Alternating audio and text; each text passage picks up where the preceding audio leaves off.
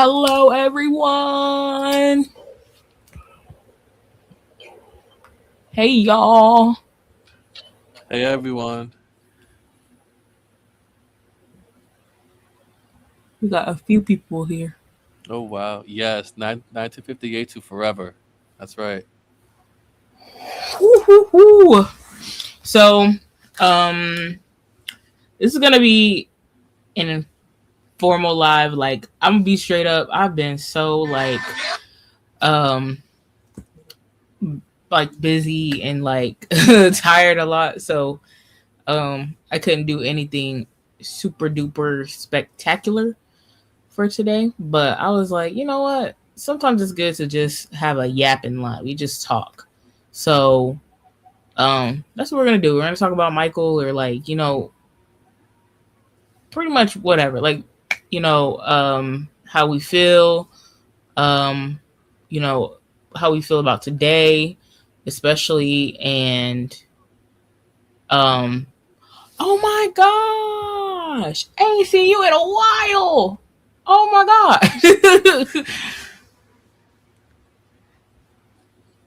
Oh, we have some more people joining. What's up? What's up? What's up?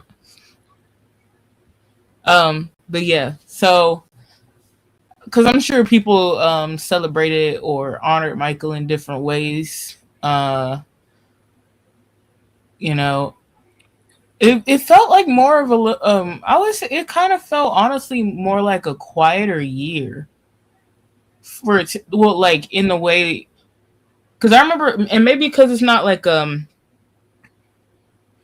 I don't know how to say. I don't want to say like milestone, like because it's a death anniversary. I don't know the word. Okay, the 15th anniversary year. Um, I feel like that was a year that everybody was like, okay, like we want to do something. I saw a lot of people went to Cali, but this year it kind of seems more like people, and maybe just because I haven't seen everything online and all that, but it kind of seemed like a lot of us were kind of like just at home or whatever like we do, and we celebrated him online, of course. But yeah, I don't know how y'all feel in the chat.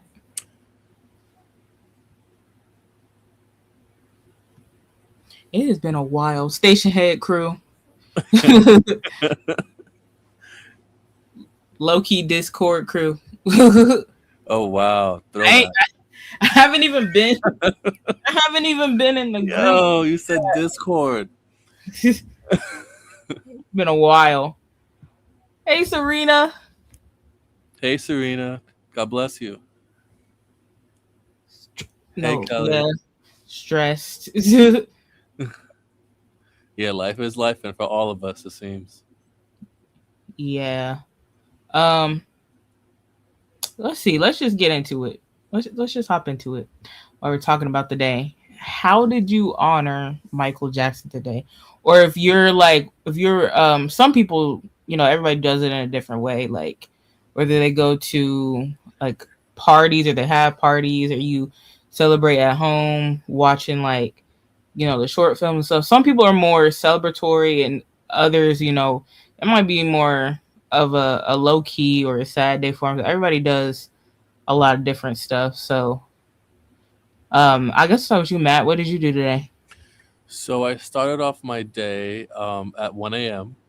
I What? actually, yeah, I actually, I kind of, I guess I was napping, I guess, and I woke up and I realized it was the anniversary of his passing, and so what I did was I have a bad vinyl record from 1987, and it's mostly in the wrapping, and it has like the original hype sticker and all that.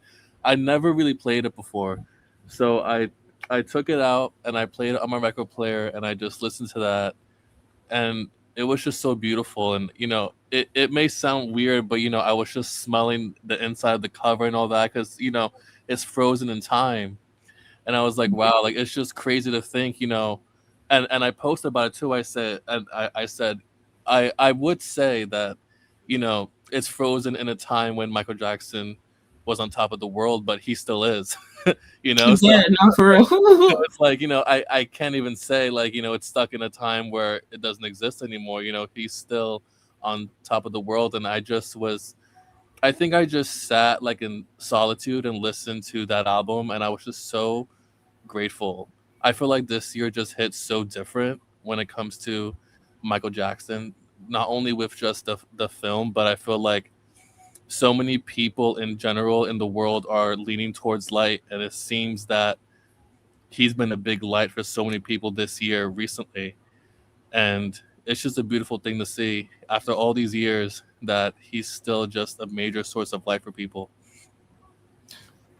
Yeah, I think it's cool that you played the original Bad record because I was just watching a video, I can't remember, a few days ago. And with that 2012 remaster, for whatever reason, when they remastered it, so the one that we have on streaming and stuff now, they Uh-huh. took out certain elements of it.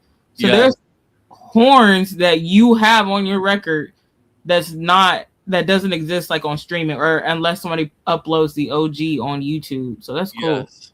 So when I was actually when Smooth Criminal came on, what caught me so off guard was, I'm used to the heartbeat intro, right? But what was so Mm-hmm. interesting is there was breathing. I could hear him breathing, but it was so loud. And I was like, they definitely took this out. I don't know if I'm What? wrong, y'all. I don't know if I'm wrong, but when it was playing, it was like him heavy breathing, and then it was the heartbeat, and it caught me so off guard. And the album sounded so crisp. It was just like it was unbelievable. And I also played the Off the Wall album. I actually have an original from 1979, and that one sounds very crisp too.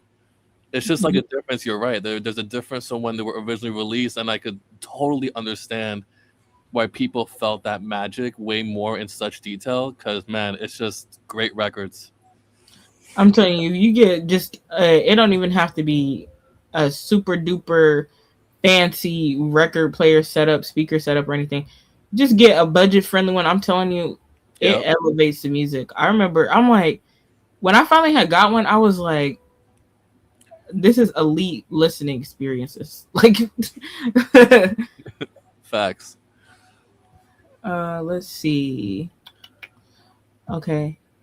Oh my goodness, I have low key a funny story about this because Brenda said she played Heal the World. So there was something I forgot what the hashtag was, but the fans did something where we would all sync up around the world at the exact same minute and play Hmm. Heal the World. So Michael passed on a Thursday, which ironically this it's crazy. This year June 25th fell on a Thursday, so he passed or yeah, so it was Thursday, June 25th, 2009, and then they pronounced him dead at 2:26. So that was 2:26 California time, so like Pacific Standard Time. So like where I lived, it would have been 4:26. And Oh then I wow. think like uh the East Coast, so like New York and stuff over there, Maryland, like Philly and all that, it would have been 5:26. So when I had went to the movies to see the Mike movie for the last time, like when I walked in the theater and had them check my ticket, the guy was like, "This is the very last showing in the city." Oh Like wow. we were all in the city. I'm like, "Oh my gosh!" And I think I was one of the last people to walk into the theater. But I was in there and I kept checking my phone because I couldn't set an alarm because I didn't want it to go off Uh huh. at 4:26. I kept checking it, and I had the Dangerous album pulled up. I'm like, as soon as it hits 4:26, I'm playing Heal the World. So I was streaming it, but I couldn't even listen to it. It was just like quiet. But like, I wonder how that like overall. I wonder how that went because I I haven't seen anything, and I'm hoping that I don't know. I'm hoping it will register. Like if a whole bunch of us did it all around the world, and like maybe we'll see something. I don't know, like a record break or something. Right. Just like Right. you see these random spikes of Yeah. streams Yeah. of the world Yeah. at 2:26 Pacific Standard Time. Right. Right. And there's always those people that track those things, and then they put it Yeah, like on Instagram and stuff. So probably it's a good possibility. I would hope so. I feel like that one or like Man in the Mirror. I feel like people will play either or. You know what's so different about this year on June 25th is so different. I have not. Y'all. When I tell you, anytime I hear them, I, turn it off. I can't do it today. I'm gonna fall out. I can't do it. Thanks. I have not heard them at all today. You know what songs I've been hearing? Well, I've been hearing "You Were Not Alone," "I'll Be There," beautiful. um, "You Rock My World." I think like it's more. Normally you hear "Man in the Mirror." Like I didn't hear it this year. Maybe y'all did, but like I have not heard it at all. I don't know. I only heard it on my record player, but I haven't really seen it on social media. You're right. It's like a different shift. Yeah, maybe I need to listen to it one good time and get it out my system today. That song has something in it. Yeah. Oh man, you had to go to work. Like weirdly enough, I wasn't like because I was like, dang. Normally, because I have scheduled days off that I have off every single week, so I was like, I'm gonna have to work this June 25th, so I would Oh probably just. wow. But then I looked and I said, wait a minute, I'm off today, and I was like, oh snap. But you know what? It's all good as long as you even if you couldn't do anything, even if you couldn't listen to music, I feel like if you're, even if you just gave Michael a thought, I feel like that's okay. Like, Yeah. cause I thought the same thing. Cause I did like I had put a video together. It took me all day yesterday, and I was so tired. But I was like, let me make this and do at least something. And I was like, today I was like, dang, I wish I could have done more. But then I realized I'm like, how I was feeling. This is more than what I thought. Oh, that's so weird. There's 17 people in here now, and it's been 17. That's Oh crazy. wow. Um, I'm looking at it right now. That's weird. So yeah, I just had to think about it. Like, man, oh, it's 16 now. Okay. Um, so yeah, I just had to think about it that way. Like, at least I did. I was able to do something. Right. Yeah. I So. feel like sharing love is the most important thing. I just want to give a quick shout out to Jen Jackson. She went on live earlier, and people were talking to her in the chat, and she was able to do something so amazing for me. And I believe she did it for some other people too. She was able to tell. She went to Michael's back window, like where he's at, and she Mhm. said that Matt loves you and Matt's here. And something so small like that just meant so much to me. So I just want to give a shout out to Jen Jackson. If you're at Oh home my and gosh. you can't do much, just doing the lives or having a good friend or fan to do that for you, that just meant the world to me. That was amazing. So shout out to Jen. Thank you. God bless you, and I love you so much. Thank you for that. That is so cool because that window is I feel like that's like kind of like a hidden gem, and every time I go to Forest Lawn I try to go back there at least like once. Um so that was so nice that she did that. Yes. um yeah, it's so nice back there, and like I'm sure you probably, I don't know if she was able to show it on the live, but I don't remember it being this way. For anybody who's been to Forest Lawn in the past and was there at the window, was there ever like a hedge of bushes back there? Because I was just there in April, and when I went back there it was like this hedge of bushes, and I was like, dang, did they close this off like so that we couldn't go back here? But there was like a way to get in, and it was like very private, so it's Oh like wow. now it's like, and I could be remembering it wrong, but now it feels like it's more like private back there and stuff. And I've seen people even leave bouquets of like flowers and stuff, and things for him. I saw. Oh my god! Did y'all see the Twister Yes. Oh that my she god. did? Yes. Gold. Pure That gold. was because I saw it, but I didn't know who did it, and I'm like, I bet you this was. I was like, I bet this is some Jen stuff right there. Like, Oh I yeah. bet this That's the was first thing her. I thought too. Oh man, wait, let I me was see if like, I it's either Jen or can. Rocky. It's either like Jen or Rocky, and I was like, it had to be one of them. Yeah, and then I saw her post. I'm like, yeah, this is Jen. This is definitely a It Jen was move. just so beautiful, so thoughtful, so on theme. Like, there's so many beautiful fans out there that I feel like the estate should look at to really be like on their team. I mean, beautiful idea. Very, very nice.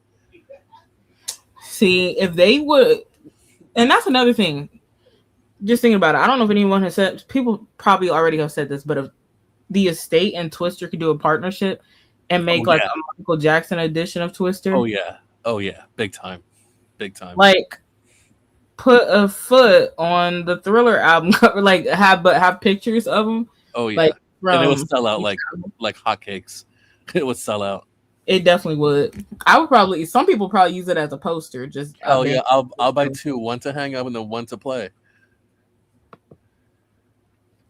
Hey, what about baby boy? Hey boy. Hugs to you too. God bless you. Wait, I'm sorry, I lost my spot in the comments. Normally it highlights it and lets me know which ones I've clicked and haven't. Okay, so it's failing me today. Oh wait, no, it does actually. Hold up. I'm gonna find it. Okay, you watched the digital home release of the Michael movie. Oh, we got her back. Hello, Hello? Trish. Trish. Oh, hello. Trisha.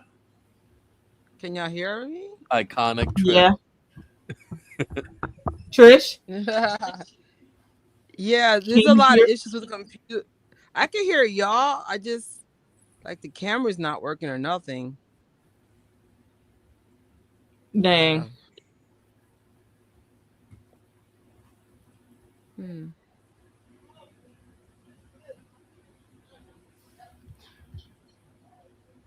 Oh, that's beautiful, Serena. I still need to buy it. Oh I yeah, was I still need to too. I was like, let me get all these theater viewings out my system to the very last time I can do it. Because I'm still trying to, I'm hoping that we can still get to 1 billion. So if y'all live in any of them bigger cities, or Uh-huh. sometimes there's even small city theaters that are not like an AMC or Regal, or not super huge. But because it's more like maybe it's locally owned, they might keep the movies in there longer Yeah. or something like that. So check that out too. It should be on for the whole summer, in my opinion. It's a Michael summer. It's a Michael summer. Yeah, and you know what? I think AMC like it must have clicked because at first it was telling me that we got her. That Luigi hat is everything, bro. Thank you. Yeah, I was looking. I was like, when is the next time I'm going to be able to see this? Or when's the last time I'm going to be able to see this? And it was, for me, everybody online was like, oh, I get to see it June 25th. It's still playing in my city. And then mine was like June 24th. I'm like, okay. That's so petty. So That's so I petty. was going to do a double feature and go see the new Toy Story and then stay there and go see Michael. But then, literally, what was it, 1 a.m., I'm buying the tickets. And I said, you know what, let me just check June 25th again.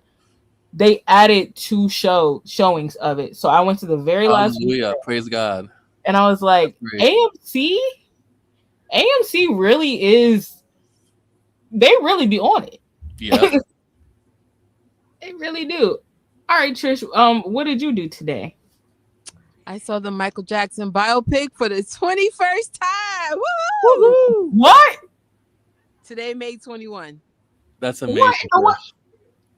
You gotta be the for me personally, from what I've heard, you gotta be the one that's seen it the most. Wait, Tori, I hate you. Why? You said check your listings because it might be more playing.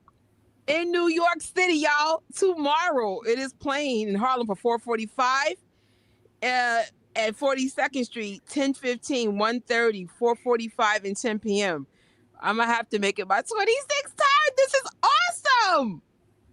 Your 20 what time? Or 22nd. And it's playing on Saturday. Oh, my God. Well, I guess we're not done.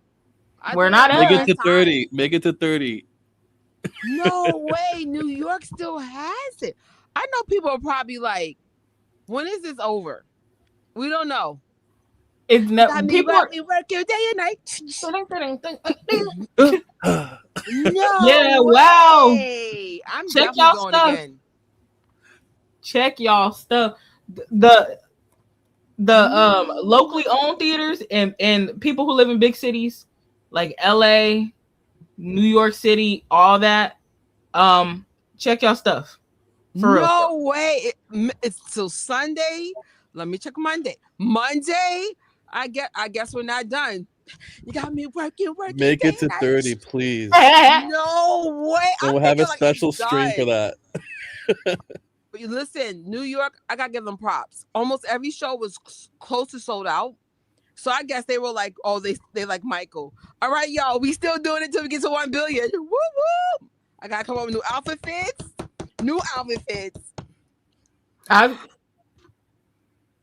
Let me see. So I ended up getting because truthfully, I thought maybe I would see the movie like 5 times. I was not even expecting my little 11 compared to her 21 or 22 tomorrow, I guess. My little 11, I didn't even expect to see it this many times, but I just kept going. Now let me ask you this. Out of all the times y'all have went, what was your favorite viewing? Mine tied for the premiere Friday, and that turned out to be an important day to us. So we have a new generation of moonwalkers forming in New York. Now, it's not saying they're new moonwalkers; they're just new moonwalkers to me. Mm-hmm. But they're, Jaden or Jalen, Gabby, Kay. There's a couple people, we're starting to see them a lot. So this one showing, this is where we meet these new moonwalkers. Or new to me. Let me rephrase that. That is so disrespectful. New to Trish. And then we see them again for the June 3rd showing when we chose the biopic over last. And that's when we meet these people again. So those are my favorite two ties. Because the same energies in different spaces. You know what I'm saying? Like, Mm-hmm. it tied because the same people were there.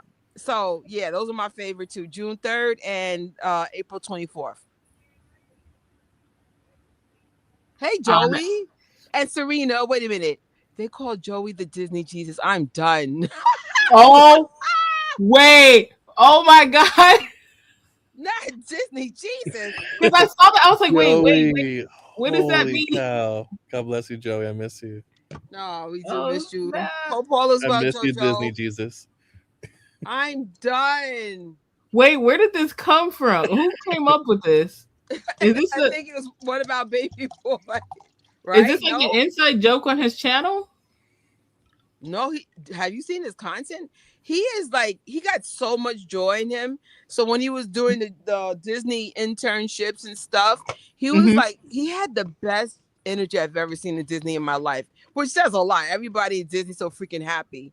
But I think like you could feel like Joey was like so happy to be in the program and be part of one of his dreams. Mm-hmm. Nothing, I don't even know what it experience to do something you really want to do versus what you have to do, except Yeah. for social media. But I mean, like, I get it. It's like me being a full-time content creator. I probably would be like doing dances like Joey throughout the day. Oh, to have that level of unfiltered joy. Right? Yeah. No way, we're not done with the biopic. For those who thought it was over, It's it's not over. not. It's not over till a billion. I think that's when I'm done. When it gets to that billion or it comes out the theater first, whatever happens first. Did they lie to us just so we would go to the theater? Did we get tricked into that billion? Oh, you know what? I don't know but you know what'd be smart is if IMAX or or they on August 29th on his birthday. What is that on the weekend? It's on a Saturday, y'all. If they were smart, they would have it put back in there, even if it was just for that day, or maybe just his birthday weekend in general. If they would Yeah. just do it, like that would be so cool, and just like have it back in like IMAX or one of those special viewing like screens. Hey, Jenny. Oh, Well, now that you bring that up, I am a little. So, I mean, this kind of I can take back some of my thoughts, but I still want to say something. So hey, initially, Jenny. they were telling us, oh, this is the last week. And I don't understand if this was the last week, why couldn't we get an IMAX screening? Why couldn't we get a sing along? The Alamo took it out. Alamo has that food service thing going. There's another one that I wanted to check out. It's just like, in other words, if this really was the last week, y'all should have made it the best week possible. Yeah. So it's just Yeah. like we never got our sing along. We never got our elevated experiences. Like, you know what I'm saying? Like, You know what? Yeah, we didn't get a sing along. we That would did. be I'm so dope. surprised. I'm actually surprised. But you know what? Us fans, we made it a sing along anyway. We made it a whole New York party. has gotten so conservative. Like I felt like, oh, that must be the lady on medication, because I was always like dancing almost everyone. But I was just like, damn, y'all, like, when did New York get so conservative? Boo. I don't know. But I would have liked one where it's okay to like dance and sing, especially the last 3 songs. Hello. Yeah, that would have been so fun. Or maybe like, I don't know. Or maybe they could have, even for today, like June 25th, they could have put it back in IMAX or something.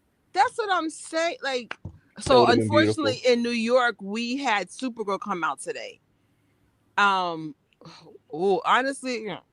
let me be quiet. Like, let me just go see it tomorrow before I say anything. But I don't know. I don't think no one saw Michael coming to this level. So nothing. Like, if I was releasing a movie like Mortal Kombat, and there's a couple other movies that just completely tanked because they were in the crossfire of this, I'd have made it a summer release if I knew I had to compete with Michael. But of course, everyone took Michael as an underdog, and then it was like, you didn't see him coming, which to me is surprising. How do you not see Michael Jackson coming?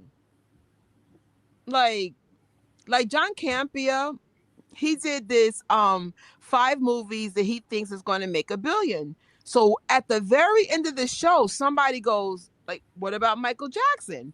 And he goes, it's still possible, but I just kind of wish that Michael was considered one of the movies that was on the list.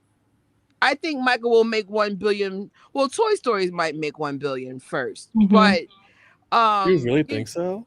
no, they, first of all, Toy Story did the most everything. The biggest Oh Monday wow. opening, the biggest opening for the year. When it comes to kid movies, nothing can really compete with that. Right, right. Yeah, because there was it, but it's almost kind of like the same thing with Michael, because when seeing both of them, you're gonna see people of different ages, races, like all different types of people. So to me, I would say they're kind of like, they might be kind of like neck and neck, because I know when I just saw Toy Story, what was it, yesterday? There was literally a fully grown man singing along to the music, and like there was grown people like laughing along, and then there was kids in there too. It was cool to see that, and it was all like the theater was packed out. So I don't know, but I wonder if it's gonna do better than Zootopia 2. I know that came out like the end of last year, but that one was really big. I did like Zootopia. Now that we got an extra week, guys, oh gosh, I gotta do a video now. We got some work to do, because that means our presence was felt this week, and that's so impressive. I'm Mm-hmm. so glad Tori said check. I was like, let me check it out. Like, oh my, like I would go to. Can I go tomorrow? Wait, hold up, y'all. Like, you got me working day and night. I'm one of those people. If I'm dressed already, you might as well just like make it a double feature. Yep.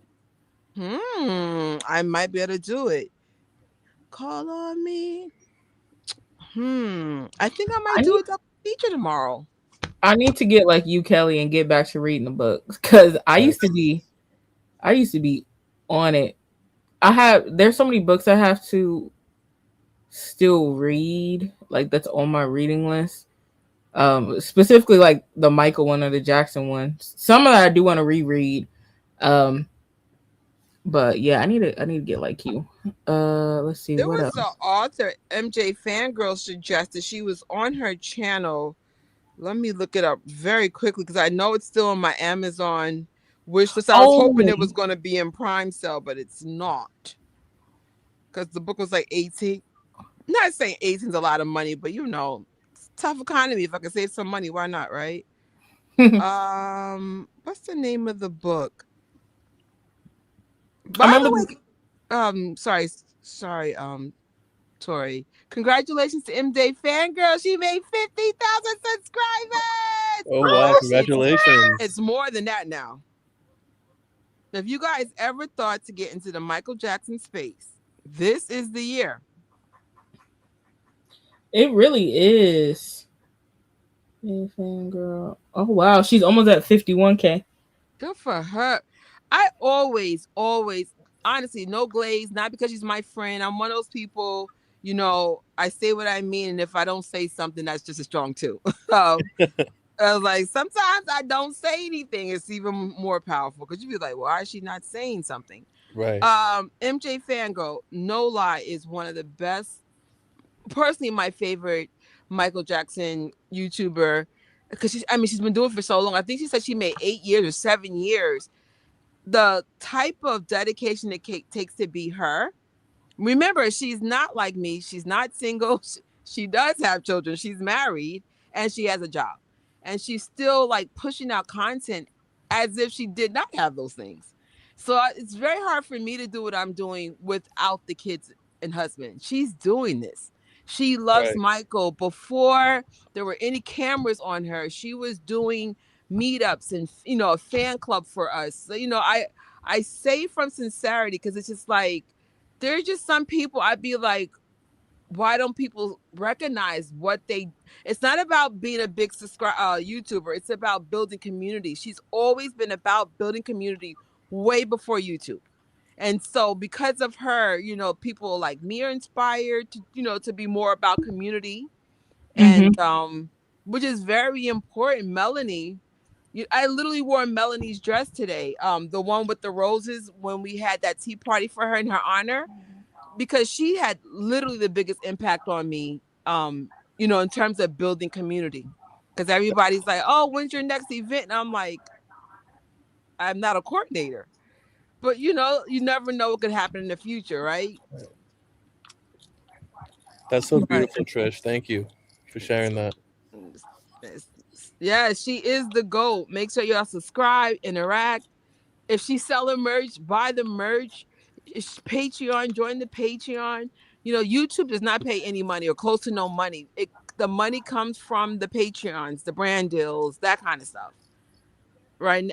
But if you don't have money for the Patreon, thumbs up, share, let people know that. Do y'all know MJ Fangirl? You know what I'm saying? And they should. She the reason why I hopped on. She was the first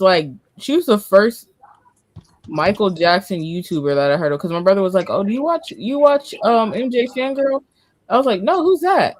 And I was like, "Wait, there's Michael Jackson YouTubers out there? Hold up!" So I started watching her, and I really got into her collection videos and stuff, and then through her, I started finding other ones like ones she would collab with.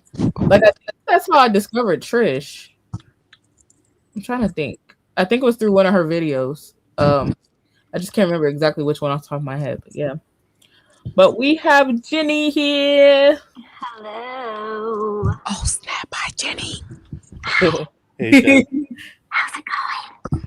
I was going to scream, but now that I have my headphones on, I was like hurting my own ears. I was like, oh, shoot, do not scream.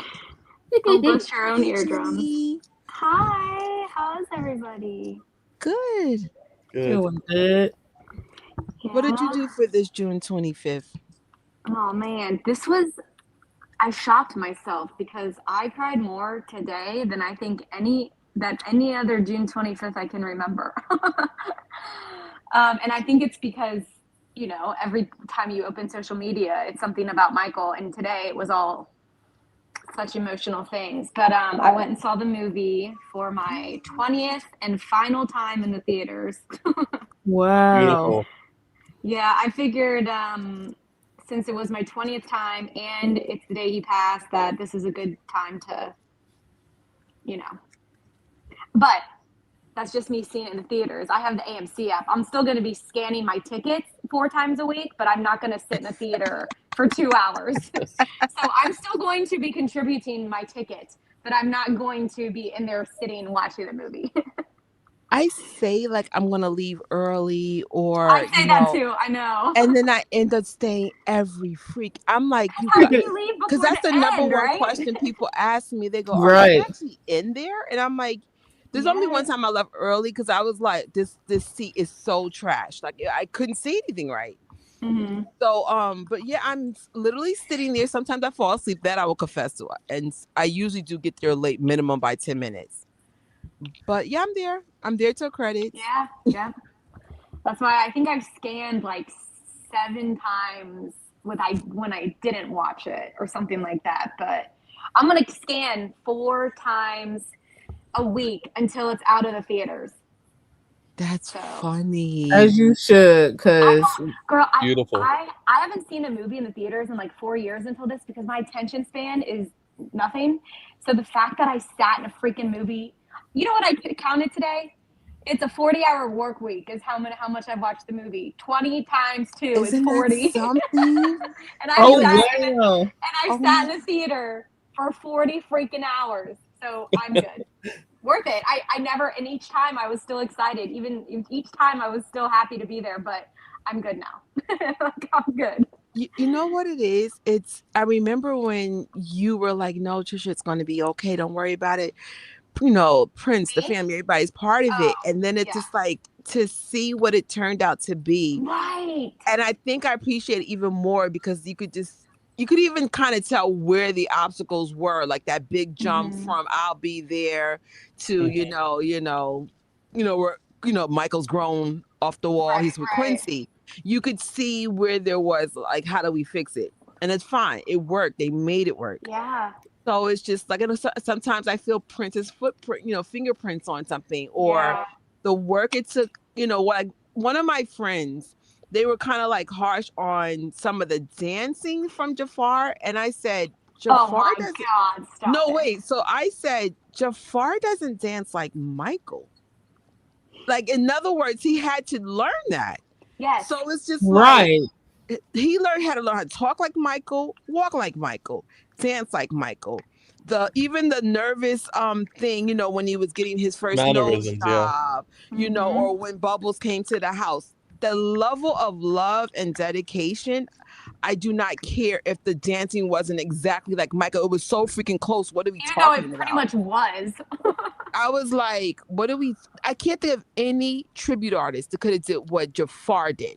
Yep. No. So I was just like, no, I'm sorry. I mean, of course I let my friends speak. You don't want to be rude. This is a Gen Xer like me, and you know how Gen Xers and the older are like, they were there when Michael was. She's You actually let even them older speak than before me. you told them they were wrong. Is that what you're saying? No, no, it's just one of those things I know, I'm like, joking. I'm joking. thank you for supporting them in that way. Like, thank you for buying the ticket. They're not A-lister Yeah. like us.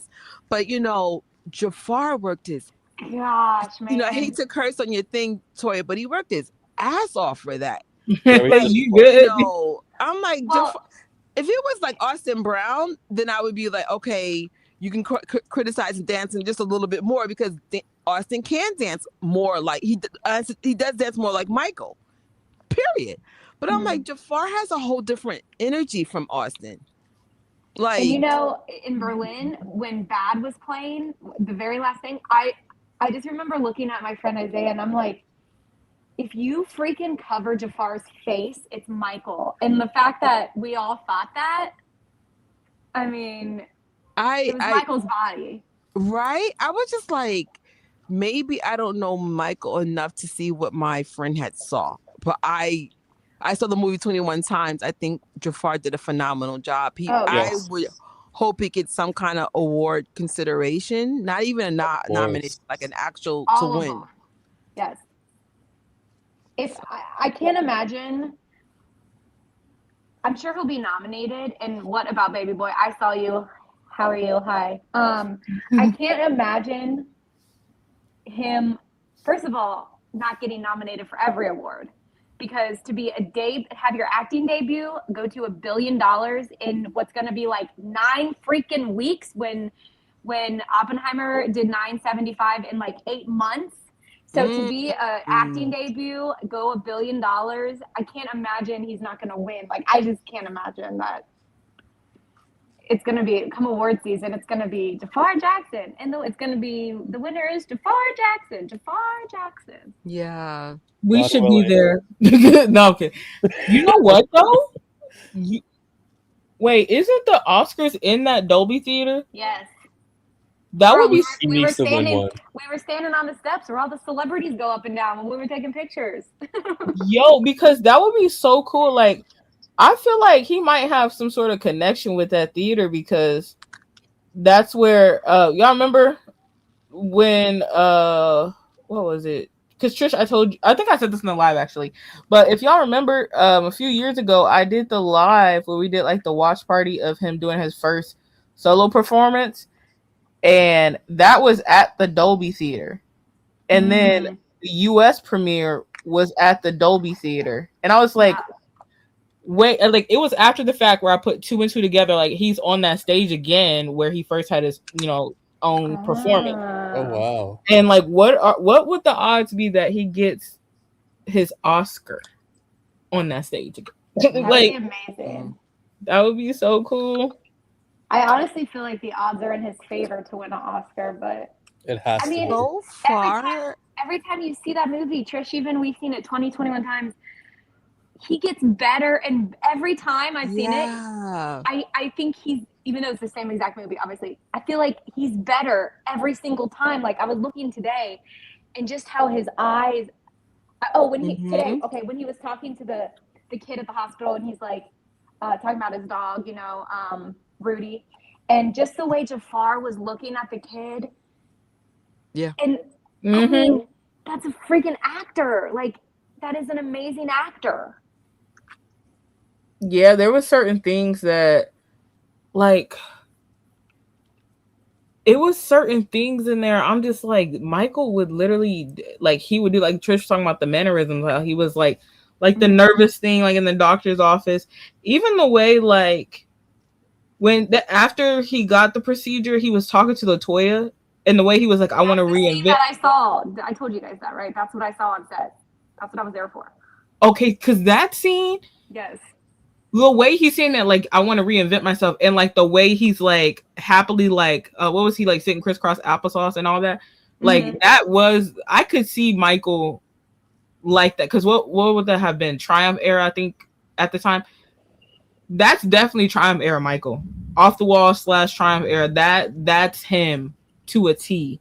Yeah. I was like, the first time I saw that, I was like, that's so scary, like in the best way. But Brad also, Thunderberg. Oh, go ahead, Tricia. Also, his body language when Joe would come around. Yeah. That, I mean, and shout out to Giuliano as well, because I noticed when Joe's in the scene, Little and Big Mike's body language would change. Like, and that was so important that carried over for both Michaels. And of course, as he's, leaving his father or leaving the group for good, the body language gets stronger, especially when he looked him in his eyes like, this is our final tour. I was like, and he's looking at Joe like, what you gonna say? That's my favorite part. Like, every time that part comes on, like, the audience cheers. Like, I remember my mom saw it. She was so loud. Like, she was still gives you chills each time. Like, it's just so good. And that's why when I came back from set and I was telling you guys, like, even the way he moved his pinkies, the way he moved his hands, the way he spoke, the way he just was standing there. And that's the scene that I saw. It was a little different, but Brad Thunderberg did a YouTube video like in the past few days or a week where he was talking about, I forget what he was talking about, but then he was mentioning how on the history song, like when they say all the dates, that Michael let him say Walt Disney's date of birth, on the history, when they're like 1942, the Berlin falls down. Anyway, Brad Thunderberg talked about that part with Michael and LaToya, just like you just did. And I was like, I know, like, oh my God, I'm so glad I'm so glad the world is seeing this. It's just so amazing. Yeah. It's so amazing. Cause I was like, it's so eerily like crazy how Jafar embodied Michael. Like, it's like I never met Michael, but of course I have interviews and things we've seen my whole life, and I'm like, why do I feel like? And of course I've actually seen Jafar in real life. It's night and day that like like Jafar's Jafar and Michael's Michael, but Jafar became Michael. How? Like even the eyes. Like for example, who got those big Bambi eyes? TJ Austin. Austin has Mm-hmm. it. So no, I'm not gonna lie. When I see Austin, I'm always staring at him because he really does favor Michael Jackson '83 era. I just always be like, what the hell? But that's Austin's real face. There's like so when I saw Jafar, I don't remember his eyes piercing the way his cousins do. But then when you see the movie, you're like, how did they get the eyes to do that? Because Jafar's eyes are not really like that. The smile, yes, but the eyes, no, that's more like TJ and Austin Brown. So I was like, Yeah. how did that even work? He does have big eyes, but not like those two cousins I mentioned. So I was like, how did he embody the eye thing? Because that's not really Jafar's eyes. It's not like Janet's or Latoya's or no Jafar. Again, Jafar's Jafar. So I was Right. like, shout out to the makeup company, like shout out to the whole team. Like there's a couple little things that some of us fans are just like, because they scrambled information. Like for example, like when he left the group, that's not the song. Joey put that on his live, Right. early on. Little things like that. We were like, I wonder why. I'm sure it's a legal reason why they had to make those creative decisions. But Hmm. no, we're not. Even with the nitpicking, this film is so freaking amazing So in its amazing. own way. I'm glad they put humor in there. Like it was a good balance of Yes, humor I agree. throughout there. Yeah. And when you would hear the audience laugh too, it's like, yes, they got it. They're listening. They're paying attention. You know, 'cause Everyone's definitely laughed with the monkey. And the monkey scene is so funny. It took me a while to realize when Michael goes, oh, yeah, he's sensitive to people's energy, Oh whatever. yeah. I never realized until like today that the monkey made this really funny face when he said like hissing at him like a Joe. I was like, wait a minute. Because every time that scene comes up, every audience has laughed. Every time the It's a monkey great Or scene. scene. like Tito's, when Tito's eyes get all big, like, Yeah. and they're like, "Welcome to the family." Yeah. And Nia Long is so good, and that's just like, they don't belong at a house in Encino. It's like, well, Like like I now. good Tori. even though like even though the girl who played older Latoya, even though she didn't have a whole bunch of speaking parts, there were certain things that she said. I'm like the way she says it, she even kind of gave me like some Latoya vibes too. Like, but I feel bad for her because even though okay, when they were in that scene, her and Catherine get ready in the mirror, and then Joe got the paper fax. Yeah. He's like, Latoya, get the H out of here. I'm like, oh, I'm like, That dang. part's It's funny. The crazy. way she dipped out had me cracking up. I was like, yo. And there was even certain parts that I was like, even the way like the camera panned over in that scene, you can tell it like reflected Joe's like him being agitated, like everything. There were so many different. And then the giraffe walks by. The Yes. Yes, giraffe. I loved it. Oh man. It's just, it's so good. But And the one, behind the scenes footage, an hour long behind the scenes thing on Amazon. Have you all seen that? No, I No. haven't yet. Does it sound like we're doing a watch party? Because I haven't did a wait, live in 2 weeks. So is I My that need friend, to. my friend bought it on Apple, and he said it's not on there. So it's on YouTube. It is on YouTube. You can go look at it on YouTube. But it came with the Apple or with Amazon if you bought it, and they had like there's like 6 extra behind the scenes videos. Most of them we've seen pretty much because they're like 1 minute, 2 minute long.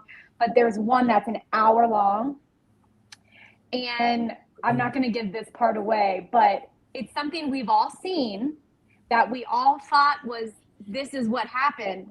But when you're watching the behind the scenes, you realize we were all wrong about this specific thing. And I cried watching this because it was just so. I watched it like I rewound it 10 times I can tell you what it is if you want, but it's nothing. It's like Oh, not a spoiler, but it is so good.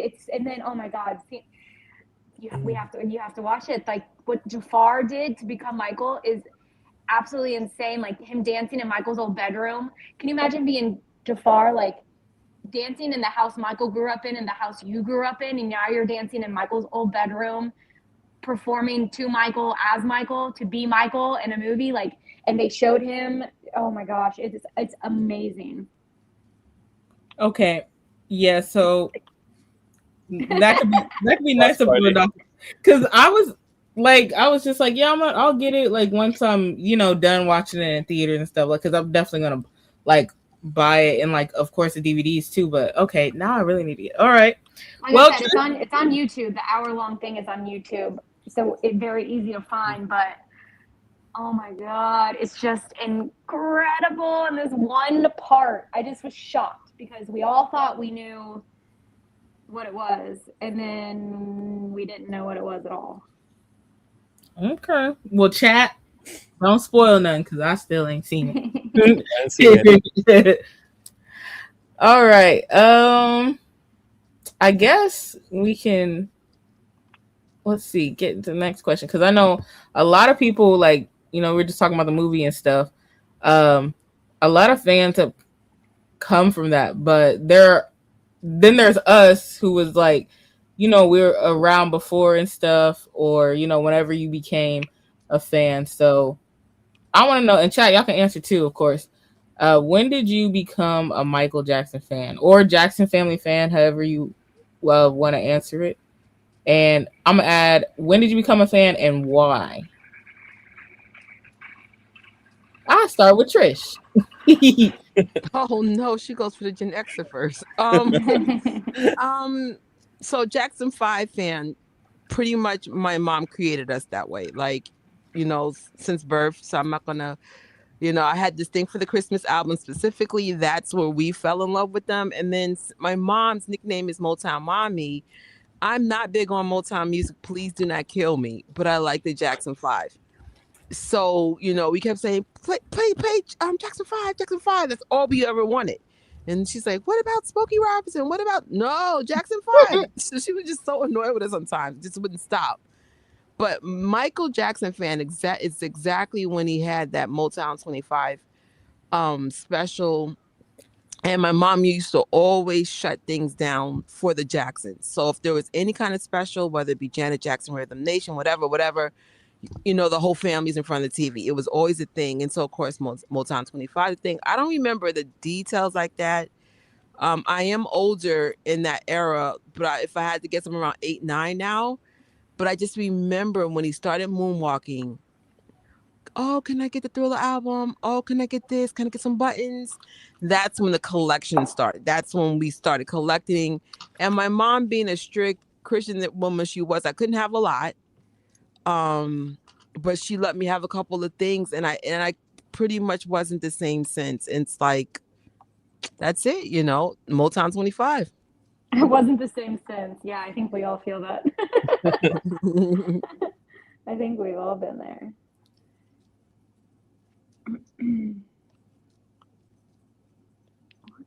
Oh, my mic was muted. My bad. Freddie said, I have to thank my parents for keeping the radio on because Don't Stop Till You Get Enough was playing in 2014. That was my introduction to MJ, and then my mom dusted this Thriller she had bought. See, I always envy people who whose parents kind of helped them get into. I'm like, Yeah. I had to find it for myself. Like when people are like, "Oh, my parents raised me on that," I'm like, "Lucky you." Yeah, but good for you though. Like you did that on your own, Yeah. It found me. It's exactly. It found you. I was new MJ since I was a little kid, but became a fan around 2013. Oh, so that means your first, I guess you could say you're out. Like your first album release that you were there for probably was the Escape album. Escape. That was the first CD I got. Yeah, because my mom, she did not do we was because I think you said it, Trish. Very, very, very Christian household. I was not going to no MJ1 or I didn't even get to see the Immortal tour. I didn't get to none of it. I didn't like ask for anything. I never asked for any CDs or anything like that. What I did was I went to the printer and printed out a bunch of Michael Jackson pictures and taped it around my room, and I used up the ink. And then one day after it was either 7th or 8th grade, my sister came home with the deluxe version at that. I was shocked. The deluxe version of the Escape CD. And she was like, "Here you go for your good grades." And she's the one that kind of actually helped me kickstart my collection because she would get me stuff. And then I think my mom saw I was getting too engulfed in the Jackson world, and so I low key feel like she put a little word in her ear and was like, "Stop getting her this stuff." I'm like, dang. What did the first thing you remember about Michael though? Like before, like you said that you were printing pictures out and stuff, but like, do you remember like when that started, when you were like, who is this? And then you're like, I need to find out more about him, or like, I mean, even just, I need to print out pictures of him. Like, do you remember what it was? Something you saw or something?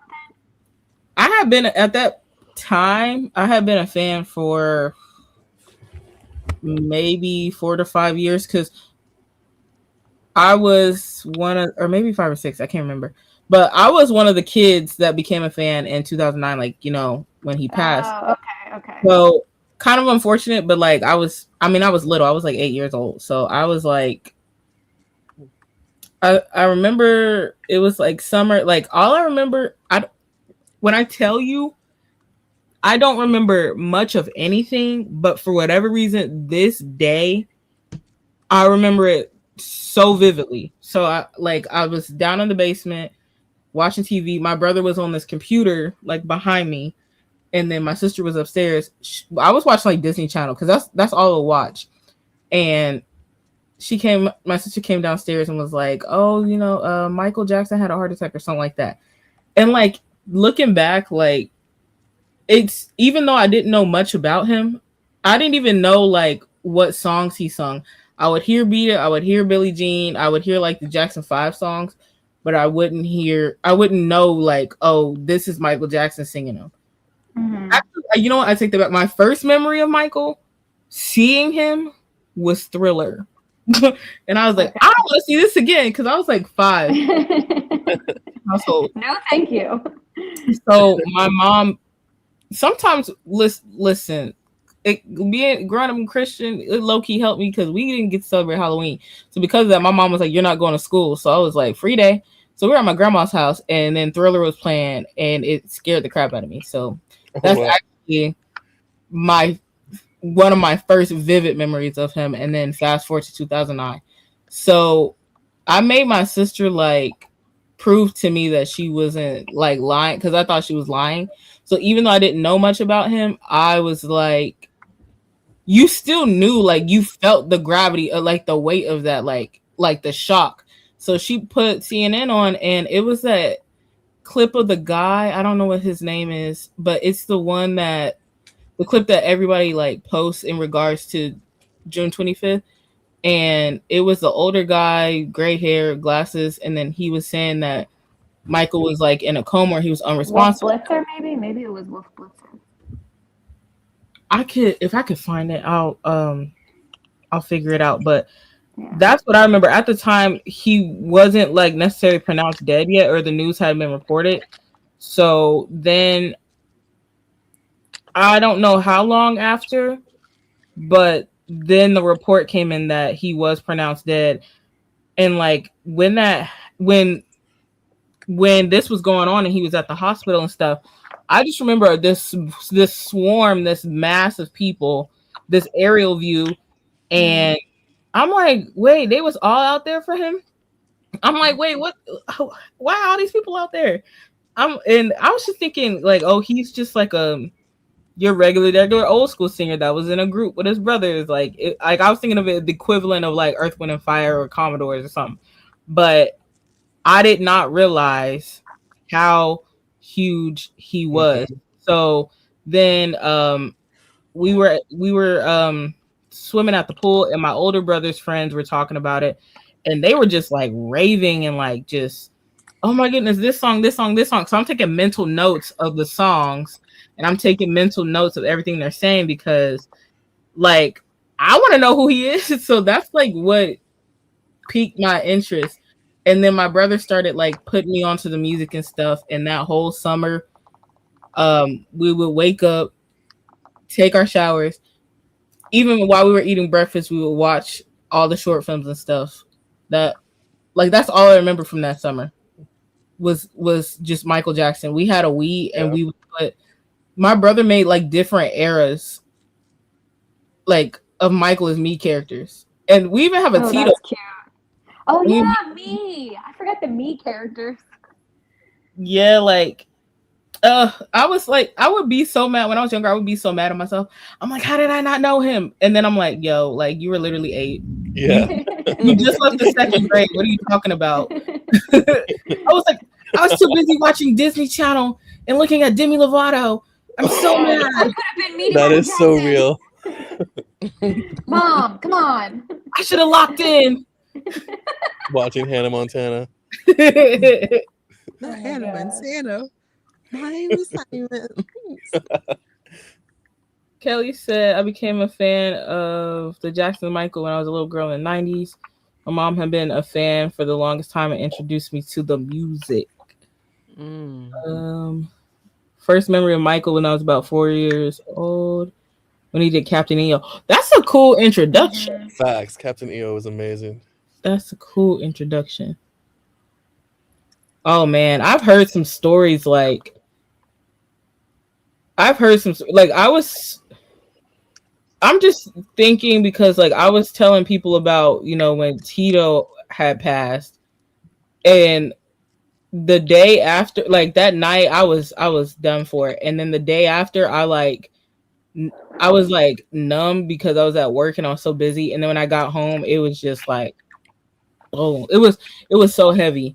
So like I couldn't imagine like people who were older and like were already fans of Michael finding that out. Like Yeah. devastating. I just made a video today about that day for me because every year people ask me and I've talked about it, but I've never made a video. So I just posted my story today about that, about exactly what you're saying. Oh my gosh. Because when you were saying they showed the aerial view at the hospital and that's what they were showing, but then they would pan to this little group of 4 or 5 of my friends that were huddled in a circle crying. Like you had everyone over here cheering and then over here was my friends, and they kept showing them on the news, and I was like in Ohio, like holy hell, like those are my friends. It was terrible. But I just made that video. That's funny that you're saying this. I think was you're friends with Talitha, right? Yeah. Was one of them her? Yes. Okay, because I remember seeing that picture. Like she has it in her book.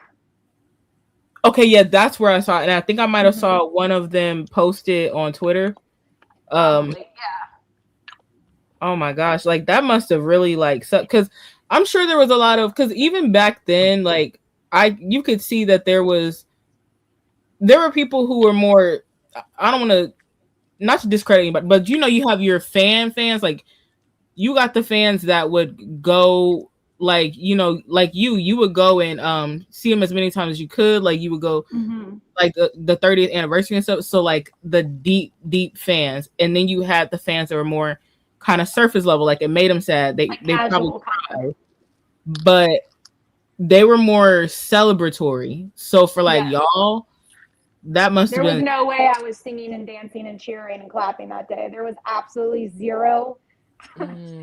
Like, how about hyperventilating, about to pass out, my eyes are swollen, like you know what I mean? So and I even say in the video I made, like I'm good for everyone to be able to cheer and celebrate him, but then they would pan over to this small group of people who they were the ones that were seeing Michael every day and seeing him at 1 a.m. in the morning on June 25th, and then they're sitting there like, oh my God, I can't even hardly think about it. I guess we could hop on.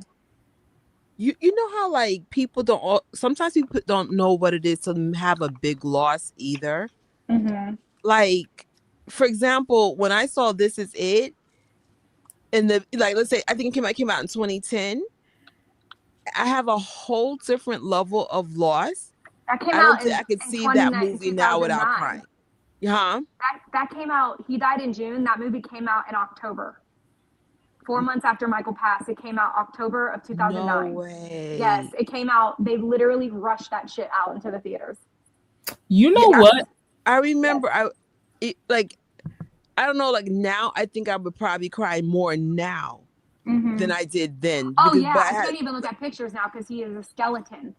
right. Like Oh God. I didn't understand what I was seeing, to be honest. But Exactly. I had a family member that was dying, and then it had similar looks to like what Michael looked like then. Mm-hmm. Mm-hmm. But again, not understanding. I'm just thinking like, he was just slim. Michael has his moment with the weight. Mm-hmm.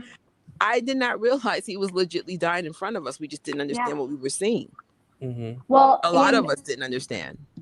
and we didn't know at the time. I mean, even my friends that were there, my friends that were writing the letters, I don't know if you've all heard about the fans that were writing letters to Michael and stuff. They knew Mhm. that something was wrong because they would see him Mm, and they would hug him and feel his bones and feel his mm, shoulder mm, blades and feel how skinny he was. This is in my friend Talitha's book. But they didn't, I mean, nobody knew what was happening behind the scenes. So even now, especially that Murray shit's out there and stuff, and now we know what Michael was going through. Now to even look at pictures of him mm, then is mm. like, It's so different.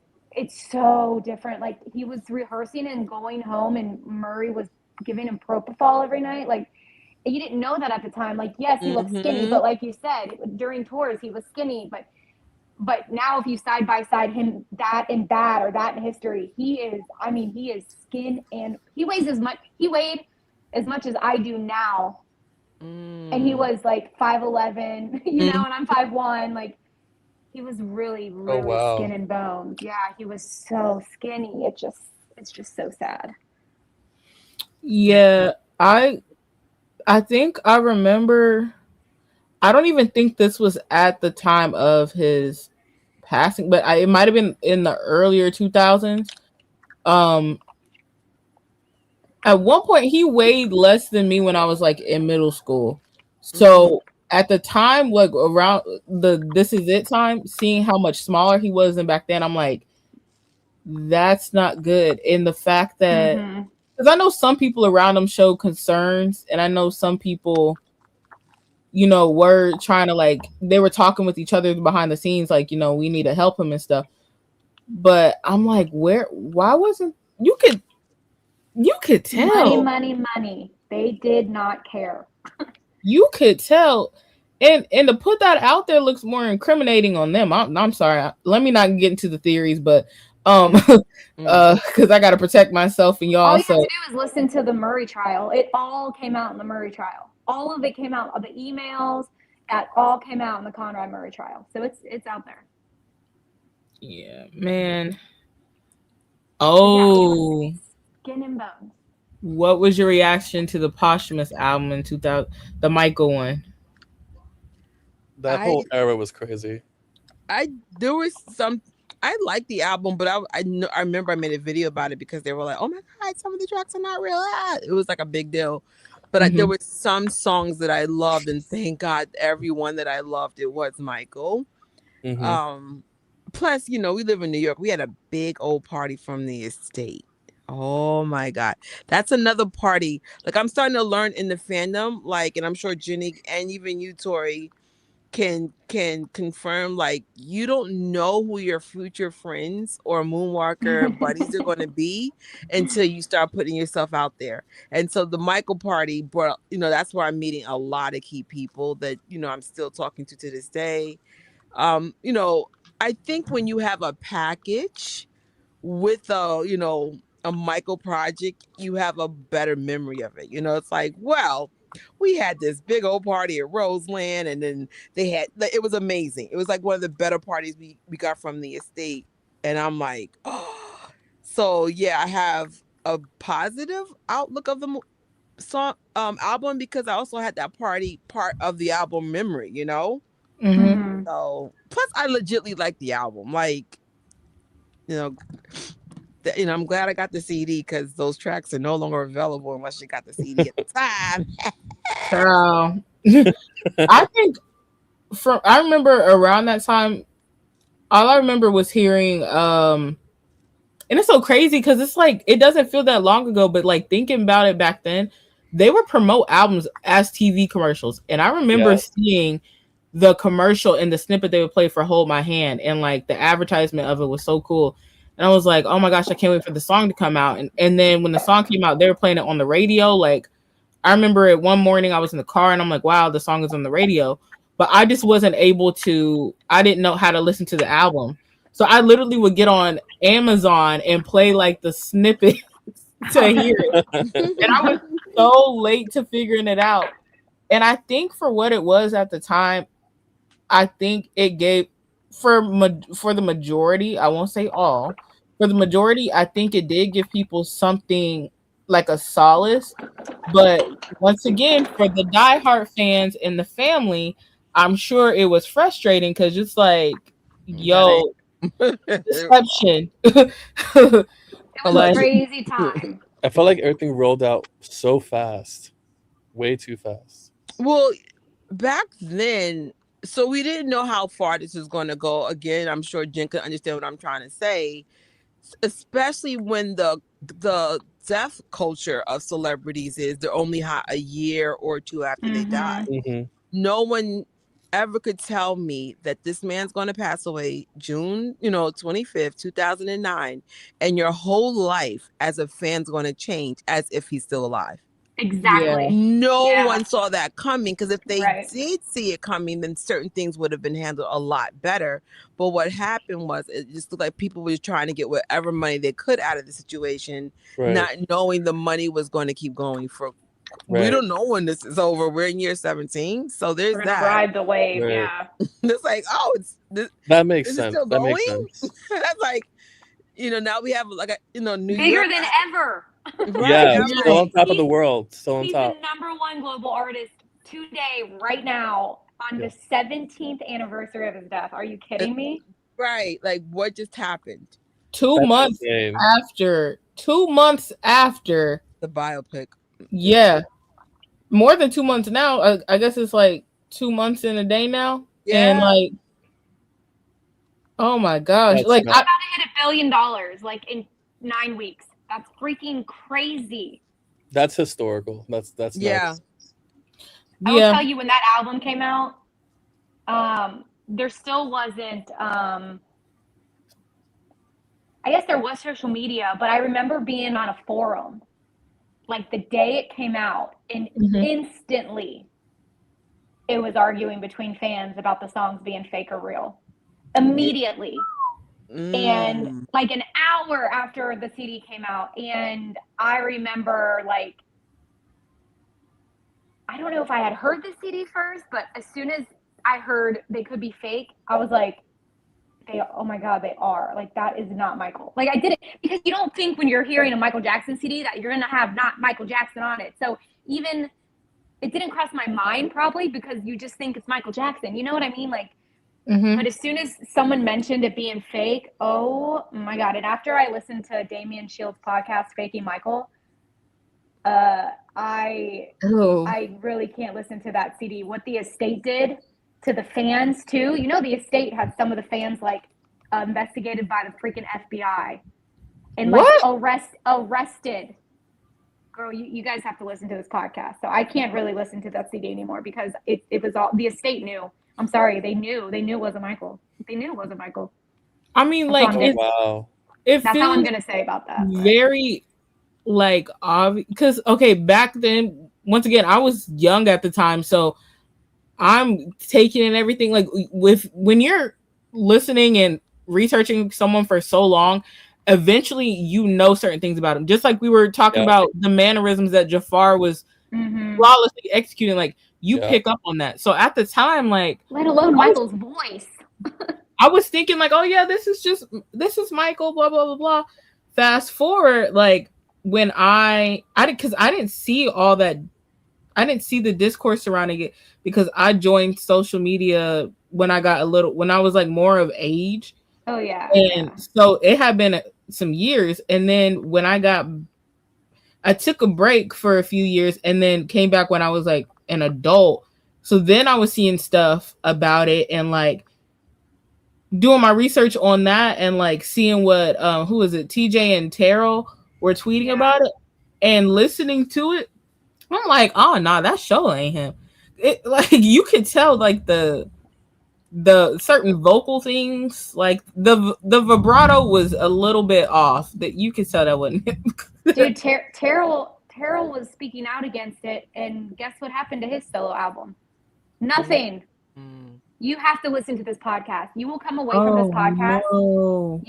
Dude, I cannot tell you that a fan got arrested. They came to their house, knocked on their door, and arrested them.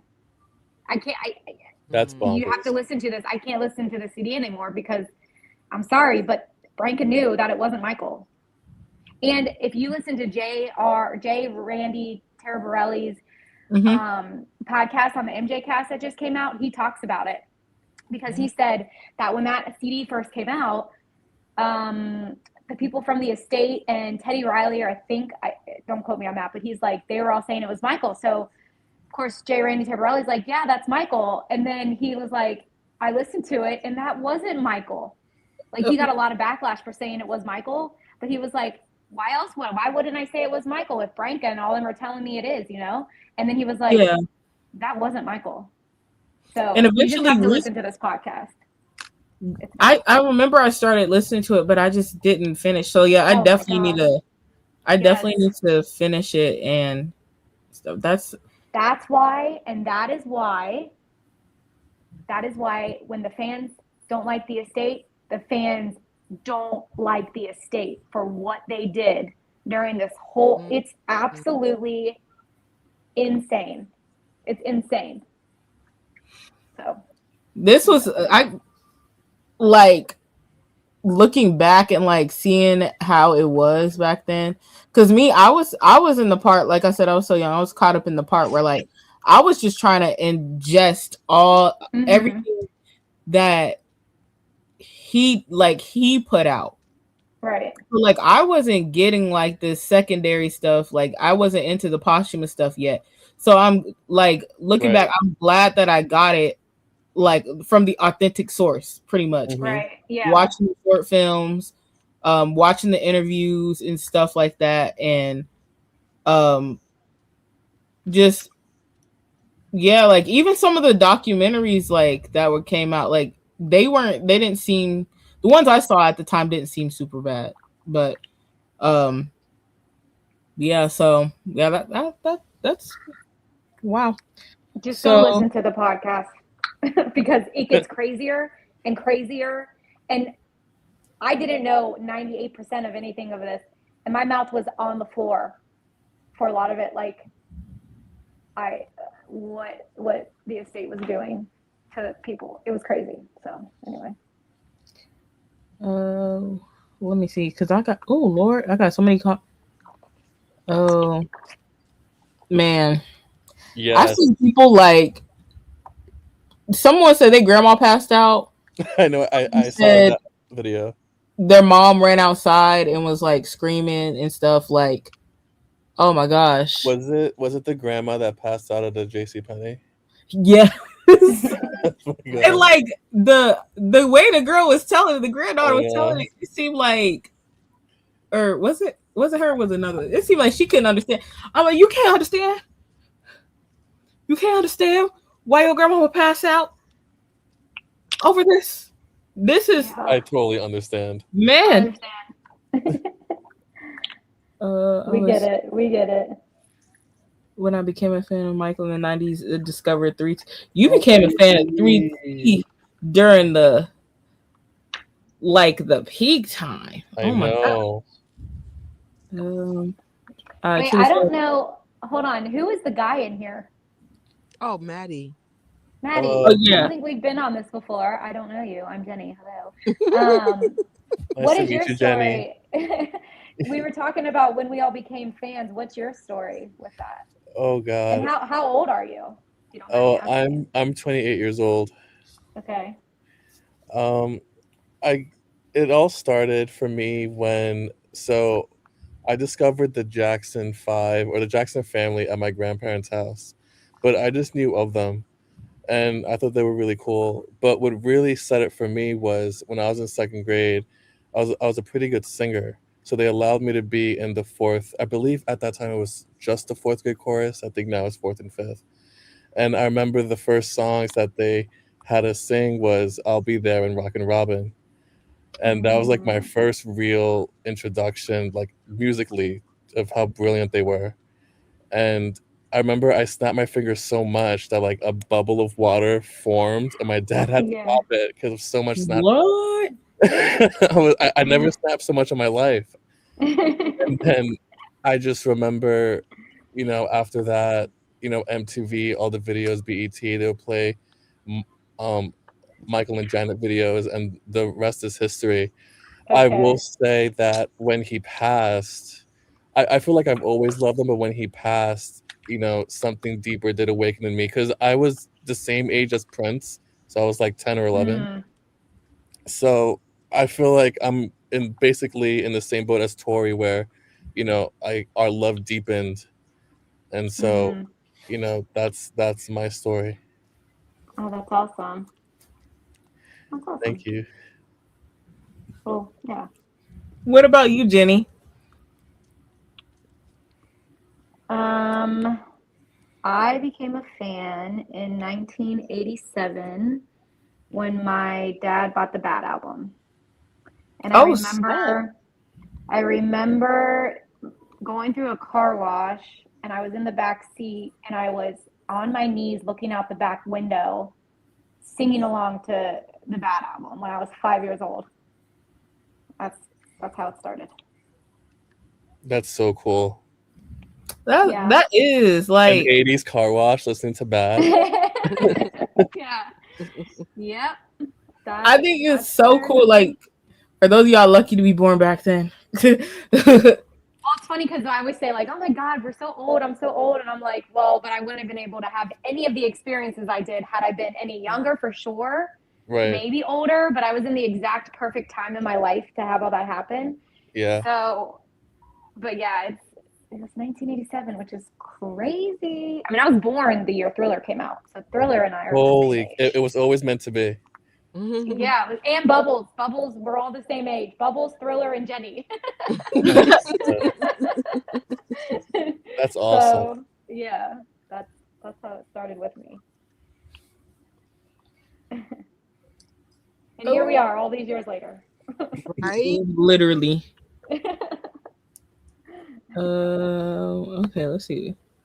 Ooh, here's a fun one. What's your favorite Michael Jackson song and why? This is so hard. I'm not answering this. Oh, mine is easy. I can't help it. Like sonically, it's just so beautiful. It's that I know jacked you and were happy when you heard it in the oh movie. my god. I think this is why I just keep going back.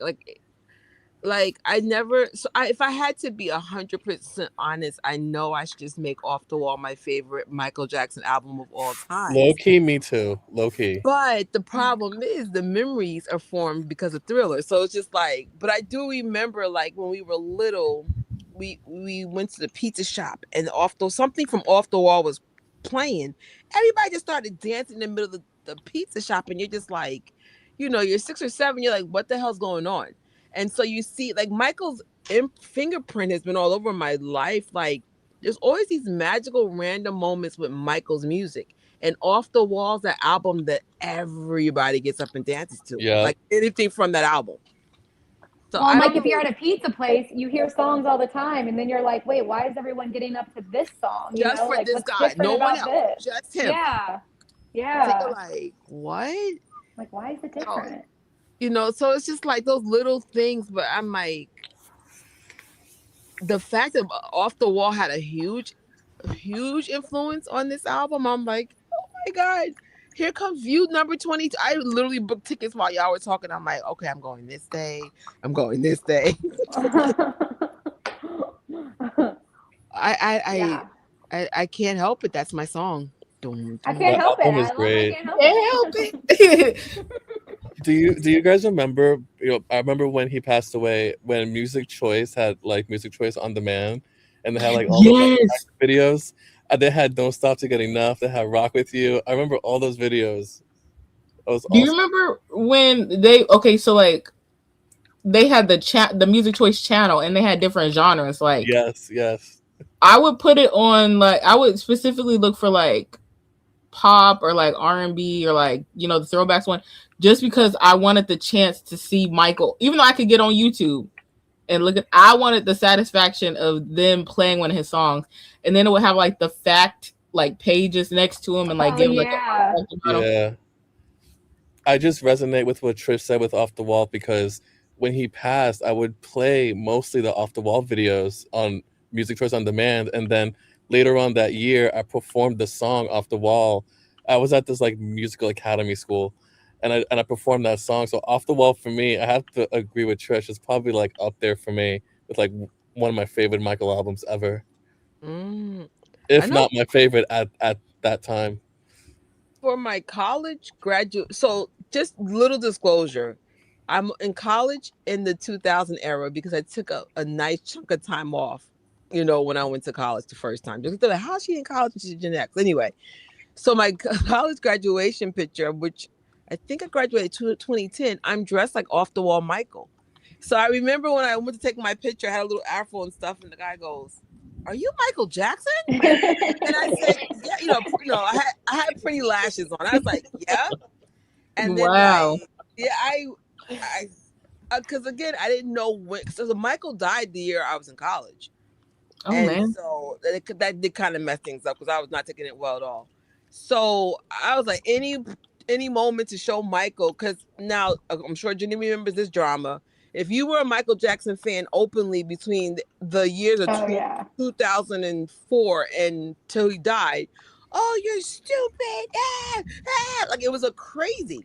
In So the I had 90s, I was being made fun of in junior high and high school from 90 no, 95 to yeah, I no, just I don't never got understand any that. drama. So That's thank God I nuts got to me. no drama in the 90s. Thank God. that's good. But that college years, I was like, Yeah, oh, it you was could rough. be like from a closet, even though I wasn't closet, I was closet-ish to like, oh hell yeah, I was coming to campus with Mm-hmm. thriller jackets on and t-shirts and because it's kind of like how everyone feels now because the biopic came out and Right. because we were having some weird energy because of what happened in 2019 and a lot of people, I would say the fouls, we're going to call them the fouls, helped a lot with clearing up Michael's name. Jafar was the icing on the cake because it's just like certain things were exposed and you're like, wait a minute, something's not adding up, and we're like, Yeah. finally, like, because Taj Freaking been finally. trying to tell us subliminally that there's things he couldn't talk about. And like Right. all Taj's subliminals all make sense now. I'm like, because he could not talk about it. But now Mm-hmm. that it's Wow. so in the public, you're like, it all makes sense. Like this is his public vindication because back in 2009, like, oh my gosh, oh gosh, I hate when people say this. They would be like, well, I don't know if he did it or regardless if he did it or not, that's one talented dude. And I was just like, it ain't, that ain't I what you mean if he did it? Ain't no if he didn't do it. right. And I then, just and then now, like, now it's in the the truth thing, because even when the movie was coming out and the hype was happening, you have the Cashios trying to get their 60 minute of fame, and now these nobody Australian was buying dudes. that. It's crazy. No one bought that. This is public vindication. He got his vindication in court. This is public vindication right here, and this is what we've Mm-hmm. been waiting for. Well, and like the whole thing that came out on that streaming thing a few weeks ago, that Oh had my no god. steam. That didn't pick up steam at all. There's It That was took at the what's her zero street. face? steam. That irrelevant journalist who's just obsessed with Michael. So this Obsessed. is Like, what we And know from the files that came out. I was surprised the names that were in there and they actually kept that on file for FBI. Because some people, well, I don't want to say too much because I don't want people bothering me. But some people you would think would have the power to erase their name from being in these files, but apparently not. So I was like, whatever is going on, because I feel like we're still in the dark about a lot of stuff still. If Michael Jackson was guilty, they would put him in the like that would be public information. Because I was just like, I am surprised some of these names was part of these files for the public to read. And these people, in my opinion, are powerful, like very Yeah. powerful, like more powerful than Michael. That's why I was like, if there's evidence, it would have been presented. Period. I just Right. feel like, my best friend's a lawyer, and I just feel like the public doesn't understand when you're acquitted of that many counts, like not even like, oh, partially one, acquitted of one, partially of one. It's just like that's just enough. Like it's so Yes, difficult to period. be acquitted. Like there was no That's partial, enough. there was no little bit. It was full on acquittal. Full on, 100%, not 99%, 100%. 100%. Like people don't realize how powerful that is. And if you believe in the justice system, and if you believe in vindication, that should be enough for you. That was a full on acquittal, period. Yeah. But But you know, Michael's very unique. Michael's always been used to distract what's really going on. So when a streaming service, released something on June 3rd, my first thought, and I said it publicly, I said, "Oh, who are they trying to distract us from this time? Like, mm-hmm. who's in trouble now? So like everything's going back on Michael. You know what I'm saying? Like It's Oh nothing's just yeah. ever released randomly. It's a systematic system. We saw Square One. There's other things that back up when Michael's being used because something's going on in the background with somebody big, and that person's in trouble, and they need a distraction. Michael is still to this day one of the biggest distractions. And the good thing is, a lot of the comments under all these videos were saying the exact same thing. So people are much smarter now than what they used to be. and it's just like Martin Bashir did that new documentary a few weeks back, but then when he passed, he was like, I never saw any wrongdoing and Right. all this stuff. And now you're like, what? Like, dude, like, just I hate him so stop. much. Just stop. But Just Ain't stop. he in trouble Well, I for don't what think. he did to Princess Diana? What he running his mouth for still? I just don't like the switch up because in 2009 you said one thing, basically saying that you saw no wrongdoing and that basically admitting you were like a hole, and now you're participating in something else. Like, dude, lay low. But I think the issue is a lot of us don't understand. Like some of these people are told to say certain things and do certain things. There's a True. machine. So it's just like if the puppet master says, I need to do this, like think of all the news anchor people that are pretty much told to do and say what's on that proctor. It's just proper. That's the same. It's just like whether just because we don't know the ins and outs, trust and believe nothing's is a big machine, man. Yeah, it's a big This machine, a very demonic machine, and Michael is full of light, and they don't like that. Bags. And can you this imagine being a person that believes Martin Bashir, Diane Diamond, Vinny Oh, Diane Almond, Diamond, that's her name. Oh, Vinny let me put Almond, my mouth. Ron Zonin, and you watch this and you Diane believe Demon. them? You believe them? Oh, As Diane Diamond's walking around with the Michael Jackson album poster on, oh. like framed on her wall and shit. I remember as a kid, they were so horrible to him on the news. Oh Like yeah. as a kid, Oh I was yeah. watching, Oh yes. and I was like, they were so horrible. I remember what's it called back then? They had True Hollywood Story. So horrible to him. All those reporters. I remember '05. It was a hot summer. I was a kid, but they were so horrible to him. That whole Yeah. trial, so horrible. And I was a kid, and I could sense that. there's literally you can come up with a name for all of them. Diane Demon, Oh, Nancy Graceless, oh my God, Nancy Grace. Oh my God, she's another one. like Dom Sheldon. Dom Sheldon. You got what is what's the train station fraud? Save a Buck, Save a Buck, yeah. Oh, he's and so. then minimum wage Robson, the All Cashios. that stuff is being ran by the machine. It's ran by the machine. It's like projected trauma from something else. Nothing to do with Michael. Well, if you go against it, you're going to become a target. Michael's not a normal person. That's a very powerful human. Like I don't even understand why he, like the level of power he has. It's just like he's one of those celebrities that we're still trying to figure out like what he's so unique. Like Mm. we've never had someone be more famous 17 years after their death. We don't even understand what's going on. We Right. just know what's going on. So imagine when he was, I'm not even going to say it's his peak. Michael has always been famous since he was a child, all the way into death. You know, if if they had control over him, how powerful their agenda would have been.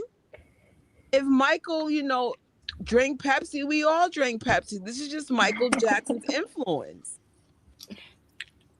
Yeah. It's Yeah. crazy. But you're so right about that big machine because The I machine. remember like I forgot who it was. It was some conservative writer, and it was during the time when Janet had like that Super Bowl thing. So it was the Michael thing and her, and he made a statement saying, "Oh, Janet and Michael are bad for the children, bad role models for the children." I was like, "Get out of Is here!" it Les something? No, wait, he worked. No, You're talking That was about, Les Moonves, but it was some other. yeah, It was yeah. a writer. It was like an article, and he said that Janet and Michael are bad role models for the children. I'm like, get out of here. No, but that Les Moonves guy, he tried to dog Janet out and stuff and everything, and Yeah, then he it was a double whammy. It was Michael and Callie, and then Janet with the Super Bowl. but that guy, he ended up. It came out recently that he had Didn't things he go to against jail? him. I think Yeah, he got. he had to resign because it was like sexual misconduct on his Yes. part. Karma And train, karma train. it might take a while, but it come around full force. The So light, everything comes to light. The truth comes to light always. yeah, So someone yeah, wrote a comment about a snaky. That's what I'm gonna call her.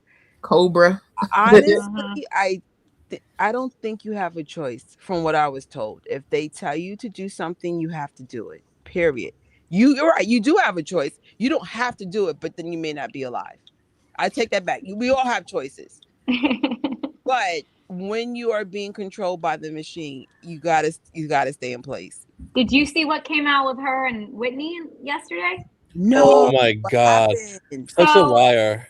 so I guess, or like 2 days ago, it's all on TMZ. Oprah came out and said that Whitney was high on drugs and fell off her stage when she came on the show.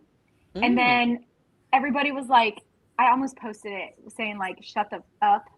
And then Whitney's estate or whoever's in charge of her estate and her bodyguard came out the next Yeah, day and said, Oprah, you're freaking full of it. Like, you're full of shit. Shut up. Like, what the hell is Oprah doing? Talking about these dead people all the time. Shut up. and she's She just friends came with the out little against demons. Whitney. Yeah. She just came out against Whitney. She just lied on Whitney Houston after Mm. Whitney's been dead for 14 years, saying she was high and fell off the stage at her show, and that wasn't true. I hate Mm. her. I Well, swear to God. you know, people would do anything to keep a narrative It's going, just even if the person is gone. Just like now with how they're doing Michael. Like y'all see that this movie is successful.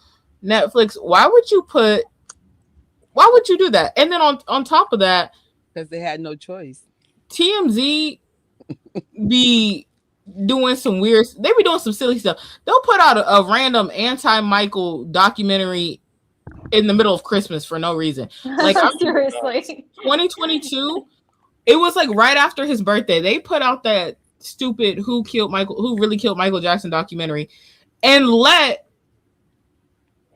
C. Murray have a platform to speak and defend himself. And the man had the nerve to sit up here because at the end they posed the question because they talked, mind you, they pinned Michael's death on himself Oh and yeah, he gave himself the fatal Dr. overdose of propofol. the other what's the doctor, Dr. Arnold Klein, two people who Klein. aren't even here no more. What are you even talking about? And then they're not even here to defend themselves. That's why they did that. Yeah, and then you got Mr. C. Murray talking about, well, it's Michael's fault. Okay. Yeah. okay. 'Cause you're a physician and you took an oath, so it is not his fault. And It's your unlike fault. Michael, you were freaking found guilty and spent time in jail. Exactly. So like, Exactly. not enough time. We know that, but still. Yeah. I just don't. And on top of what Tori said, with these new documentaries come out of nowhere, like the TMZ one, then you have what's his name, Harry. I don't know his name, the head of it. The They're bald headed acting, man. yeah, Oh, Barry Levin. they're acting like all sentimental about it. Like, please, you were trying to get to that ambulance, take a picture of him. You were not thinking Yes, about his kids, about his family. correct. You were just thinking about making a headline, just like with Britney Spears and all the other people that you guys did. You guys were demons back then. You still are. Still Mm. are. Yeah. Still are. Even now, like they're putting stuff about. I'm not gonna say, but they keep it just feels random. Like this is what I mean. They're like grasping at straws because normally it would be strategic. It would be like timed strategically. Now it feels like they're just throwing anything out and trying to see if it sticks. So like they're targeting one of the relatives now and trying to throw another relative's name in the headline. I'm just like, what? And then come to find there was a poll that I saw. It was like, who's your favorite Jackson sibling? You know, something fun like who besides Michael, who's your favorite Jackson sibling? The one that they were targeting in the headlines was, I think that was the one that had the most votes. So I'm Of like, course. y'all trying something, you're trying to tarnish so many people's names, and it's not working, and you're just getting reckless with it now because you're just trying. You're like grasping, like you're in shambles now, and you're panicking, but it's not gonna work. Pick a different name for picking that. Everyone's panicking because they're realizing that people aren't believing them anymore. Yeah. Like Oh, when the critics came yeah. out, on April 21st at 9 a.m. and posted all their negative reviews, and everyone's like, we're gonna still go see the movie because what? Like, so I think people are like, critics and news outlets are just getting mad because people aren't believing them anymore. They are realizing they're full of shit. So especially when it comes to Michael now, which is great. Right. But It's just crazy because with Oprah, what I don't like is that MJ was what her highest viewed interview ever, right? When she was first ever. creating her name. And then she did the Janet interviews in the 90s and 2000s, one of the highest views of interviews. Then she had that big ball with like all the females, and it was contingent on certain people attending. Janet was one of the biggest names on there.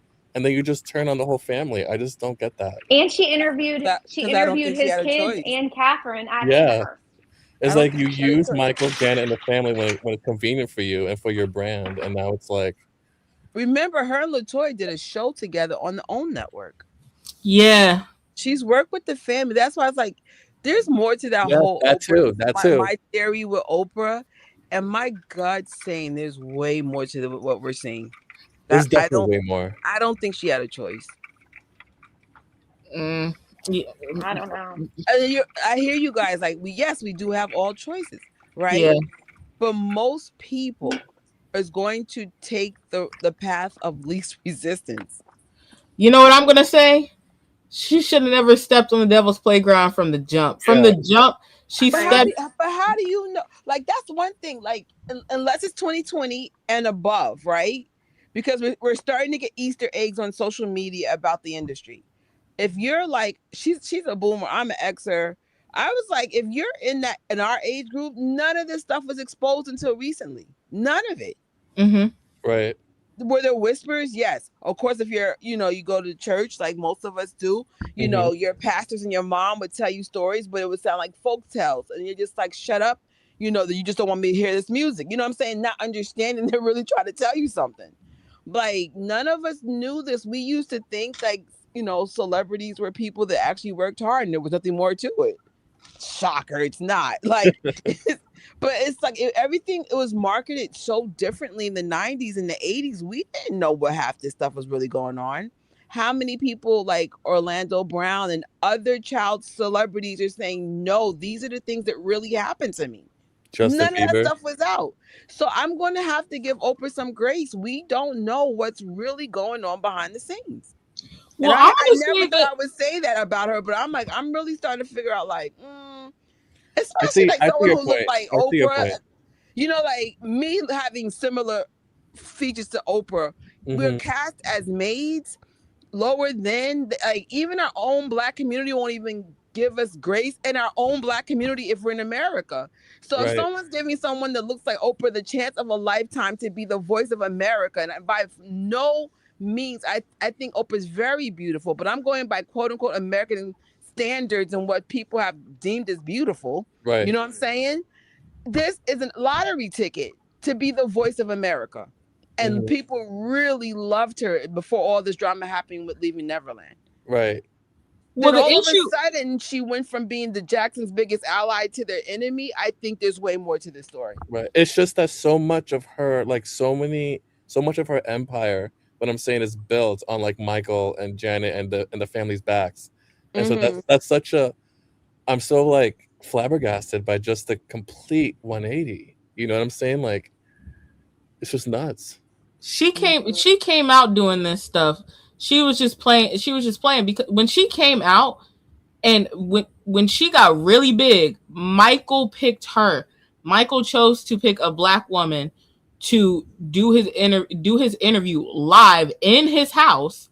Mind you, he ain't got to let nobody in his house if he don't want to, but he Mm-hmm. let her in the house, and here she come out the gate swinging. You got this opportunity of a lifetime. You sit up here kiki and cackling and cracking jokes about the elephant man bones, disrespecting him and his house. So she been has stepped. It's not when I say stepping on the devil's playground, I don't mean like oh she doing like some dark twisted stuff. Just by being a COON and you Oh playing my and god. disrespecting another fellow black person in their face, that's the devil's playground right there. But you stepping on the backs of your own people to Mhm. get up, and that's Yeah. well, if you're now you're stuck here having to take orders from the people that you were trying to impress so bad. That's your fault, Bookie Butt. I'm Oh my sorry. god, Tori. Tell muscles I Bookie said, hey, Butt. snake. That's what but I've always like. This is one thing I like. If you guys choose to still go in the industry, then you better stick to your standards. But and I'm telling you, if you're going to stick to those standards, you're probably going to be a C or D celebrity, and that's fine. B minus the top. But integrity in this business is rare. Integrity in just human culture is Yeah. rare. And that's Like, why the forget Jacksons are it. so People in phenomenal. general are snakes. Like, what am I Mhm. talking about? But I'm sure it's even worse when you're a celebrity because you're trying so hard to climb and you want to be the voice. Listen, be the celebrity of your own life, and you won't be stuck doing things like this. Right. But Right. I'm not judging anybody who got caught in these insane situations. But like y'all said earlier, like we see through this now. It's like it's And not the gonna culture fly is like it used changing to. because now you don't. Sorry to interrupt, Trish, but like you don't need to get a record deal or a tape show to be famous. You could just have a lot of Instagram followers and have your own following Yeah. and dictate how you do Yeah. things. Michael got it organically, and Yeah. that's what's so bad now. And I truly like, and this is why when it comes to Jafar, like really, like he needs to be protected for sure. Because once Agreed. they saw Michael on the Mm-hmm. come up, once he got to his next Grammys, where his next album was up, after Thriller, they said, "Oh no!" When mind you, he had hit after hit. That album broke records too. You mean to tell me the only Grammy he got was for the short film, and that wasn't even televised?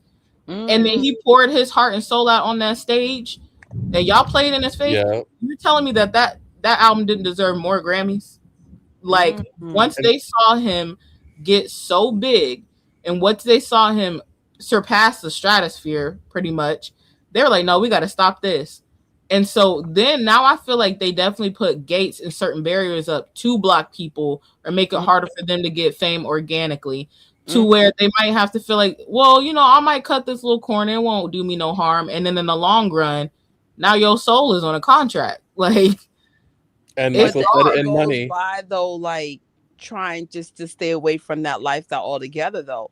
Cause it's just like it's so corrupted. It's like if you're in it, good luck, bro. The demons are there. Like this Yeah. is not us being silly anymore. Like they're showing you, especially with the younger artists, the demons are not only there, but the demons on the stage with them now. Like it's not even being funny. Like it's like we're telling you we worship the They're devil. so We do. open with it. It's very different now. Like I'm like, oh, they're telling you what this is about. Like good luck. And Yeah. if you don't play the game the way the game is played, you're not going to be in good graces. So it's just like, if you work at a freaking fast food place, praise God. If you are a Yeah, that's teacher, right. praise God. I'm being Yeah. like, Yeah. like Praise God and whatever love those who you love you. do, that you get to keep your integrity. Mm-hmm. Praise God. It's so like be happy. I live in very challenging situations. Praise God. That's Whatever right. keeps the demons out your home. That's Like, right. and Mm-hmm. fame is what you make it. Like, success is what you make it. Like this, especially last year. I don't know when I figured out like a lot of things is in our head. Like, you have the power to define your happiness, nothing Yeah. else. Like, if you want to impress other people, don't even bother. Those people think you're going to be a loser even when you make it. Just Right. keep having integrity. Keep your eyes on God. Keep And just worry like, about yourself. Yeah. yeah, man. As much as we love Michael Jackson, that's still a cautionary tale Oh, because he did yeah. everything right and they still got him. I was like, Yeah. bro. Trish, what you said about the fame is just so true, because if you guys remember Janet's speech last year at the AMA, she said our family's dream was not to be famous. And I Mm, feel like all these young people, that's their dream, that's their ultimate goal. And it's just like, that's why the Jackson family is such a phenomenon, because it's like they just had the true talent and the true heart. They had heart. You know what I mm. mean? And they And never changed. yeah, They're the they same never Yeah. people changed. now They that they never were in the changed. 60s and 70s, and that's like amazing. Yeah, Yeah. Like the fact that they let us, the fans, onto their freaking property once a year, twice a year, and no one else does that. Like they let us. They're just so gracious and so generous, and they're Yeah. just so grateful, because I think that family actually knows that if it wasn't for us, the fans, they would have nothing. yeah. And they reward us, the fans, to be able to have Yeah. these amazing experiences, and so it's yeah, it's great. We It's a picked a true good Yeah. blessing. family to love. Mm-hmm. Yeah, like I feel like the it finds the right people at the time that they need. Like for Yeah. like I was saying, like I was like, yeah, this found me at the right time. And then with certain, I call it like us the chosen ones. It sticks because Mhm. like as unfortunate as it is, because I'm thinking like even back then in 2009, 10, 11, like those years, I'm like, yeah, like they're always gonna have something for him. Like, oh, because what the celebrations that I would get was when, um, his birthday would come around and they would take that day to play all his short films all day again, or like maybe the anniversary would come around and they would still do the same thing. So then after a few years, that maybe 2012 or after, it faded away, and then there were those of us that stayed, and then there were some that they had a strong love. Like a lot of kids went back to school like mega fans and stuff, but it didn't last forever. So even now, like I'm like, man, I know that a lot of fans are going to be born out of this, but then there are some who it might not stick, or they might not be so like hype Mhm. anymore. But the ones that do stick around, like we're the chosen ones, I feel like. I mean, that's a good way to put it. The chosen one. We're the family's biggest. We advocate for them because it's just Mm-hmm. like we're just like, this is so messed up. So In real wrong. life, the Jacksons should be wealthy, wealthy, all of them, and Mm-hmm.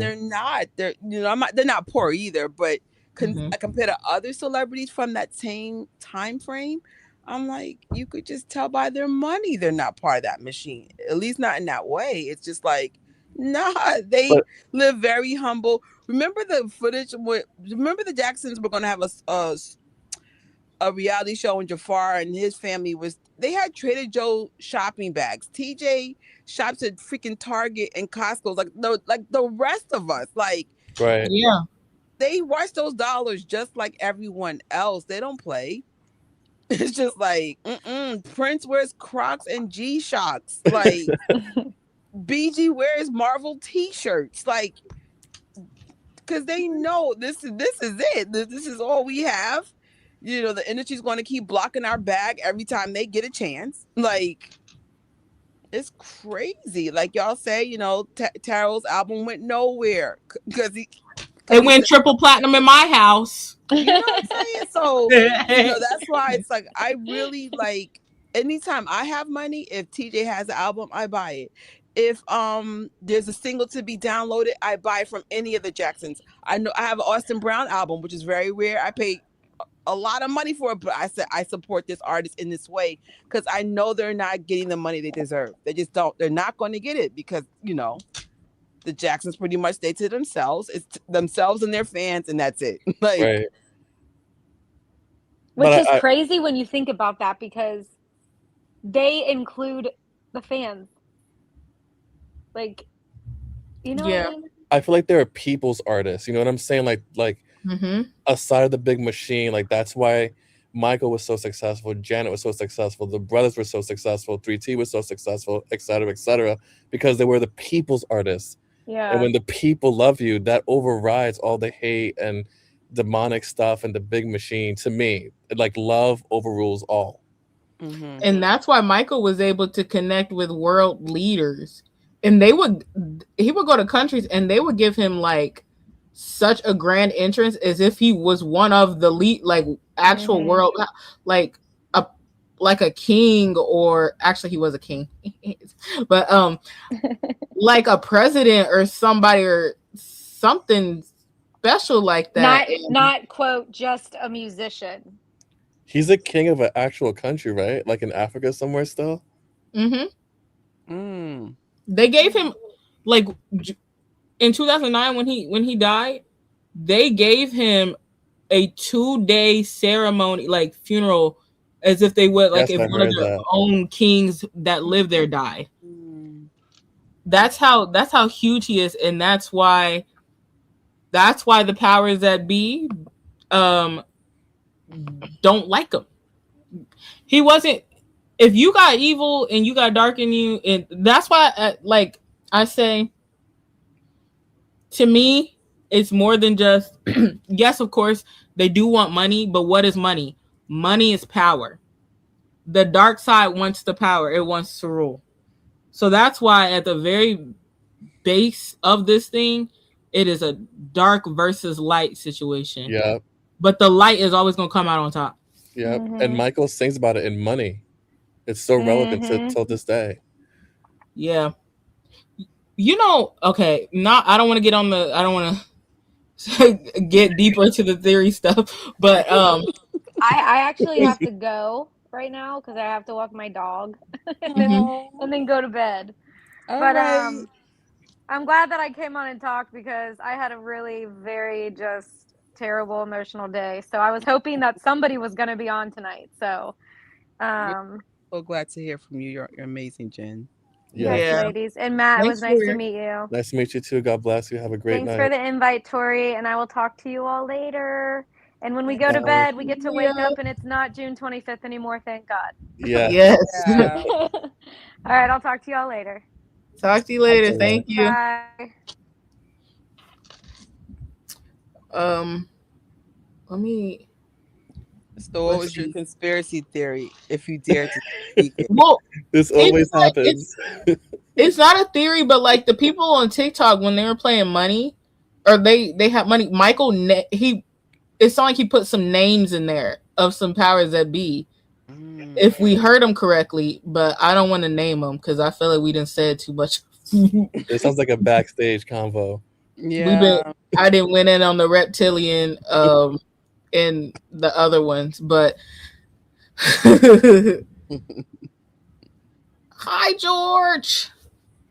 Hey George. Hey George. God bless you. How are you?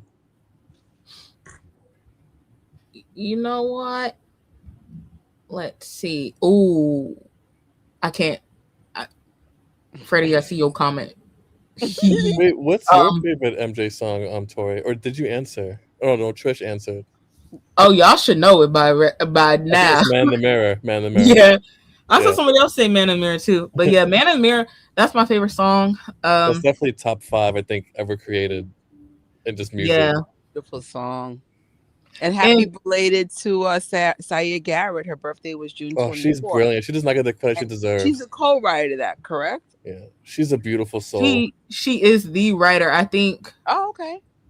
She's the one that came up with the idea, because I think what it was is that they were looking for a song, maybe like a anthem for change, and she wrote it, and I think Michael liked it, so he used it for the Bad album. But yeah, I actually got to see the sheet music Oh wow. in person, like not the sheet music, but the lyrics, her handwritten lyrics. How was that like? It's at the Grammy Museum. It was really cool. I was Oh like, oh my wow. gosh, I'm seeing my favorite song. But let me see if I might have a piggyback George, question. I think y'all that's answered George's it. favorite song is "Man in the Mirror" too. All right, y'all got Yeah, great George, I you taste. don't got know what my favorite like I truly can't say. A lot of people can't, but there's just I don't know when I realized what mine was, but I was like, this is the one. Okay, if there was I don't have a favorite Michael or Janet song, but if someone had a water gun to my head, uh, I would probably say "Will You Be There." Ooh, Ooh. Tiffany got some bops. Lady of My Lady Life. of My Life. Yes. Ooh, Oh, she Earth song. Wait, Earth song. I take it back. yeah. I think Earth song and "Will You Be There" are like tied for me. I feel like Will You Be There and Man in the Mirror are kind of like sibling Yeah, they're songs. definitely siblings, and Earth song's their cousin. Earth Song and They Don't Care About Us to me are like You know, there's so sibling. many, but like I said, if a water guns to my head at Neverland, I'm saying those.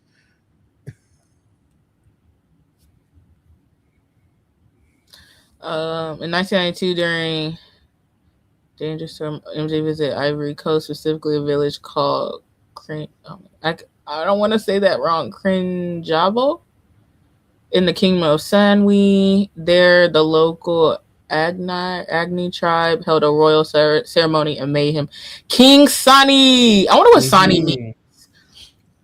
I wonder what that means. If y'all could look that up as well. No, like Sunny he Side. is. She drives me wild. Does not get enough attention. Um, like Chicago.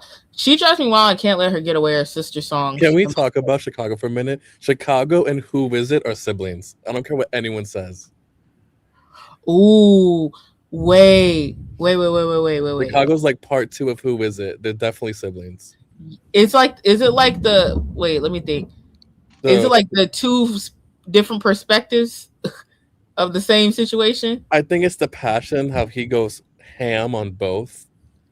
It just feels like they're siblings. Who is it? Like listen to Who Is It and then Chicago right after. No, but listen to the lyrics though. It's both about an affair. Yeah, I know it's crazy. It's nuts, but they're just such passionate songs, and it's just crazy to me. It's just so good. Brilliant work as always, MJ. Time. Oh, remember this. Yo, okay, so tell me why. Tell me why my mama called me and she was like, "Tell me something. What is remember the time about?" Like I was like, I started playing dumb. Like, what you mean? She was like, "What is remember the time about?" Like, with the music video and the Uh huh. in the song. I said, oh, like he's remembering the time where he was going on dates in his love interest. But if there be some innuendo. Right. Right. Him and Janet are like the king and queen of innuendos, and you I don't was notice like, them because the song is such a bop. And then and then I couldn't hide it about the short film because he came up in there stealing somebody's wife. I know. He looked great Oh in my that video, though. gosh! He looked great. Basically, he called her cheating having different fonts. Oh no, he's a cheating. Oh man, how many times did you see the movie? I've seen it 11 times, but Oh I'm gonna let wow. Trish tell you how many times she's seen it. George, what about you? Oh god, you're really gonna judge me hard. So, due to life, and I only got to see it once, but I really am trying to aim to see it a second time. I'm really trying to. I'm not gonna judge you. People see it like when you see it when you can see it. Yeah, in my heart, like if things weren't like if life wasn't life in, I definitely would have saw like a bunch more times, but I was only able to secure one time. But if God, God willing, I'm aiming to do a second time because I really want to say I at least saw it twice. Hopefully, um, if your city still has it or somewhere like that, like Yeah, I I'm would like, recommend shoot go to AMC. yeah, I'm near the city, so like Westchester and Rockland and stuff, they're still showing it. I've seen it three Hey, George, times. 3 times. 3 is the magic number. 3 or 7, however you want to call it. Let's see. But I'm gonna buy it on Amazon though and watch it like every night for like a year probably. When I buy it on Amazon. Movie night. Probably gonna do some watch parties and stuff for it as Ooh. well. Okay, y'all. I guess while piggyback off the Remember the Time conversation, what's your favorite short film? Oh, this is so hard. Technically all of them, but I will say for me, it's two. Uh Earth and Scream. Earth Song and Scream. Earth Song Ooh. because he filmed that video literally. So I used to work in Warwick, New York. He filmed it like down the street from my job, and there's still like tree stumps there from like the video and stuff. So Earth Song for that, and Scream. That's self-explanatory. You have Janet and Michael in one video. Most expensive video of all time, music video, and just it's just amazing, flawless, artistic. It's brilliant. Boom. Yeah, that's a good one. Scream. Scream felt so futuristic, but It like still does. It's insane. Trish that remember the time. Okay, so we have been talking about your favorite movie. I remember. Okay, I'm sure I had seen the short film before, but like one of my first vivid memories was after the memorial. Like it had just went off. My mom came home from work, and I was watching Remember the Time and eating some Popeye's chicken. So every time I see it, or I And see not KFC. Popeyes, I'm sorry. I'm sorry, Mike, but Popeyes is better. I don't know what he was on. You're Y'all. funny. I'm I sorry. will say though, Popeyes. I don't know what they be using some miniature chickens because Yeah, for sure. I don't know. KFC be blessing though. Yeah, I'm sorry, Mike, but that shoot. Mhm. Go, Ghost is my favorite too. Oh, The Ghost is full brilliant. I version. forgot about that one. That short film is so layered. Like if It's so powerful. I could do a whole analysis on that one. You It's should. Please do a live and do it. I feel like people would definitely watch. Like an y'all analysis gonna get series. an analysis on Man in the Mirror, Ghost, um, I don't know what else I can't think of, but yeah, I could do a whole analysis of those. Leave Me Alone. I Oh, love Leave Me that one. Alone is great too. That's one of my favorite songs. All of them real. I think my third one would definitely be She's Out of My Life. She's out It's of just my beautiful. It's simple, life. but it's so emotional and beautiful, and it's just his emotion. You see it on his face, the way he sings. It's just amazing. That prison one doesn't get enough love, but they definitely You need to they analyze that one. You'd be great for it to analyze that one, Tori. You should like an analyze series. listen because I think he was the very first artist to ever full blown show the Rodney King situation in like a music video / short film. And I swear I don't know, maybe it's the way I interpret it, but I feel like he has some lyrics in there about it. But yeah, that prison one is like I like the Brazil one. I really do. I like the added percussion and stuff from the Brazilian drummers. But that prison one, that's a hidden gem. I There's think stuff in there. I think the prison one is for US and the Brazil one was for like worldwide. Like I feel like the prison one was really geared towards the US. Mm-hmm. like the police brutality and all that. Yeah, Cause and then Brazil was more worldwide because poverty was more, even though it's in the U.S. as well, worldwide issue and all that stuff. So it's all those unfortunate things. but you know what? He even did something. The story behind the Brazil one was good because it's not. It's more subtle, but there was a kind of like a docu series that we. What was it called? It was about the this Brazilian journalist. She had went to Brazil to show pretty much Michael's footsteps and like him doing the short film and stuff. The fact that he picked that favela and like picked the black Brazilians and Hmm. highlighted them because I think there's still like racism or discrimination there Oh, too. there definitely is, especially in the Caribbean. There is. There's a lot of colorism.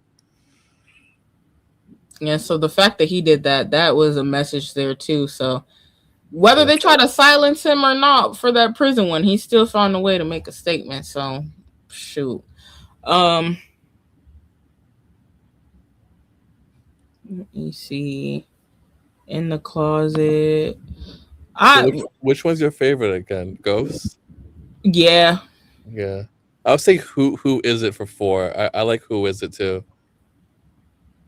I be having a hard time with who is it because I be trying to figure out because I know this what the song is about, but like that short film, Michael looked great in it. That but who that lady? On the name tag, I was watching the other night because they upscaled the quality of it, and on Mhm. the video, someone commented saying, "Why does one of the cards say Diana?" I was like, "Oh shoot, Child, that that's a got whole me. other can of worms."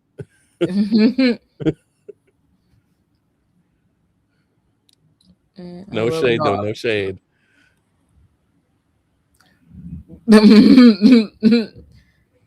No, I love all. That's like when Yeah, I they're asked, all "What's your good. favorite song?"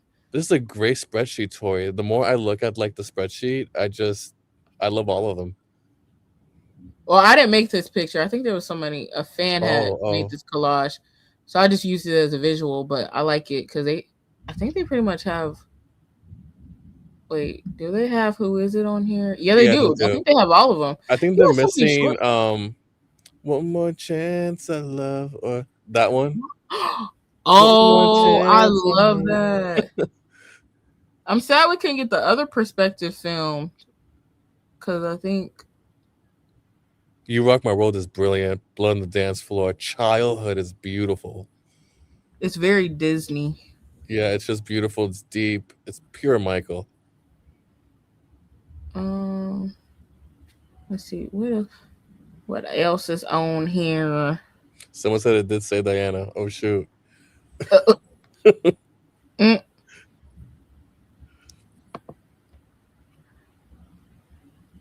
oh shoot.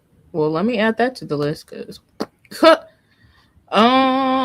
Ooh, listen, that's what it was. When I said okay, I can do an analysis on the Ghost short film, Man in the Mirror, Stranger in Moscow, and the short film, and Jam. Please do. Please. I will help you do it, please. Y'all about to get books from me. No, I'm kidding. I don't know. It's not gonna be nothing for. It's just gonna be Tori's ramblings and random analyses of Michael's creations. That's what's gonna be. Um. Ooh, wish Michael did a prologue for the short film that showed how the maestro met each of the character when the rivalry. That would have been cool. Like Ghost the prologue, because it kind of starts like you can assume like because he was different and unique, even though he didn't hurt anybody or do anything. You Hmm. could tell that it ruffled the feathers of the stupid mayor or whatever. But it would have been cool to see that. Uh, let's see. Oh, okay. I think y'all Oh answered this already. no, we Your did, and favorite- I think we just did songs. No, because I remember you and Trish said Oh, something about Off the Wall. well, I would say, what are your favorite, like your official favorite Michael Jackson album or albums? I'm like y'all with the music question, the song question. I can't pick my favorite one. Yeah, me. I feel like I have my phases, but I do feel myself going to Dangerous, History, and Invincible a lot, and Blood on the Dance Floor. Yeah, I don't. I have my ones that I have deep love for. Like I'll say, okay, in general terms, I feel like there's an album for every mood. So Off the Wall is if you just want to have like fun and listen to some good feel good music. Like you just want to, because at that time Michael was at a new beginning, starting his solo career, like just fun. This is before all the madness happened. And then Thriller is, I feel like it's an easy go to. Like I remember for a while I was, because I can tell you Thriller isn't my favorite album. I don't know where it is on the ranking, but I remember for a while I would just, anytime I want to listen to, I would just listen to the Thriller album straight through multiple times. Yeah. For me, that's like an easy go to. Mm-hmm. But Bad's gonna give you that cinematic experience. I love when you say that because it's so true. It is cinematic. It's like Rhythm Nation, super cinematic. Yes, Bad's gonna give you that cinematic experience. And then Dangerous, I didn't put the comment up here. Somebody said that was Michael's. We gonna say most freaked out album, but no, Dangerous. I feel like I don't. Maybe if you're in like a hip hop mood, or maybe you have some slight. I feel like that's one of his more versatile albums. Like I feel like that's one of his most versatile albums, and like Mm-hmm. you can get a bunch of different genres on there. You're gonna get New Right. Jack Swing / hip hop. You're gonna get ballads. You're gonna get the choir, like gospel. You're Mm-hmm. gonna get rock. Like you're gonna get R&B, like all different ones. So if you want a little bit Facts. of everything, listen to Dangerous. And then History is if you pissed off and you've been wronged, pretty I much. love History so much. And Invincible is, to me, it's kind of like Off the Wall. Like if, because to me he kind of went back to his like R&B roots a little bit on there. But Yeah. Invincible, you're gonna get a mature sound. You're gonna get like, I feel like that was Michael's album. Like he was done. He'd improved himself already. So with Invincible, he was just making what he's always made what he wanted. But with Invincible, it wasn't like, oh, let me try and to me, I didn't get that feel because he was, in the beginning, he really was like, I want to do better than what I did last time. Mm-hmm. Invincible just kind of felt like he didn't. You could tell he just didn't have to prove himself anymore. I could totally see what you're saying about the correlation of Off the Wall and Invincible. I see it. So what about Blood on the Dance Floor? What do you think about that one? Oh, child, the way I skipped over that one. Oh, my bad. I only listened to the okay, I take that back. I listened to maybe a couple of the remixes. The rest of them can. I feel like he was just trying to fulfill his contract with that one. So like I listened to like, is it Scary? Morphine is crazy. I feel like he Man, helped. I feel like this album and The Velvet Rope by Janet really helped shape artists like The Weeknd, Kalani with like that darker R&B vibe. yeah, Morphine is it's so skipped over. It's crazy. Oh, what's the other one? The where it's like oh, what is it? Dun, dun, dun, dun, dun, dun. It's skipping me. Oh, Superfly Sister Superfly. Oh, and that one's fire. Blood on That the one's Dance Floor, so of good. course.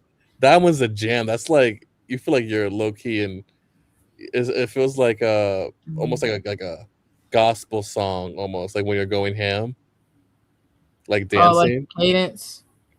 Yeah, the Superfly Sister is really really good. I would say only out of the remixes, I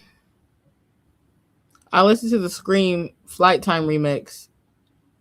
I listen. I believe it or not, I like the History remix. And for the longest, when I was younger, the only version of History I would listen to was that History. I don't know why. I would just listen to that one all the time. Right. And then I feel like there might be one more remix I like on there. I just can't think of it off the top of my head. But yeah, it's almost like both Janet and Michael had that one album in the 90s. It's kind of like, it's not like an official album, but like hers was Design of a Decade. So, which is great. I love Design of a Decade. So good. But yeah. You were like, what about Blood on the Dance Floor? I low key over that. It's right in my face too. I was like, whoa. I was afraid to ask. Like, I was like, does she? I don't know. But I don't know. To me, that feels like I'm sure it's probably longer than an EP, but it gave me. It's technically a remix album, so it's not like there's some new songs on it. But I would say for me, like I said before, Michael's 90s stuff, so Dangerous, History, Blood Dance Floor, Invincible, and I would put an off the wall there. I definitely listen to Thriller and Bad a lot less than the others, but it could be because growing up I would play Bad and Thriller so much. Oh yeah, no, because I feel like those were a lot of those short films were the ones like I was first watching in 2009 that they would play on TV were the Thriller and Bad era ones, because I gravitated towards Bad because he had so many short films and they would show them. So Bad for a long time, I would say, oh, it's my favorite album, but that's just because I don't know, like it was very nostalgic for me. So I always have respect for Bad. I feel like Off the Wall too. I kind of listen to it less. Like I said, like Off the Wall, Thriller, and Bad, I listen to a lot. So I'll probably take Off the Wall off my list because I'll listen to it like once in a while, but not as much as I used to. It's a bop though. The whole album's great. Mm-hmm. So yeah, Blood on the Dance Floor doesn't sound like Michael had. I think it was like one of those things, because that one incident where he spoke out about a certain head of a recording company. Oh God. I'm gonna speak in code because we said too much. He said, "All I got to do is fulfill one more, and it's a box set." So I think at the time it probably was the Ultimate Collection. It was, yeah. You know what? Anytime someone says, "What's your favorite Michael Jackson album?" The Ultimate Collection. Facts. All of them. There we go. You know what? The I'll throw Off the Wall Collection. back in there. Off the Wall's fire. The Ultimate Collection is my favorite album. There we go. The Ultimate Collection is great. It's really good. So was number ones. People sleep on number ones. Oh yeah. Oh wait, was number one's the one that he? No, he was talking about the Ultimate Collection, but number ones came right before the Ultimate Collection. Cause you're a cheetah. Oh, Hot Street. I haven't heard that in a long time. I remember we wanted that on Thriller 40 so bad. They should have just gave it to us. Oh, we got an album ranking. Ooh, History number 1. Dangerous number 2. Bad number 3. 4 is Thriller. Off the Wall 5. And 6 is Invincible. I definitely feel like Bad and History are the fan favorites. I could see that. I do love. I mean, I was playing the Bad album today on vinyl. It is a brilliant album. And the way it flows, because I think I remember hearing about the Bad album, and I don't know if I was watching something or listening or reading something, but they said like he did the thing that Stevie Wonder does, where each track flows into each other, so there's no gap of sound. Like when you hear, is it Liberian Girl into Speed Demon? I can't remember the track listing, but anytime, or is it Speed Demon into Liberian? I don't know, it's something. But anytime I hear one of those bad album songs, I can hear the remnants of the other one playing, because that crossfade is flowing into the next song. So it all flows together. Like there's no gaps in it. I think it was really cool that he did that. So another way it's like cinematic. Ooh, we've had enough. If they don't go ahead and put that on streaming, the whole Ultimate Collection need to be put on there. They're gonna piss me off. Yes, I've been saying that for years. Like they need to. mm.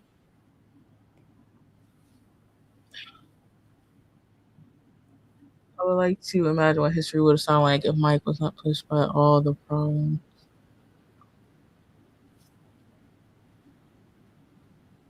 Yeah, he was ahead of the time. Like Earth Song Money. started writing that in the bad era.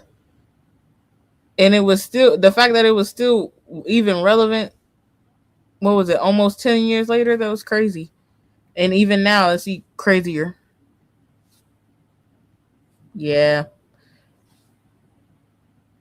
Truthfully, am I gonna say this? Y'all might agree.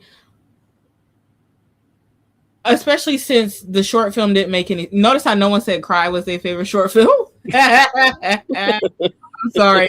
Bro. You're bad for that. You know what? Michael could have added a 17th song. He could have put We Had Enough on there. Because I was going to say it could replace Cry, but like Cry is still a good song. It's just I don't know what the label was doing with that. I would choose Cry over the new Human Nature video that they put out. Oh God, I don't want to talk about that. I don't want to talk about that. I don't know what that. I don't know. Like it's given no, I don't know. It's given Hollywood Tonight. No, because it's giving. If y'all remember Thriller 40 era, want to be starting something lyric video. That one made no sense. None. You tried it. No, because who is those cartoon kids? That made no sense to me. Yeah. None. Okay.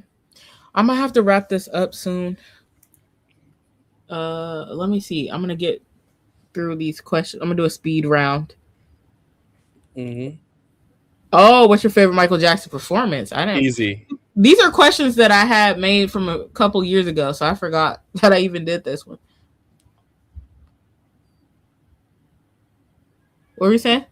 No, I was saying easy. Easy? Yeah, easy. Like when you asked me that, like I already have my answer. Oh, I'm gonna guess it. Okay. Oh. 95 VMAs? Oh, how? How did you know? That's one Because of them. And I have when you say easy, I'm like, please don't tell me this boy is gonna say Motown 25. But then I was like, wait, I know him. Yeah. So the VMAs is definitely one of them. The other one is whenever he would start the history tour with that astronaut suit. I think it's so fire. That and the VMAs is just chef's kiss. Chef's kiss, Mike. Oh, this is good. That's my favorite performance of Will You Be There. To me, that was more that to me, I felt that message of the song more than like the tour. Like something about that performance, man. What's yours, Tori? What George said. Oh yeah, I figured it. That was a great one. That to me, that's the best performance of that song because he didn't do the typical ad libs that he would do on tour, and it was like he was giving it his all, like something. Man, he was blessed by the Lord, man. Yeah. Oh, this is a deep cut right there. Real deep cut with the red leather suit. Oh, wait, with the red leather button up. Yeah. That's a good one too. That was a really good one. Bucharest, Billie Jean 92.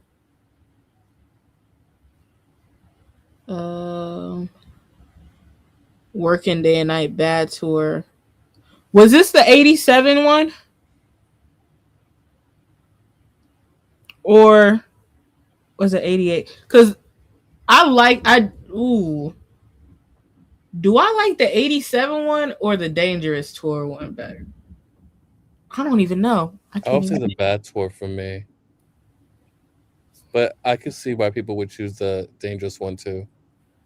No, that's crazy. When he went up behind Saida. Well, I guess that was a Bucharest one, but that Yo, was she must wild. have some stories. Oh, the only time he ever performed this. Ooh, I got an unpopular opinion, but I might get canceled. This is a free space. This is my live, by the way, so I can Yep. say what I'm. After the Bad Tour. Ooh. Okay. Whew. I got two unpopular opinions. Actually, I'm gonna just straight up say it. After Bad Tour, once it got to the Dangerous Tour, he could have did away with Human Nature. I don't hate the song. I love the song. It's a very good nostalgic song for me. But the reason why I say it is because you could tell Michael wanted to keep dancing and he did not want to slow down. So he was vocally rushing through them lyrics, y'all. And I said he might as well just go ahead and dance. I feel like that's a good take you have. I feel like he could have at least added like "Who Is It" or something in a dangerous set list because we don't have a live version of "Who Is It." Yeah, or he could have put even Can't Let Her Get Away. Oh Oh, that yeah. could have had a But crazy why you choreo. wanna trip on me? Keep Ooh. tripping. Okay, my next. Oh, see, it's once again, it's not a bad song. I love the song, Well, but after you could tell. Watch the Victory Tour, Human Nature. Watch 87 Bad Tour, Human Nature performance. We heard 88 Bad Tour, Human Nature performance in the movie. The vocals were even then at one point like he was going through the lyrics and like he was still dancing and popping locking and stuff. Mhm. So once it got to the Dangerous Tour, Homeboy was flying through them lyrics, and I'm just like, Michael, this is your slow down song. And I'm like, man, he should have just put Remember the Time, because it's still kind of like a slower song. It's not like as fast paced as Jam. But Oh, Jam is so good live. that was a crazy opening. Like I would have loved to be there. Yeah. My other unpopular opinion, Mike should have put some versatility into his set list. Once it got to Dangerous Tour, he should have switched up a little more. Like I wish I could have heard more, and maybe there's a reason for it. I don't know. I wish I heard like "Give In to Me" and stuff like that. Oh my gosh! Like if there was a rock segment, kind of like how Janet does now, where she does Black Cat, Scream, like that Yeah. rock. If there was a rock segment where he did Black or White, Beat It, Dirty Diana. Dirty Diana, that would have went crazy. But I agree. I feel like man, that's a good take. That would have been great for him to do. yeah. And then, I also thought it would have been cool. Like this could have been for any tour, if he would have like thrown in a surprise song, like a deep cut out of nowhere, like Get on the Floor randomly, like in Bad Tour or something, or I don't know, something fun, Baby Be Mine, something cool. Ooh, that would slap. Lady in My Life. Lady in My Life. Oh, God. That's the loss of my life. I'm surprised he never performed Lady in My Life or Baby Be Mine. Maybe it's because he just like he wanted to keep stuff simple already because he didn't care for touring too much. Yeah, because like he just didn't like touring, but right, because I heard that after the Bad Tour, he was planning on never touring again. Yeah. He said, "This is my last tour," and then he lied. No, I'm kidding. Well, because No, for he did him, it's Dangerous Tour. Hmm? no, sorry. I was saying because for him, think about it. He's been touring for almost 30 years at that point, and he's so young. He was only, what, 29, 30 maybe? But he's been touring since he was like, what, 5, 6 years old, 7? Yeah. That could have been the song where they pulled the girls on the stage. That would have been crazy.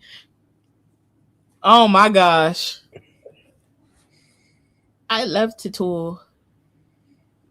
And he said, "Stop! I was just getting into it. Why are you laughing?"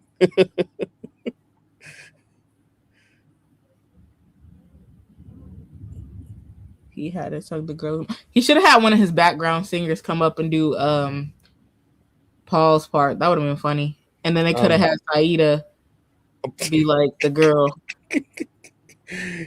You keep mentioning this chick.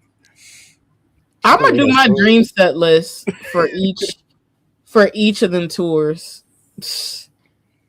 I already did a Janet one, but it was like a mini. I did. I told my brother, I'm like, I forgot. I gave us each 10 songs. Like you only got 10 songs coming with the perfect Janet set list. I'm gonna do it for Michael too. That's so hard to do with either of them. I made it work though. I found some workarounds. Hey y'all, if y'all just joining, we've been yapping. We've been answering some Michael questions and stuff. But yeah, unfortunately, I'll have to wrap it up soon. I have a few more questions. That's a great picture, by the way, that you chose. Thank you to me a couple years ago for picking this picture because I didn't remember. All right. Yes, they were so hype. Like when I saw him come out and jam and they were all jumping, like this sea of people just jumping up and down. That was so cool.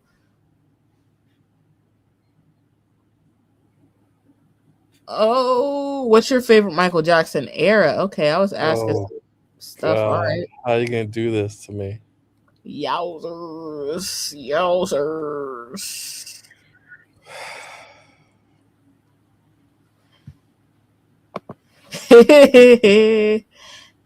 I was gonna get into it, yeah. I would say, okay, we got bad. I definitely feel like bad, like the era, the album as a whole is like a fan favorite. Okay, I would say I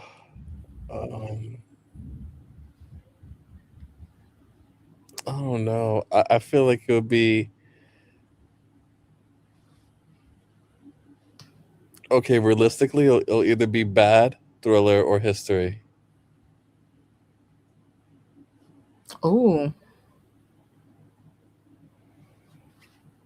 can't answer. I would pick, and you don't have to pick just one. I would say Off the Wall always. Off the Wall / Triumph, like 79 to 81. I love that time period. And then Dangerous. Love Dangerous. And then I don't know. Right now I'm really leaning into History though. I don't know. The aesthetic for History was insane. Yeah, the outfits, the hairstyles, the videos. I love Bad era, but like specifically 87. I don't know why. 87. I have my favorite years. I would say History is pretty cinematic, similar to Bad. Yeah. So was Thriller, but you know what I mean. I feel like Bad and History have like that cinematic. I don't know. I feel like with Scream, They Don't Care About Us, Earth Song, Stranger in Moscow. Very nice. Very, very nice. It was. I mean, it's cinematic. It because it's like autobiographical. Yeah. Yeah. Yeah. You hit it on the nail. That's definitely what it is. Fan. I would say history had. Let me think before I speak. I would say history has some of the most versatile hairstyles. Oh You yeah, I have love the hairstyles in history. The childhood hairstyle, fire. you had the like the. Oh my gosh! Hold on. I gotta plug my computer and it's about to die. Wait, where is it? I don't know where the plug is. um, history had some good hairstyle. You had the short, straight one, like childhood. You also had kind of like similar to You Were Not Alone as well, and then you had the curly short hair from the VMAs. When him and Janet were twins, basically. She liked the straight hair. He had the curly. Yes, and then you had like the scream hair and like the long curly one, like on the history tour. I think you're right, Tori. History does have the most versatile hair, as aesthetic wise for Michael. I would say next would be Dangerous as far as hair, because Yeah. thinking about it, like it was curly, but like, oh, but wait, no, wait, you had that one photo shoot. Where's the slick back ponies? Okay, yeah, Dangerous is next too. Yeah. Ooh, who's a better dancer, 80s Michael or 90s Michael? That's so hard. I'm gonna let you answer this, Tori. I might say 90s because, and people like to throw jabs at Michael in the history tour. Oh, he had a backing track.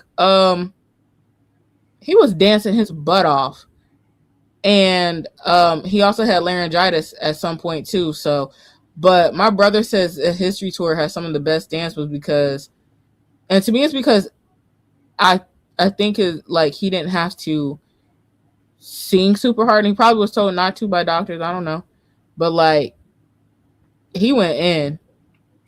Honestly, I would have to. My heart's telling me to say 90s because that VMA performance in 1995 was just insane. Like the dancing was insane for that Dangerous song. Insane. Yeah, and I don't think it would be bad to say Michael was, and I'm sure a lot of people be like, oh, the 80s. But no, logically speaking, it would be the 90s because Michael was always trying to better himself. Right. So, like Chris said, he was more refined and Yep. yeah, different genres of dance. Yeah. I Like, feel like trying to think. No, I feel like 80s was more like he was more spontaneous. Like he was structured but spontaneous. yeah, because he was like, he definitely was versatile because his styles have changed. Like my brother likes his moves like in the late 70s because they were really smooth. Like he was more, it looked more like fluid. Like I don't know how to explain it. But then in the 80s, that's when he started really experimenting and stepping out. And then the 90s is when he was like really perfecting it. I agree with you. Yeah, I agree. Oh dang! See, that's what people don't know. That lupus, like I hope they address that in part 2 of the movie because They need to address so much. He did phenomenally for someone. He did phenomenal for someone who had all those health issues. yeah, and he still went. Man, he still went on tour. Yeah, it makes more sense to say the 90s, and I think like when you said, was it you? Somebody in comments said that they believe that Bad deserved more Grammys than Thriller. Michael would probably agree because with Bad, he was trying to outdo Thriller. Like he was trying to take, just like he did Off the Wall. He wanted to do better than even though Off the Wall is a really good album, he wanted to do better. So he did Thriller. And then after Thriller, he was like, I want to take it higher, I want to do Bad. Like he was always constantly trying to perfect himself. Right. And I believe he said this when he made Invincible. I could be wrong, but I believe he's when someone asked him what's his favorite album that he did. I think he said the current one, Invincible. He, like you said, he always tried to, you know, keep going forward. And the Hmm. current work he was doing was his best work. So I believe, I mean, I could be wrong, but I truly believe he did say that, right? Didn't he say that Invincible was his favorite, the one that he's working on now? Well, back then in 2001. I don't. Are you talking about from the radio interview or that one interview where he I'm not went sure. I on? think didn't Jen mention it too about about how he said, I don't know, someone mentioned it, that how his current work is always his favorite. That sounds familiar, but I can't pinpoint where Me either. I it was was hoping you said. would because I'm like horrible at that sometimes. Hmm. He didn't. Okay, so it must be that one interview where it was like an hour long. It was like with the release promotion for Invincible. That one's a really good interview because it's so rare. Like I don't think a lot, like at least not the general public. I don't think too many people have heard it, but that's a good one.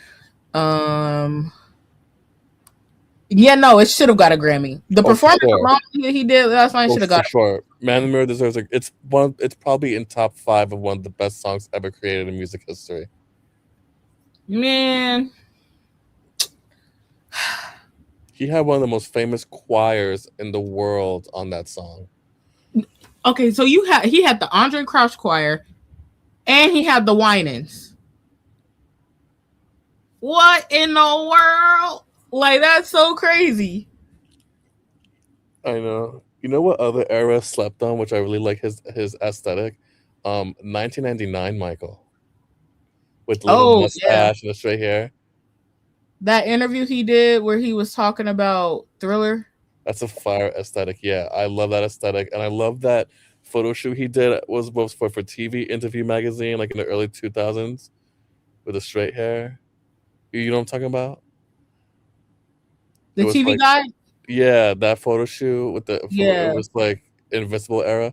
That that aesthetic is fire too. I love it. I love it so much. it slept on that late '90s. Oh, what's the next question? Oh, what? Why was I asking? What? How you gonna pick this? What was my problem? Y'all don't have to pick this because even now I can't choose. I I would can't say choose. some of those up there are my favorites, but what? Yeah. What is my or pick your favorite Michael Jackson hairstyle? Like we just gonna let this be the question. Pick your favorite Michael Jackson hairstyle. Oh, that one. Yeah. Mm-hmm. Okay. The 2007 ones. Yeah. Oh man. Long curly hair. Yellow. The one in the red. I like that hair. And then I like to remember the time hair. I don't know what it is. I love the childhood hair. Like in the music video, childhood. I mean, the short film. Sorry, in the short film, childhood. I love that history era short hairstyle that he had for like, just that short hair era, like the VMAs, the They Don't Care About Us, the childhood short film, all that. I just that to me, it's just chef's kiss. Great aesthetic, Mike. Oh, the Scream one. Yeah. That was nice. Stranger in Moscow was nice too. Yeah. Oh, he had what's it called? He had that good. What do kids call it? That good hang time. Yeah, that hair was beautiful. Ooh, I like the off the wall hair. I also like even in the movie they Me too. showed it when he was in going to the meeting when he first was doing the sit down with all what was it, the lawyers? I don't even know. And he had that like fluffy Jerry curl. I can't explain it. It was Mm-hmm. like the I know fluffy what Jerry you curl was mean. cool. Yeah, it's like what you said before. You said him and Jenna have hairography. Mm-hmm. That's so true. Oh man, The him and hairy. Jen have the best hair moments. That is my favorite. Oh, the sharp look. I think he's Probably like talking bad about the era. one with the his profile picture, right? Which Well, one?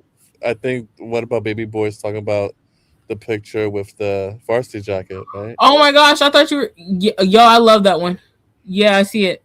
Yeah, I think he's talking about his profile pic. Please confirm. Yeah, I had to zoom in. Yeah, yeah. I And love I that said picture. bad So funny. era because that description gave bad era vibes. He I was like, said yeah, yes, my probably profile pic. Yeah, bad. that was great.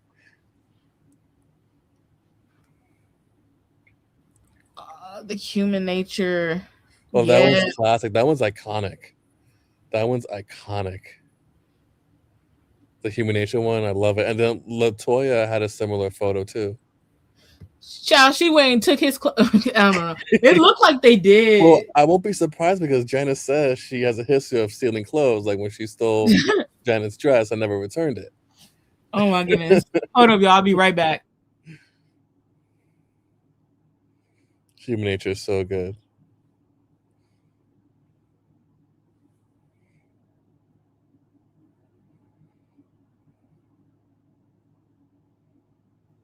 All right, since Tori stepped out. Hey, man. I'm dead. Thank you. I was like, I was like, oh, snap. No, I'm getting ready for work. I'm detoxing, but I had to make like smoothies for the movie theater. right. Because now Michael's back in theaters. Woo, woo, woo. It should be for the whole summer, man. They dropped the ball on that one. Or until it makes 1 billion. Like, Yeah, there's so many how people that want these to see it. movies, Bohemian Rhapsody made that money. It never made $1 billion. Let me be quiet. But it was in theaters for a long time. Right. So, And it's no shade. We love Freddie Mercury, but we want. I love Bohemian Rhapsody. Keeping the Yeah, Promise. I saw Still too. love It was it. phenomenal. But we want this movie to reach $1 billion. Rightfully so. Rightfully. I don't know why I got the camera off. Like I got my wig off or something. It's like, Yo, I'm sick of you guys tonight. You guys... I was like, wait. I'm looking. I said, why is it off? Ooh, blood on the dance floor. He looked good with the braid. That was in the red Oh, suit. That's a good one. Thank you. God bless you, Akasha. That was a good one. no, because I'm obsessed over that look right now. I was like, why did he do this more often?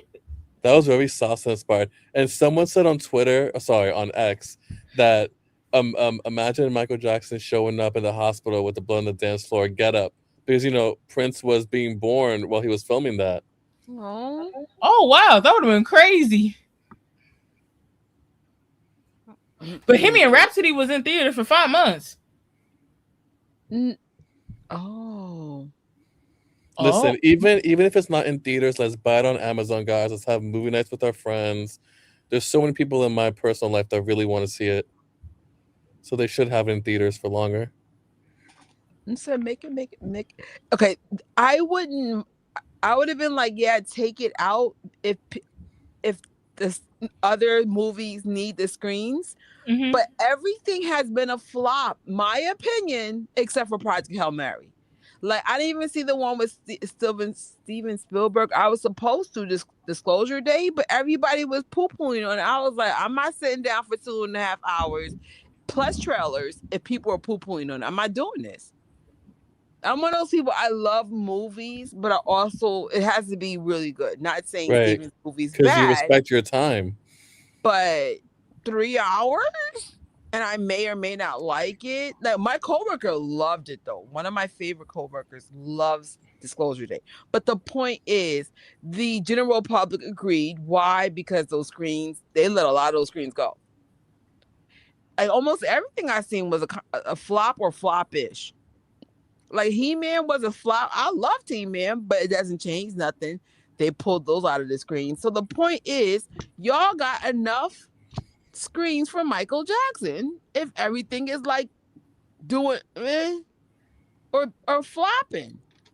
I agree, It's Trish. probably gonna be like the movie of the year, the most successful movie of the year. I'm just saying, like. No, so here comes the stiffer okay, so biggest competition for July, Odyssey. Every movie head is going nuts for Odyssey except for Trisha. I even asked my Oh, coworker, why is everyone going nuts for this? So Odyssey comes out in a couple of days. We also have Spider-Man Brand New Day. I'm not gonna lie, I'm very excited about that. High key, me too. I mean, I hear what you're saying. Like, is it going to be Oscar worthy? Odyssey might be the only one versus Spider-Man because they just never let comic book movies get to that level of fame. What else we got coming, y'all? Then, of course, at the end of the year, we have Dune 3. We have Dune Day. There's that Fockers movie, like the other installment of the Fockers. Yeah, but this is not competition. That means Michael can have at least a screen Yeah. yeah. every day. Like And this summer, low key, I don't really have much on my list. That's why I was like, oh, Michael's back? All right, let's book, 22 and 23 sightings. Let's go. It's like I don't get a dime for going. I'm like, I legitimately do not have time. I'm doing a collaboration with someone right now. That's why I had to get off the camera. I was like, I got things to do because I gotta shoot for that. But yeah, no. yeah, I remember I was trying to get on the AMC app because I think I was trying to buy tickets or look at times for something, probably the Michael movie, and it's putting me in a queue like it's Ticketmaster. I'm like, okay, what's coming out? So I'm looking, and they talking about Odyssey. I'm like, bro, I ain't trying to be here for Odyssey. I just want to look at some times. They talking about 28-minute wait, girl. What? No, I so for thought. us, like when that happens, you have to go to the theater in person to do it. I was thoughtful. So when I went to go see the Mandalorian, the Odyssey thing dropped, and I said, "Oh, this is for Odyssey." I said, "I just want to see the Mandalorian." Everybody was looking at me like, "You're such a loser." I don't care. I still don't have Odyssey tickets. I'm not saying I don't care. I just don't. But whatever. Wait, what is Odyssey and why is it so huge? I don't get it. Wait, Trish, how was the Mandalorian movie? I liked it, but I kind of I hate to be, part of the poison of the Star Wars community. I liked it enough to see it 3 times in theaters. However, I agree with the overall consensus is we didn't need it as a movie release. What they should have done is treat it like they do, let's say, finales. They should have did like maybe for the week of May the 4th, let the movie out for a week, 2 weeks max, and then put it straight on you know, put it straight back on Disney Plus. Right. So someone like me that loves the Mandalorian, we just want to go there, show off our fits, have a good time, Right. But I think people were aggravated they did that, and out of like principle, people were just not going. But I liked it. If I had to give it a rating, I give it a 6.5 out of 10. It was Okay. it didn't suck. It had a rewatchability about it, but it still was like, I'm like, y'all really didn't have to put this on a movie screen. Like, Right. it should have been like, yeah, what are you doing for May the 4th? Well, we're gonna, before we release it on Disney Plus, you get to see it here at the theaters. And then your hardcores would have probably covered the cost to make the movie, and then that's it. Right. Or they could have broke up the movie into several parts on what do you call it, Disney Plus. Right, because I was debating to go see it or not, because I'm a big Star Wars head too. It didn't suck. It's like, but it's not like how it was with Project Hail Mary. Project Hail Mary, that movie's long as hell. So on the Lilo, you would recommend just waiting for it to go on Disney Plus. Just let it go to Disney Plus. I have to be fair. I'd be like, Okay. I respect it. It's like, was it cool? Hell yeah. But like, if you gotta like drive, go out your way, get a babysitter, like, don't do that. Right. I live in the city, I'm in the theaters in 30 minutes. Like, people don't have that luxury, and I get that. So, plus I'm an A-lister. Only pay $30 a month for like 16 movies. I'm not paying. Oh, wow. Yeah. Even if you see one movie a month, be an A-lister. You got your money's worth. Just seeing one movie a month. You know what? Maybe I should just become an A-list because that makes sense. Like, Oh man, I've been in the movies. Let me see how many times I've been to the movies from the Michael movie era alone. Because I know. Okay, when I was in Cali, I saw it. Okay, There we go. well, first time I saw it was actually first time I saw it actually was that was when I saw premiere. So that doesn't count for necessarily like ticket prices, but like first time I saw it was actually at the Chinese theater. Mm. Then I saw it at AMC. So AMC won so far.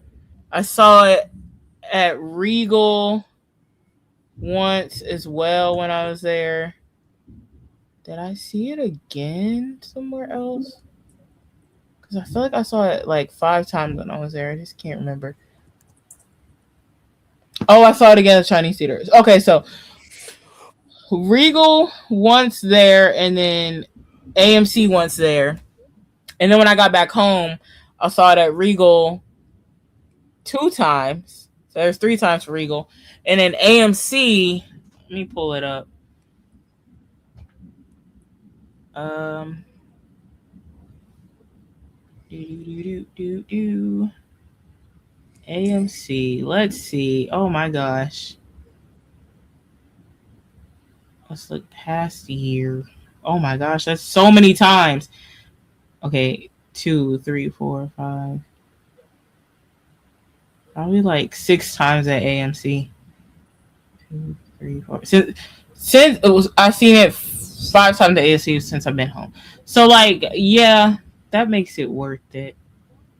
And it depends like what your lineup is. I'm not gonna lie, I'm not gonna like really see a lot of summer movies this year. But like I said, if I just go to the movies once, the average movie for us in New York costs about $30. So I always see Amex. Like I go on a premium screen, and I'm Mm-hmm. like, oh, the membership's like 28. So just get the membership. If you go on discount days, then no, it doesn't make sense because like it's like half off. But Yeah. I'm I go there for the free gifts. I go there just to get entry to the popcorn machine. I be in there for the dumbest reasons at the time. Like I do not air every time I'm in there and why. I be like, child, I just came for the free poster. But if you're a poster collector, oh my God, is it worth it? Like I got the Supergirl poster. Even though I'm not gonna like do a Supergirl fit tomorrow, which is today. I'm just too tired to do a fit. Like I'm like, I don't even know where my stuff is. Thank you, George, about the t-shirt. Hey Georgie. But nah. Like Did I you get said, a now the Michael poster? Sorry. no, so this is what so I was talking to Jalen. Hi, Jalen's new to me, but he lives in New York. And he was like, oh, I noticed, no, I didn't get the Michael Jackson posters or nothing. And I said, so this is my observation about freebies. They usually give freebies when they're trying to entice people to go see the movie, Mm-hmm. right? I guess they just knew Michael was going to be okay. We never got a freebie. And like Oh all the wow. movies where I get freebies, I'm like, wait a minute. It's stuff that low key had an obstacle. Karate Kid Legends. Oh, All right. I'm man, weak. they have so many different He-Man. type of freebies. Yeah. And it works for collectors like me because we'll be like, oh, I use like most of my house is based on freebies. So I'm like, oh, I'm in there like swimwear, y'all. Like, Right. Yeah. but I was like, Michael, not so much. They didn't even give us a sticker, bro. Like nothing. I know Japan got some things. Oh, that's nice. That's because they go all out for Michael over there, man. Facts. Japan, China, like, They love some Michael and Janet in Japan. man. I hope Japan can get us to that 1 billion. Did anybody even bother to see what we're at? The last time I checked, we were at 160. Oh, I'm sorry, 960. We're 40. We're 40,000 short, right? No, I 40. did say your name when you got on here. I don't know. I Maybe was we laughing just at talking that. too much. I said, "What about baby boy?" Michael movie box office. Let's look. To me, okay. Oh, yeah, we're about at 960 million. Oh, yeah. So for me, like my first real like fan watch of a movie, because like I would usually just go see movies like casually, whatever. But my first fan watch was Karate Kid Legends. Like I went dressed up, I was looking for the merch, I was ready to buy the merch, all that. I was looking for freebies. So I went there. I'm like, yeah, this movie's about to be packed. Like it's about to be like everything. Like this movie's about to be so good. The movie was good. The plot was phenomenal. It was just like, why is it so short? Jaden Smith Karate Kid was over 2 hours, and I've seen that movie like 3 times now. Every time I watch it, it feels like a full finished movie. Like the plot was good. So the plot was good, and then the duration was good. It felt full. Like it didn't feel like any empty spots or any plot holes. Now, Karate Kid Legends, the plot factor was there. The nostalgia factor was there with Ralph Macchio, and then you had the surprise character at the end.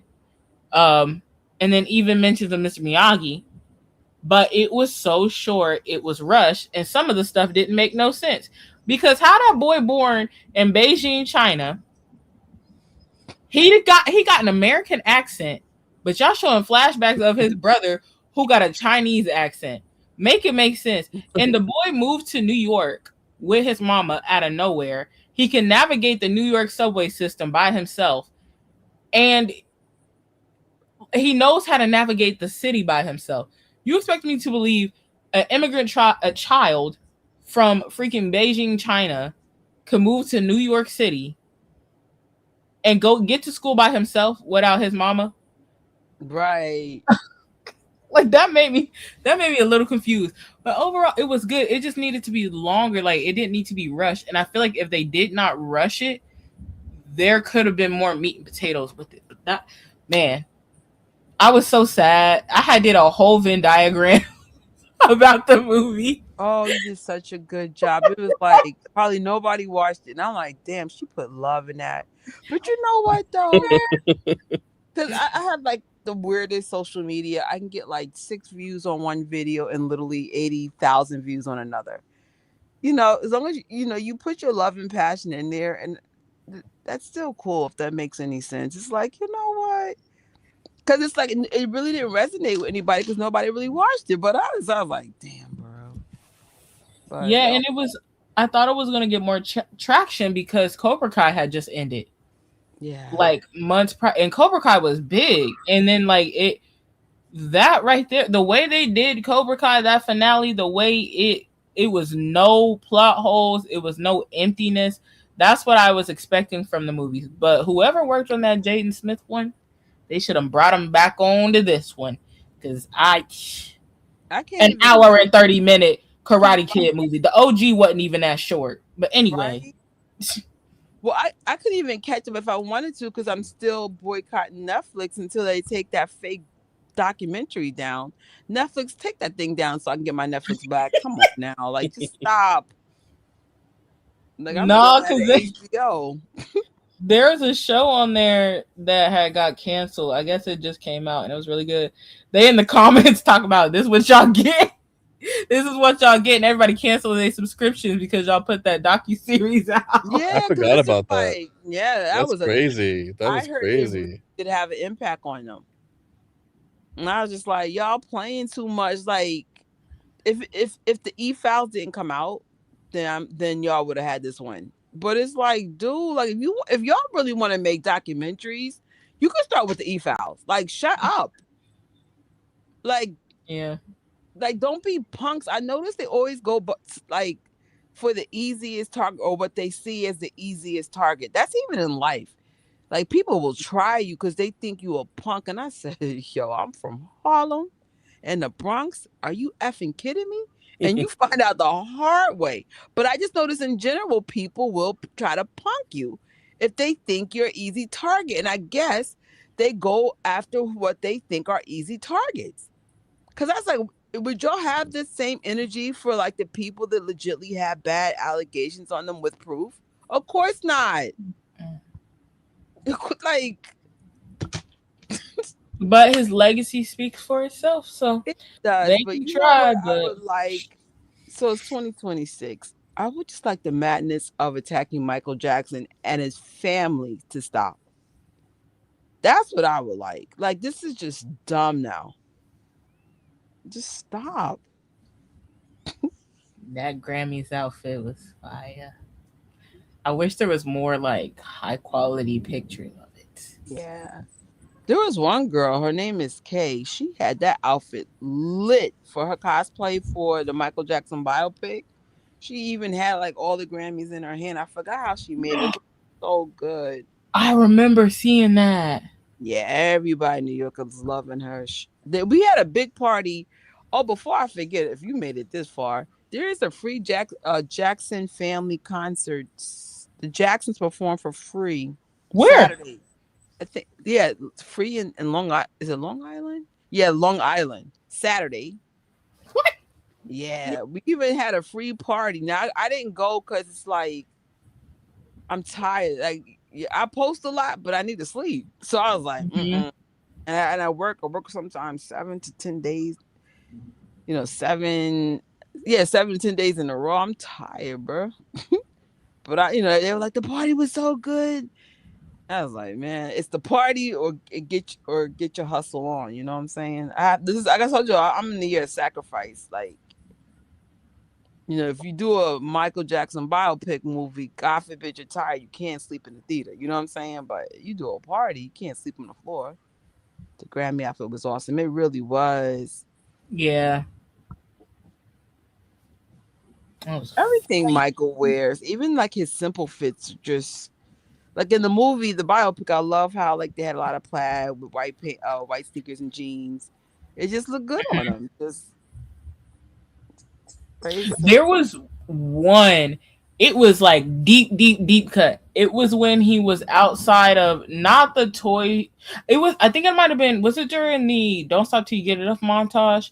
It wasn't. I think it was outside of a store. It might have been a toy store, and he was getting in the car. He had that blue varsity jacket on from the "Love Is My Message" photo shoot from that same era. I was like, oh my gosh, they Wait, paid wait, so much. wait. Which part? The shirt itself?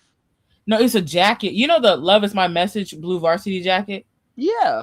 That from that one, he had it on in the movie. It was like a very quick clip. I think it was might have been a part of a montage scene. Okay. So He it had might a have been "Don't lot, Stop a Till You lot of Get Enough." outfits like that made you go, "What?" Yeah, that plaid was spot on because that plaid reminds me of the plaid he wore. Oh my gosh, let me see. I have the picture on my computer. He did this photo shoot in Colorado when they were on the Victory Tour. So it wasn't the same time frame. It was just the same outfit. It looked like. I know I got it. Oh, here it is. Here it is. Here it is. It's up here. It's literally like this.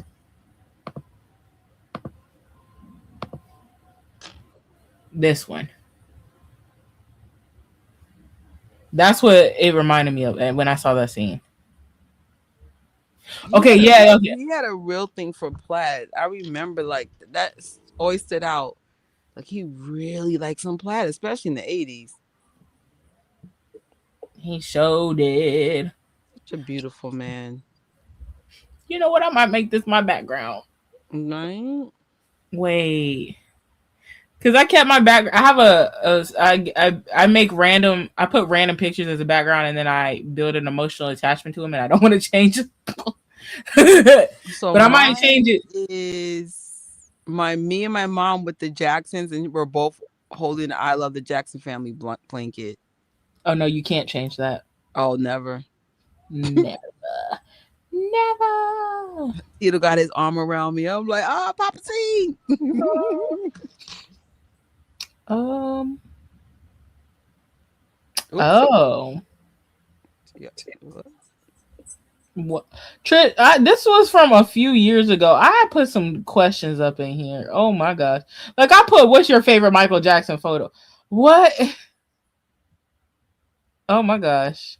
This If one I of them. said to say one offhand, that's actually by my office. The one with the yellow vest. That's one of my favorites. And Latoya had the vest on too.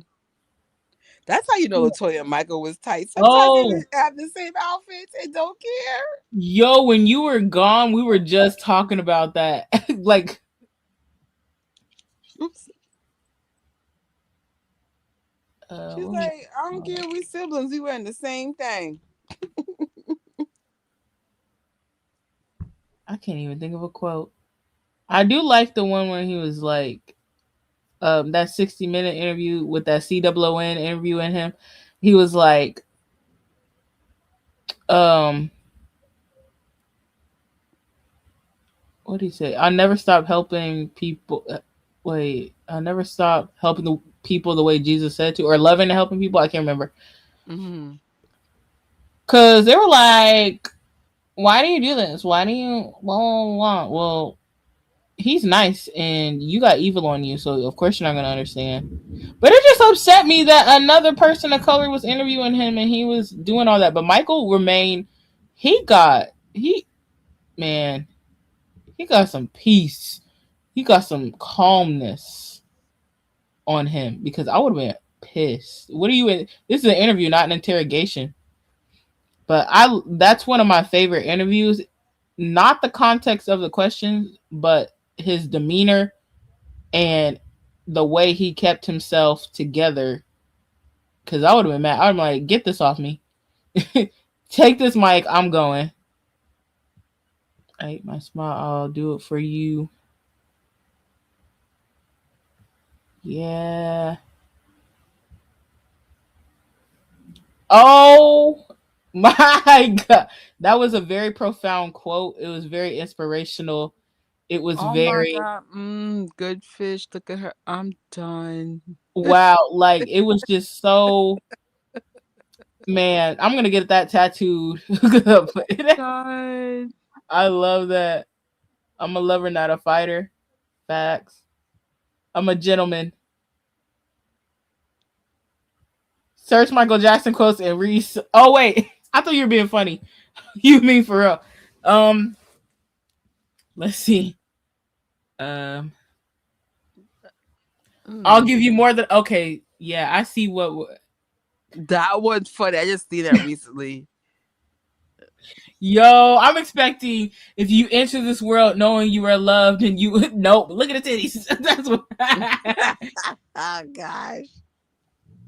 Oh my gosh. Michael Jackson quotes. Let's see. Get some inspiration. I said Michael. This is why I don't like this AI thing. What? I said Michael Jackson, not Michael Jordan. Are you dumb? In a world filled with hate, we must still dare to hope. In a world filled with anger, we must still dare to comfort. In a world filled with despair, we must still dare to dream. And in a world filled with distrust, we must still dare to believe. That's a good one. Lies run sprints, but the truth run marathon. Yes.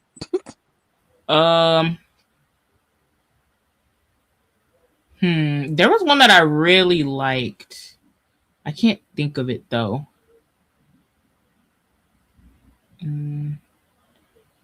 Sometimes. Oh, wait. Yeah, this is a good one. Sometimes the heart is so heavy that we turn away from it and forget that its throbbing is the wisest message of life. A wordless message that says, live, be, move, rejoice, you are alive. Without the heart's rhythm, wise rhythm, we could not exist. That's from Dance in the Dream, by the way. If y'all ain't got Dance in the Dream,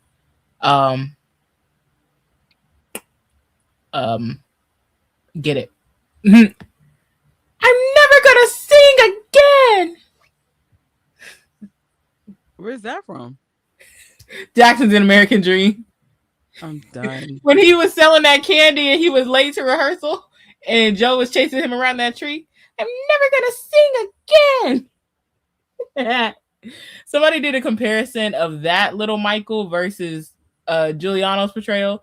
Giuliano's portrayal was he was a little angel, and then here come The other one. Talking about throwing a shoe at his head, No, fighting but him when he get on the plane. no, Juliana wasn't an angel. Remember, every time Joe walked into a room, like he was going to kill Joe with his looks. And remember, there was a part where he's reading Peter Pan, and then he said it was Joe. He wrote Joe over Captain Hook, and Peter Yeah. Pan was kicking Captain Hook. I was like, no. It was just more subtle. It was more in the facial expressions and energy when Joe was around him. Yeah. I'm like, oh no, no. A nickel. I love you more. Oh, I do like the one where he's like, if you can't afford to travel, you can travel mentally through reading. Yeah. Yeah, there's some good ones. There's some good ones, y'all. My Study favorite. the great, become greater. My Yeah. favorite is if you enter the world knowing you're loved. That's a good one. What happens in between doesn't matter as long as you leave love. Or if you leave, if you're born and you leave love.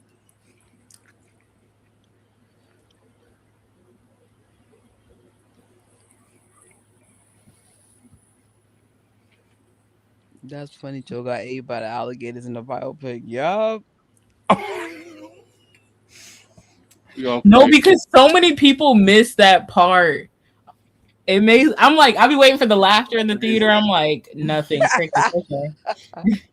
So I Like, got the laughter on that one on, I think, my 18th screening. I was like, oh, 18 times the charm. 18 times to get a giggle on. That's awesome.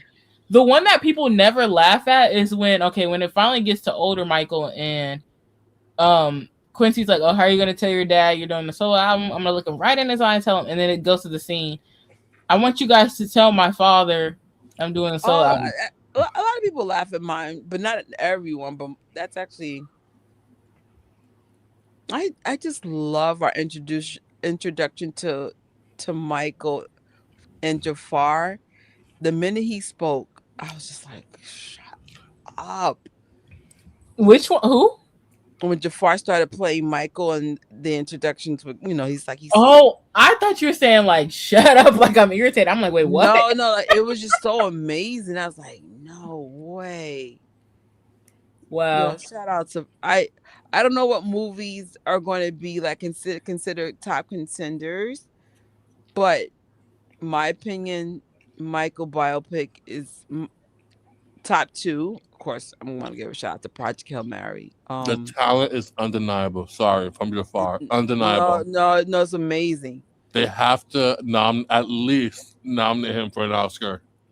Mm-hmm. We'll see, because they like to snub people, especially Jacksons.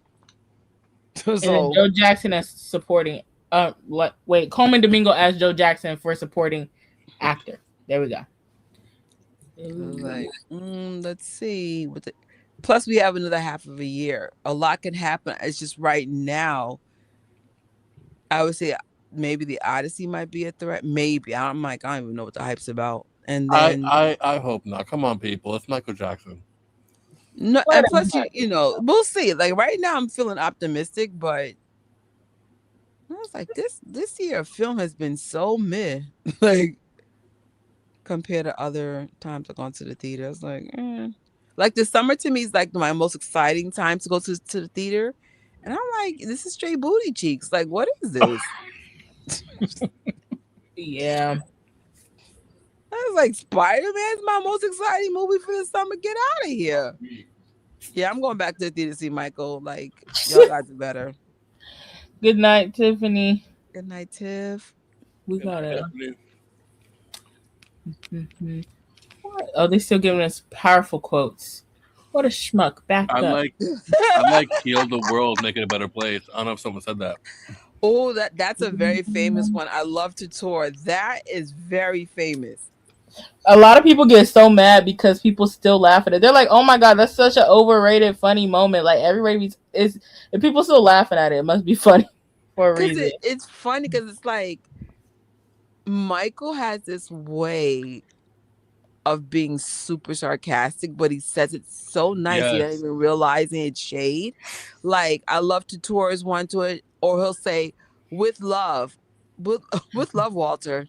Try Try harder. harder, I was please. like, and of course, and this is it. How many times he said with love? I'm like, oh, oh. I also like when him and Janet were writing Scream, and he was like, "Mother's gonna be mad at us." I'm gonna say she made me do it. She made me do it, mother. Mm-mm. Your voice is. You sound like Carol Burnett. Or then when he's like, "I have an idiots for a sister, folks," or whatever he said. I know. I was like, ouch. I'm like, dang, Latoya was taking jabs left. Even in the movie, talking about Latoya, get the H out the way, or get the H out of here. I know. Oh my god. Spit it out. He was like against cursing, but then he'll be sarcastic. He's so funny. Meanwhile, she's a good businesswoman. Latoya? Yeah. Of course. We love Latoya. Live, laugh, Toya. Yeah, right. With love, Walter. Please try harder. It's like, yeah. Boy, those are amazing photos. Oh gosh. Wait, is this the last? Oh wait, is that the last one? How many more do I got? Oh, that's a tough one. What's your that crazy hard? Are you crazy? What's your favorite Michael memory? I can't choose, but I'm gonna be straight up. My current one was Michael movie premiere. That was one of those days where I was just like, what? The way everything flowed and I like, can't believe you're there. Yeah, you did get blessed. Yeah. That's an amazing blessing.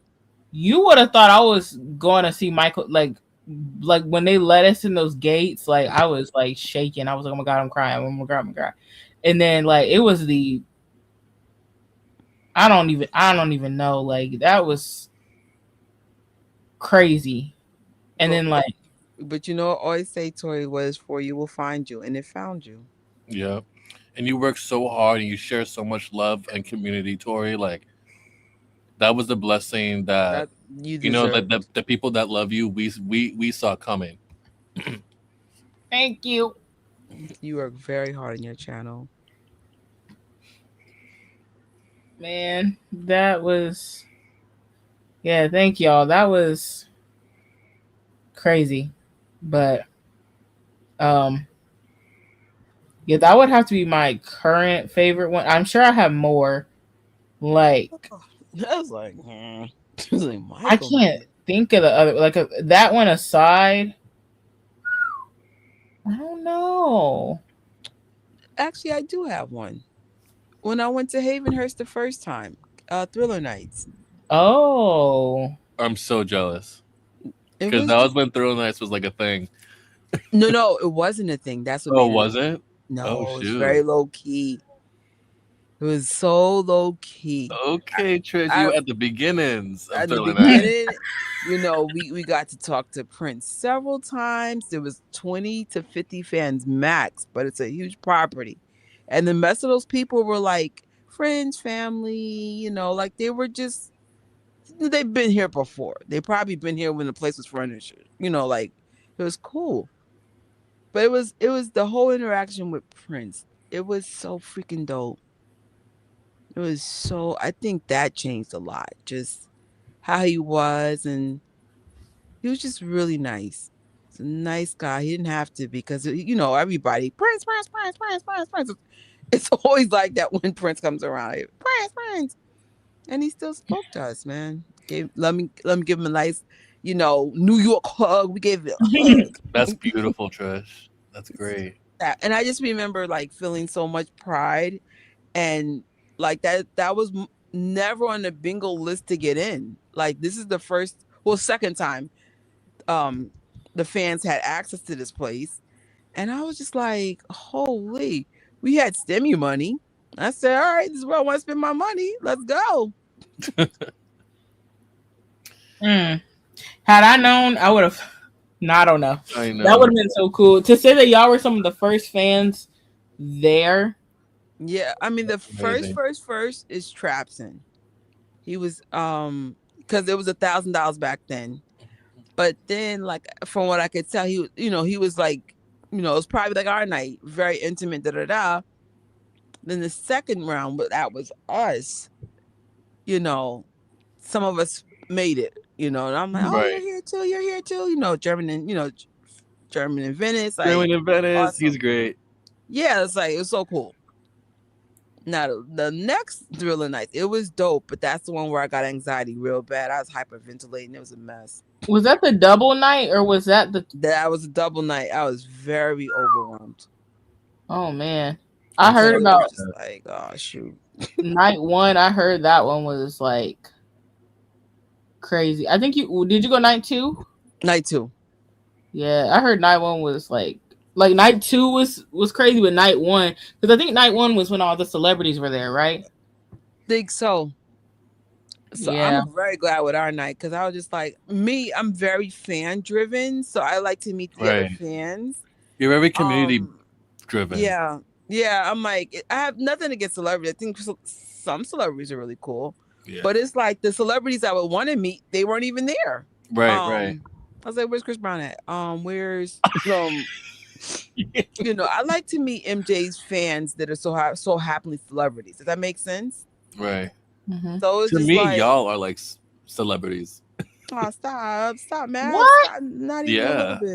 bit. Child, but no, but the way that y'all were saying that folks were coming up to y'all, Right, that part did make me overwhelmed because it's Like like the fact that I no saw one that ever does Jen that. met So I was Tom like, what's going Mesereau, I would on? literally pass out. Nah, I was so off guard. Like, And y'all so met TJ and all that. I don't know what to do. You met Prince. Crazy. That's so cool. I get overwhelmed around I them think Trish sometimes. has. wait, can he hear us? Oh You? no. Wait, hello? Yeah. No, wait, no, you No, can. it's Can funny. you? He answered. That was made it funny. It's- Yeah. No, no, it's just so cool. Like what the heck? those experiences are so cool. They are. That's like my They're prayer. inspiring. That's like my prayer. Like I would say my favorite Michael memory so far is when I went to see MJ the musical with my mom. She got the tickets for my birthday. That was really special. That was a few years back.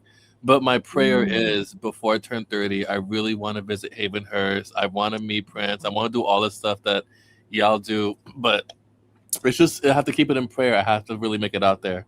I had the opportunity to, but life happens. It does. You'll make it, cause Yeah. You'll make it. especially now, like there's so much coming down the line, like with this movie, like there's I feel like there's gonna be like a lot, and of course there's part two, so that's gonna be another resurgence. Right. It's just, yeah, Like I have to go to Neverland. I have to go to Forest Lawn. I feel like I've done so many beautiful Janet things, and I want to continue to do those things, but I have to also show Mike some love. Like I have to make it out there to the West Coast. Well, definitely try to do the most you can on our side. I was talking to Karen from the Apollo. This is a vendor that's all over my footage because she's always at the Apollo. Uh-huh. And I said next year I would like to coordinate with the Michael Jackson fans in New York to see how to do something at the Apollo. And if no one shows up, I'll still be there. Does that make sense? But like, Karen had some ideas, I had some ideas, and we're going to try to make New York a place for fans to come because it's like in order for you to be able to go to Havenhurst, you're going to have to let your money rest. Right. So if we have the money rest, then we have to have more stuff in New York. Right. Start doing more activities. So And there's so much Michael history here. it is, but like we're still waiting for those New York City leaders to step up. You need those MJ fangirls, those Melanies, you need Amadas to say, you know what, let's do something. But I'm constantly looking for stuff that I could latch on to. Like, for example, there's a sunflower event that happens every year in upstate New York. I said, well, maybe I should have a meetup and just have all the fans there. It's Oh, just I would go. right, like just try to find things that you would want to go to for real, but then give it a Michael Jackson twist. So it's not costing me no extra money. Just wear whatever, like wear a t-shirt. I mean, it would be cool to wear MJ stuff too. But it's just like I'm still trying to find a balance of my life, and social media has gotten really different in a good way, but it could be overwhelming some days. Yes, very overwhelming and But draining. yeah, yeah. I'm a workaholic, so that's the only thing in my favor. I love to be busy. And You're then it's like definitely a Jackson extended family. I'm like, I don't know why I can't be still. So that's the advantage. Just I'm still healing and my body's still going through stuff. So it's just like health is first. Right. But I don't plan to travel for a while. Like maybe I'm not gonna say anything. It was whatever God takes me because I don't want to put a That's time right. frame. God might have something so much bigger that I don't see. But Right. I don't know. Right. It's Trish, just I it's just want like to see you. Hmm. I want to see you. I do, but let me tell you something. If I had traveled in the last year or two, I'd have lost my apartment. Things are not good. Like oh my wow. money's not matching the cost of living here. And so unless things change in my salary, I'm going to be stuck here for a minute. Now, here's the great news. I made more money on social media this year than I did all last year, and it's only June. So, like I Oh, said, sometimes something could switch that you don't see coming. So just because I don't see the financial freedom, maybe Right. something's, I don't know. So I'm very lucky. People are like, "Oh, you want to Right. collab?" They'll tell me how much they're willing to give. So I'm like, "Oh, that's cool." Like I was like, "Oh, this is," and then something was just, messaged to me earlier today, and it was a lot of money. It's almost like more than what I make in a whole month at work. So I'm like, I want to see what the contract's about and see if they want to work with me. But Right. that's why I work hard, not for followers, just so I could learn to be much faster and more creative. Right. So I'm like, no, I'm just trying to get in this game like everybody else. Right. It's just like what you said about meeting Janet. Like no one saw that. I didn't even see myself meeting her, and then God just finds a way. Yeah, Tori called. She said, "Hey, I got a location for you. and You found a location because then in New York, like even though it was a lot of money for me, it would have been more money in New York City. So Right. I was like, nah." I found out that location because of Matt. I just couldn't tell you. I Mhm. couldn't tell y'all. I Oh, couldn't okay. Right. tell each of you where each of you was going because, like, of course, keep y'all plans private. Right. Right. Like Matt tipped me off about the location, and then I was like, well, I don't know how far it is, but she in the That state, part so was funny. I said, "Tori, that's far." Like, but I so happily had flight vouchers. So I had a round trip ticket for like $12, and I think one was first class. I paid Oh wow. $12 to be in, like I was like wow. $12. So that's the only That's advantage so of funny. traveling. You get all those miles, and then Right. like Buffalo by plane super super quick, but not like by car or train. So I drove from where I live at, and I live like 45 minutes out of New York City. So I drove from my house all the way to Buffalo. wow. I remember that because you didn't have a chart. That was crazy, and I was trying to get the rundown from y'all because y'all went before me, and I was like, Oh man, you see, God, wait, God makes a way. go, Yeah. and then my turn came. I was like, oh my god. Right. And we're Um, and we're so But blessed now to be it's the part of this opposite community. though. This is the quiet season. Even you said early in the live, you noticed a lot of fans stayed at home. I want everyone to stay at home if the finances are not yeah, there. But I also want you to make the best of being home. So if in this case, a lot of people went to the biopic. Perfect. A lot of people just start stuff on YouTube. In my house, it's like I could literally be by myself. We still turn up. We're still having fun. That's one thing I guess it's a very fun household, whether people are with me or not. I was like, "Pfft." But I get that from my mom. My mom was a very beautiful, magical, joyful woman. And she taught us even when you don't have nothing, you have everything. That's right. So yeah, I want to like bring that energy back to like when we had my first meet out. I didn't have any money. I just took I have a huge collection. I just found doubles and triples, and then I just shared it with people. If this stuff is brand new, why not share it? Like I've had this stuff for 15 years, and people were grateful to get it because, like I said, the fandom is very, very young and new. They're around y'all ages, and so I mean, I appreciate it, but they appreciate even more because the stuff is so rare. And I'm like, Mhm. I still have double. I have more of it. It's just I have to learn to let things go and share. Like I don't have any children to leave any of this to, even though I know where my stuff will be given once I cross over to the other side. But logically thinking, nobody's going to be able to take all the stuff I own. So why not just share it now? Like if Mandalorian was successful, I was going to give away $300 of Mandalorian stuff. I have too much of it because my family, once they get wind that I like something, they were giving me mad Mandalorian stuff. I said, "You got to be kidding me right now." So I was just like, "Anybody want socks?" Like I had so much stuff. I was like, "Bruh." So one day there might be a Mandalorian giveaway. For now, I'm probably just going to ship this stuff to my nephew. He's 6 or 7 now. And I'm like, you know what? His birthday's coming up. Here's a whole bunch of Mandalorian stuff because I honestly don't need all this stuff. So the point is, we're going to make it happen even if we don't know how. Like, Mhm. for what you got, I got a lot of stuff because I'm such a hoarder. But a great way to give it away, even though like I quote unquote lose money, I get money because you guys watch our channels and my channel is monetized and I do get brand deals now. Yay. So technically, I'm just giving back what you guys give me.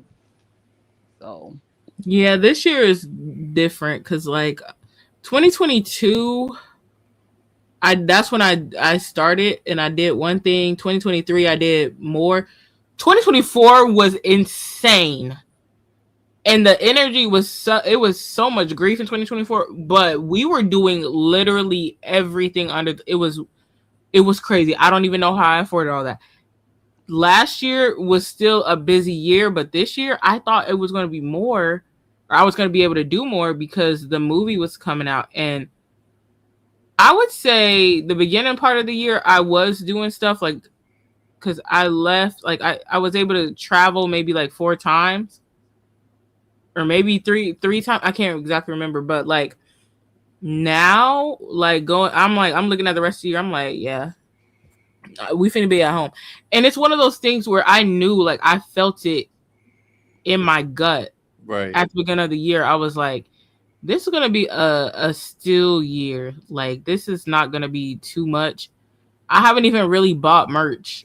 I didn't get none of them popcorn, but I didn't get none of that merch. You know what I got? I got a ticket, 2 flyers, and mm, that's all I have, and I'm fine with it. Cause old me, it's like you get to a point where like, because I know I'm still young, but like once you've done so much, it's kind of like when people are like, "Oh yeah," like how Michael was saying, like after a certain age, he didn't care too much to go to clubs and all that because he did it when he was younger. Like he mm-hmm. did been there. Done. Now I'm still open and like I would love to travel and go to events and stuff, but I'm not like up in arms or have FOMO if I have to Right. miss something. If I don't have the money, I can't go. Like like it doesn't make sense. Like Right. That's where I'm at. That's why I'm like, I'm it'll like, happen no, when it I would happens. love to do all this stuff, but it's just Mm-hmm. like it was like when we went to Thriller Nights, the money was literally there. I didn't have to put it on a credit card. I paid for it. Like I paid for it. That's what I want to be in my life right now. So I feel like that's why like, even though I have popcorn buckets, believe me, I am collecting significantly less compared to last year. Like there was Mm-hmm. a Supergirl bucket that I saw yesterday, $50. Everybody's like, oh, everyone's going to get that one. I came home with nothing. I have a beautiful collection as it is. Just leave it alone. Like the goal right now is to have the kind of money I had when I went to Thriller Nights the first time, where it doesn't Right. bother you. You know what I'm saying? So it's like, Mm-hmm. but in the meantime, while I'm stuck here, make my home better, try to, be more in the community and shit. Like I said, share what I do have. Right. Like, I was like, no, if I get 2 T-shirts or an extra T-shirt, boom. Like I know the next meetup, there's gonna be some nice prizes. I just don't know when it's gonna be and when I'm gonna give. Like there'll be Funkos in there. There'll be that because I'm like I have this bad habit of buying two to three of everything, and then like I never resell it. So I was like, you can't store all this stuff. Just give it away. Like so, we're definitely gonna like figure it out. Because at first I was gonna sell my stuff, but then it's not worth as much as what I bought it for. So I was like, you know what, just give this stuff away. Who cares? Not saying who cares, but the whole goal was to get my house decluttered. So if Tori ever comes to New York, I have a place to put her. I was like, cause my family, they stay here too, but I'm not the only hoarder. That's what I'm going to say. My family knows how to adapt to chaos. So shout out to my family. Like, even though they have nice houses and Zen, not all of us have nice houses, and they adapt. And that's what I love about my family. Like, even if they have bougie houses, they also know how to sleep in a room filled with boxes and don't say nothing. I'm like, I love y'all for that. Like, I really do. But not saying Tori wouldn't do that, but I just don't want to scare Tori. I had this weird vision that you would be in New York next year for our first June 25th gathering. I'm like, I wonder. Me? Yeah, it's some weird vision I had the other day about you. I was like, Oh I wow. wonder. Okay. Yeah. I How don't weird, know. so random. Because I do want to be in Cali for the 20th year of Michael Jackson. Yeah. But the 18th year and the 19th year falls on a Friday and a Saturday. So I want those to be in New York where I'm from. Mm-hmm. That'll Yeah, be them cool, traveling Trish. That'll be prices. great. Um, interesting. Hmm. What a weird Well, vision to have. I'm like, Tori should be here. who knows? Have you guys been to Neverland? Yes. I went Yeah, with Tori once. How's the energy there? Amazing. it's very calm. Like it's not for some it might be sad, but for me it wasn't sad. It was very Peaceful. it's not crazy hot. Well, you know what? I can't I take that back. I haven't went in like the summertime. I went in the fall one time and then I recently went in the spring. But both times I went, it was very calm and like you don't want to leave. Like That's so beautiful. It's yeah. very beautiful. I'm glad that Michael had a place like that to go. Yeah, To away from Yeah. not like everything. in the city or like a rich gated community where people can still get in and all that. Like, It's a nice place to live, actually. It's like, ooh. If I had a dream place to buy a house, it would be Havenhurst. I would love to own a house in Havenhurst. mm-hmm. Havenhurst looks beautiful too. How's It it looks like there? so cool. It reminds me of like Disney, like the at least Michael's house. Yeah. It has a Disney energy about it. I can't explain it because Disney has this certain look. Mm-hmm. And I'm like, he captured it, but it didn't look like a cartoon's house. It just looked like a place you would see in Disney. It's like the clock on it that I feel like Havenhurst was his like because it was remodeled. Like he remodeled it in the 80s, and I think that's when he kind of became he either became co-owner or like the owner of it when he paid for the remodel. And I feel like that was like his training ground for what he would look for or what to do for Neverland. Because Mm-hmm. there's some elements like I see the Disney elements in this, and then Mm-hmm. you look at Neverland and it's like yeah, the clocks and everything. Like you got the train station. Like it's very It looks very so beautiful. God willing, I'll be able to go to both. But what really bugs me is that why isn't, Havenhurst is great but it just sucks that they can't open up Neverland like that for fans, especially for this new wave of fans. Yeah, that's for me. I know they're probably gonna have to give me an oxygen machine. There's video of me crying because the guy opened up the gate. I was crying. So then Hmm. I everybody was remember looking at that. me like, "What?" I couldn't stop crying.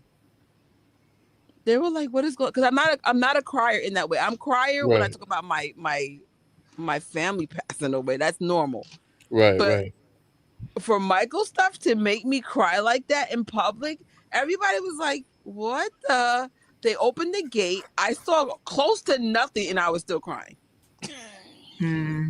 It's crazy because to me, you know, I'm sure to all of us, like Havenhurst is history, but so is Neverland. When we were Mm-hmm. kids, I always dreamed to go to Neverland. Havenhurst was never on my bingo card because I was like, oh, that's where the Jackson family lives, so I could never go there. But Neverland was legitly open to the fans. That was just the Right. beauty of Michael's heart. Like he would just let his fans just chill in there.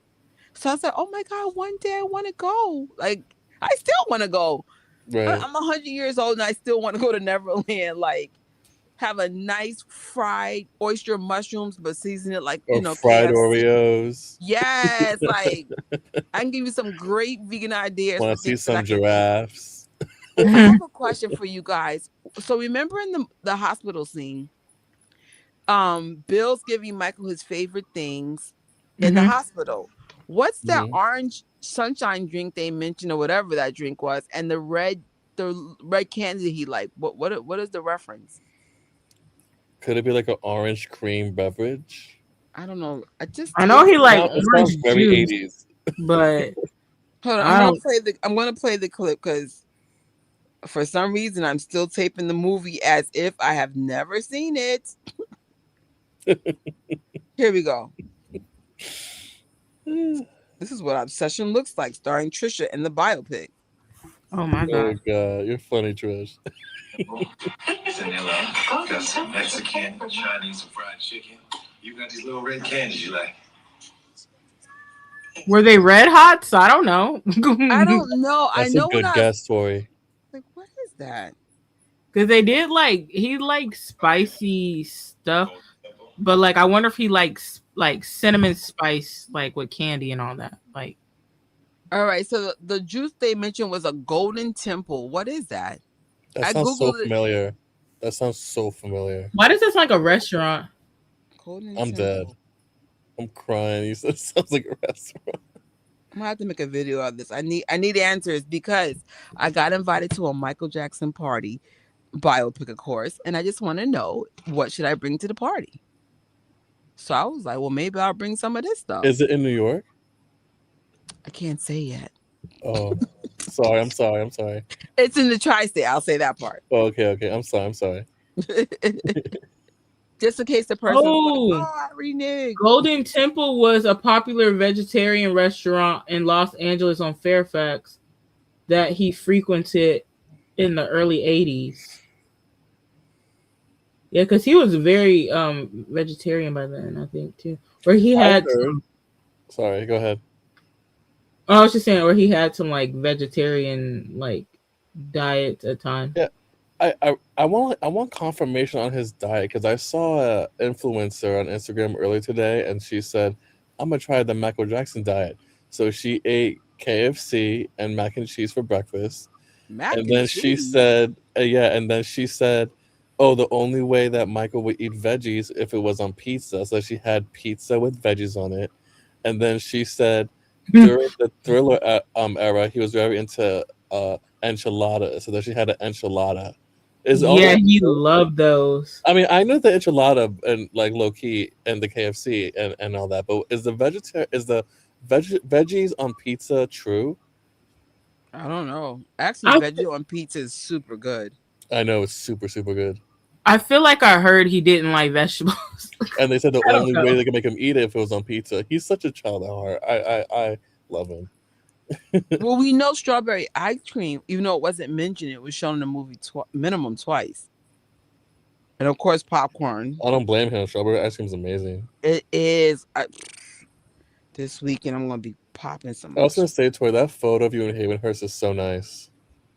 Shout out to Jess. It's just such a blessing, you know. I was like, Jess, can you take my picture with your nice camera?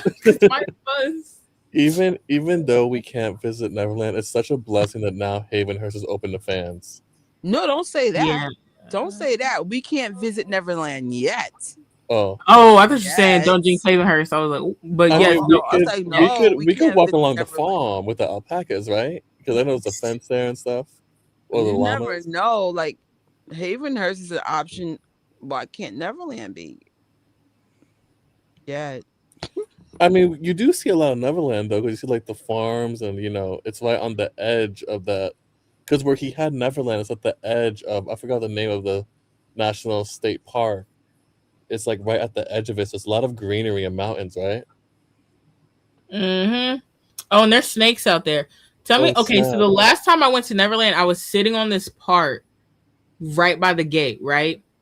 And that was my spot that I was sitting at. And then I got up and I walked over to this. I walked farther down to the street, which that was a very peaceful spot to sit at. I was there for a long time.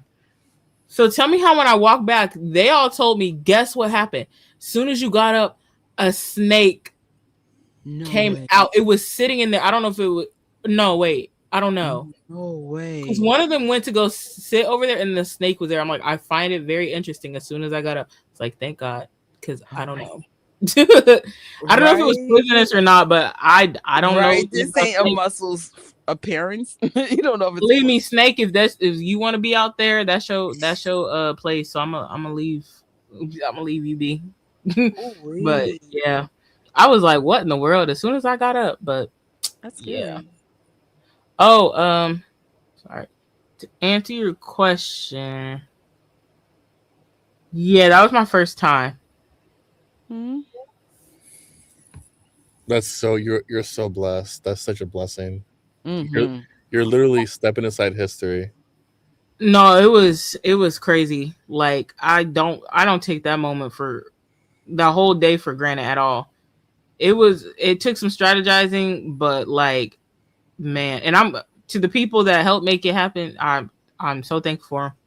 Like even down to the person who covered my work shift. Like my Mm. goodness, thank you so much. Like Would that was people are like you should have called out. I'm like, last thing I need is for y'all to see right. something online and oh, you called out I'm, sick and I am the same way, mm-mm. Tori. Oh, I know for a fact my company and coworkers follow me on social media. I do not lie. I'm not known for lying in that way.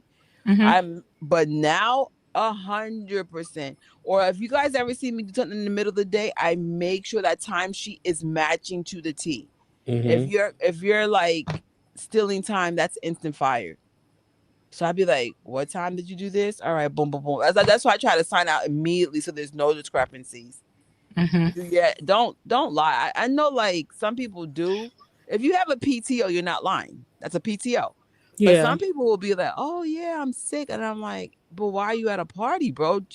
If you're not going to be honest, just don't tell the truth. Just say I'm calling out. I'm using my PTO. That's the end of it. Yeah. Well, the way mine works is like th- they're being like real strict. So you call out sick.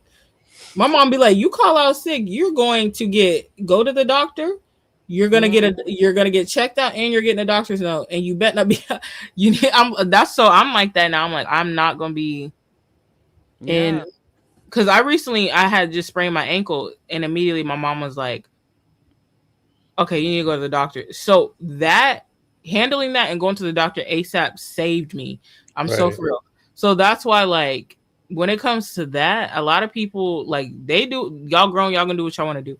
But every time somebody's like, "Oh, you should just call," no, no, no, I'm not doing that because the last thing I need, like they had MTV out there filming and everything, and they had Mhm. all types of stuff, people taking pictures. The last thing I need is that, and lo and freaking hold, they took pictures, and there was a slideshow, they put a bunch of pictures, posted a bunch of pictures from that LA premiere, and there was one picture, one main picture of some fans, and it was me, Rocky, and Jen. Mm. Mm, nope, that's the last thing I need. So I was like, if I don't find anyone to take this shift, that means it's not meant for me this time. And if I do, that means it must be meant to be. So I just let it be what it was. But yeah. I know Oh, for the Spike Lee party, I was honest. I said, "Oh, they're having this Michael Jackson party. This is back in 2000 and I think 9." And I said, "Oh, can I go?" She said, "Sure, please sign out." Guess who ended up on oh, TV on multiple channels that day? what? Where'd the footage at? That I don't remember, but I know I was on set. My church members were like, "Hey, we saw you on TV." Yeah, Lord. I'm glad I told the truth though. I said, "Oh, I want." I said, "I'm going to the." I said, "I would like to go to the Michael Jackson party." I was very honest where I was going. Turned out to be a blessing because guess who was all over television? Yeah. Oh wow. Child, or if you do it, you make sure you're not gonna be anywhere where you seen. No, but that was televised. We had no choice. I think there was even signs saying everything was being taped. Yeah. You go to a Spike Lee joint, he's going to tape because it might be a documentary in the future. You never know. And knowing Spike Lee now, if he doesn't make a documentary about the Knicks, I could see him making a documentary about this whole Michael Jackson thing. I Even though still he's think done it, but like really do it. I still think you need to do the one about like the concept of Michael being gone for so long, but his fandom is very probably. I feel like it continues to get stronger and stronger. Stronger. Like, Mm-hmm. so that would be cool. I'm still trying to figure this out. Like, I'm just like, so he passed away 17 years ago. The fandom's actually stronger now than ever. And it was very strong when he died. So how are you stronger? Right. I feel like it helped the family too, because I know his streaming went up. I know Janice went up like 3 million on Spotify since the movie came out. Yeah. So it's Shout out like to Marlon. Marlon's very popular on TikTok. Like, yeah, it's like the brothers, all the whole family's getting very noticed by the younger generations. Yeah, like the love that the whole entire family somehow. Listen, Your Majesty got fans from his face card alone. yeah, he's beautiful. That I mean, I would say man. all the men that's their gift. They got beautiful. They're beautiful people. Like, you didn't even say nothing yet. You're like, your face. Your face. Oh, I didn't see. I saw this. I saw one thing from Gary, and it was this girl. She had did. I think she does a project every year where she has a picture of Michael on a board, and she has people, or like she has people sending their names and like country and stuff. I did not see that. Randy, very cute. So cute. Just a fine. Is that your stepson? That's funny, right? Where's your dad at? Oh Lord, Hey, Randy. Y'all crazy. Yeah, not junior, senior. Even like, as much as people have to say about Randy, Randy's even getting some love. Like, I know. Like, this movie was so good for the family. And I'm not trying to say like, oh, like they're writing, because I don't want people to get it twisted. Don't think that I'm saying, oh, it's because of Michael and blah, blah, blah. But no, just like with me, I discovered the family because I discovered Michael first, and that made me want to go further. It's just raising awareness. Yeah, and learn them for each individual. Like, so yeah. Definitely. Listen, people gonna step it. People have slept outside for tickets. People have slept outside for book signings. Oh my god! People have been in Buffalo in the scorching heat. Man, I think the Janet Jackson camp out was the craziest thing I did for any celebrity. I was like, Lord. My craziest thing was taking them 3 planes, no hotel room. Wait, Tori, explain. What? 3 planes? Okay, so boom. It's 2024. The fall of 2024. Mind you, that year I had done, man, what did I do that year? A lot. We did a lot. Okay, so Janet, saw her twice. Let me think. That was in... Oh, wait. Even before then, MJ the Musical Tour. So there's 3 things. Ooh. Then August, I did Vegas to LA for King birthday event and King of Popcorn. And then I want to say, oh, This Is Thriller. And literally the week after This Is Thriller, we had to go. Me and Trish impromptu, but you have to understand my mindset at the time. Okay, impromptu was like, let's go to Ohio to go see the Jackson. Like it's around the corner. Like, and I was like, you know what? I'm gonna do it because that was right after Tito had passed. So I was like, I don't know, like, because that's another No, heavy but you loss. have to backtrack. Remember, we were trying to go to Gary that year. Now Tito was alive when we wanted to go to Gary. We Yeah, couldn't figure out how to get to, and we even put on our YouTube. We were like, "Hi, if someone can help us get to Gary, like we'll pay for the car." We couldn't get nobody to get Right. us. We've been wanting yeah. to see them. Go So ahead, continue. we had wanted to see him, but also then it was a thing of like, because me in my head, I'm like, yo, I've waited my whole life. If I didn't even know they were gonna come out and do shows. I would have understood if they were like, yo, we need a break, like, because that was a heavy loss right there. And Mm-hmm. when they came back, I said, I don't know if they're ever gonna do another show. I need to get on this week, like. But then I was like, I can't. I don't know when. Trish called me and she was like, I got an crazy idea, and I already knew. She knew. We connected, our brains connected, and then lo and behold, I end up fast forward. With all I had was a 12x12 clear bag That was in a it. dream. I took 3 planes. Did straight up left from the airport with Trish to go to the venue. After the whole show and everything that we did, we sat at that casino venue for hours on the floor, drunk people looking at us like we crazy. Some man offering us, everybody was like, "Why y'all sitting on the floor?" And I'm like, some man offering us to stay at his house because he didn't want to see us sit on the floor. Or I was like, "Oh my god, stop!" And then we had to get to the airport as soon as it opened. We ended up getting into a lift and both falling asleep. Mind you, it was pitch black outside. And then boom, finally, I ended up that was such a crazy. My mom was so mad. She said, "Where's your suitcase?" I said, "What?" I did it in and out. Like, for me, I can never afford the trips and the hotels and the Uber. Because remember, you go by yourself too, but I usually like fly with a group of people. But it's like if they don't go, that means I can't go. I was like, I just rather just go in and out. You know what I'm saying? Because it was just like, oh, either you can't experience this stuff or you have to wait till they're available. No, I'm just gonna go by myself. Mm-hmm.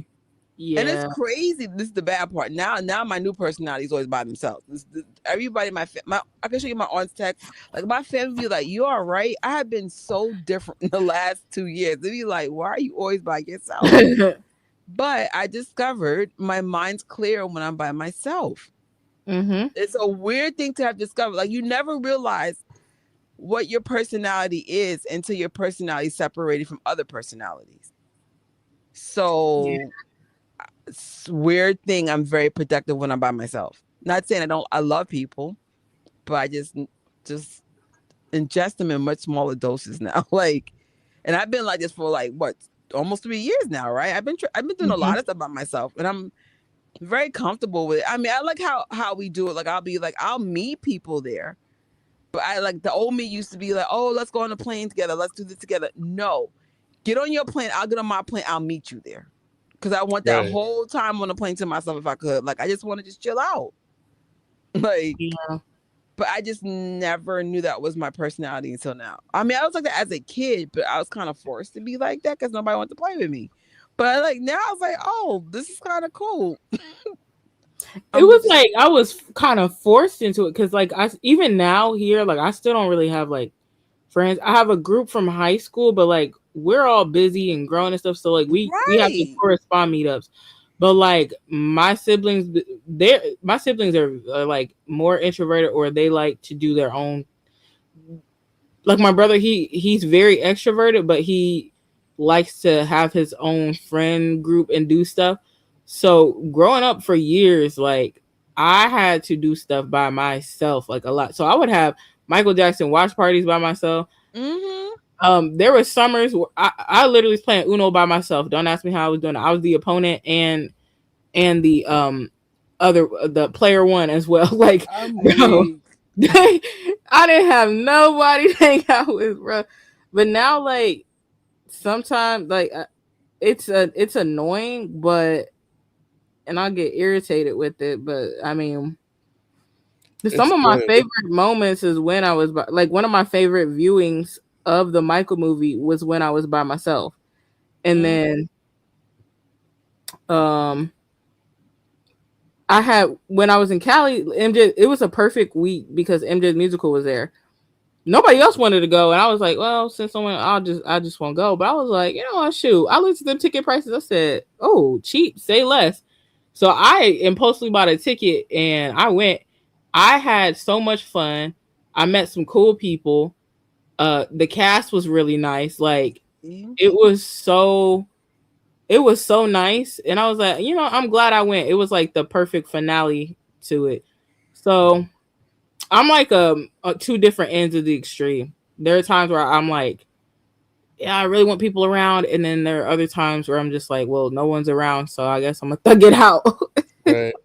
I do a No, lot by myself too, like yeah, concerts and it's stuff. Like I go by myself. If I go with somebody, it's either my mom or like another family member. I don't do groups of friends. I either go by myself or with my mom. Honestly, oh, my mom was my favorite person to do. Oh my, when I say, but my mom literally cloned herself.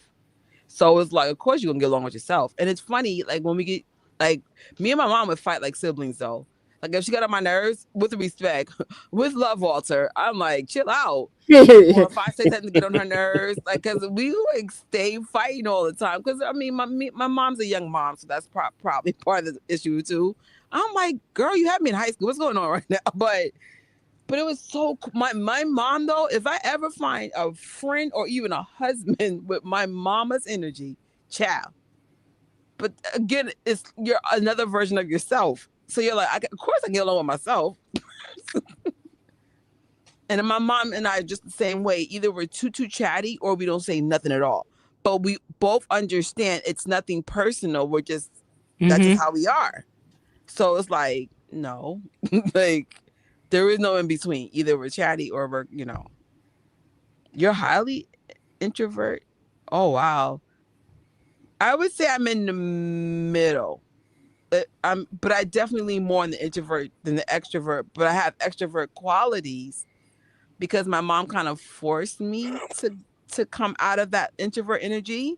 So it's like, I was a cheerleader. Like I did stuff to kind of like change my personality for the better, I guess.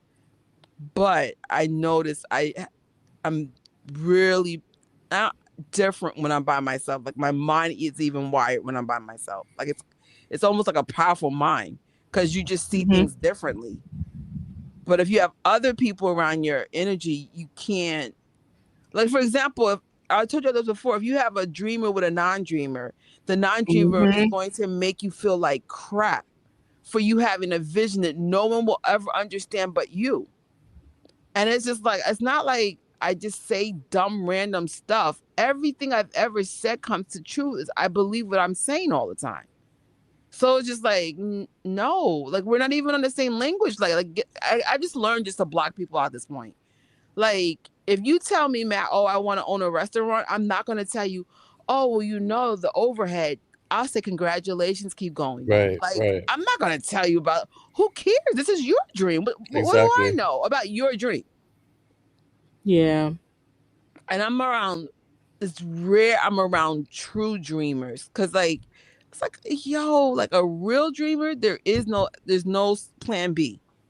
What do you want to do, Trish? Boom. What if it doesn't work out? What are you meaning?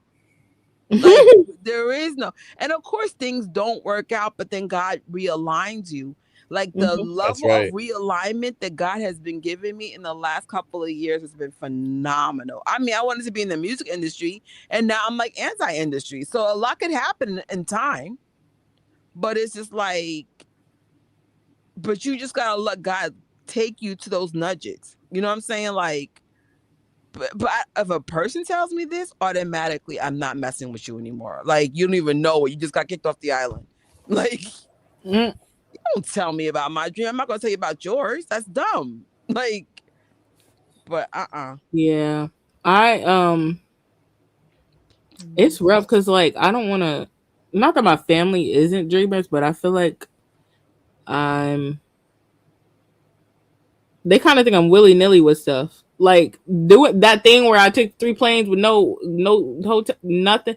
That was a little bit crazy, but Trish, you know me. Normally, I wouldn't move like that. I didn't know when I was going to see them Jacksons again. Okay, so that's Right. did it. It was my only shot, but like it was. Oh Lord, if George is saying good night, that means we've been on here too long. George is like, it's like 2 in the morning. Oh snap! It is. Oh shoot. Yo, Okay. yo. Okay. So yeah, but like they don't. I don't know. I feel like they have to. They're more You said if George saying goodnight. man. Right? Like, oh, well, there's George is nothing always wrong being grounded, and there's nothing wrong being a non-dreamer. But like, yeah. you don't speak Spanish to people who speak English, and you don't speak Chinese to people who speak freaking, like make it make sense. Oh, And that, like, Trish. once you start realizing we keep talking in different languages and vibrations, then you'll start being less aggravated and disappointed with people. Like, for Hmm. example, I don't share any of my dreams with anybody, whether you're a dreamer or not. Because if God gave you a Yeah. dream, that's for you to keep Hmm. inside and for you to wait for him to give you the key to that door. That is not for no one to share but yourself.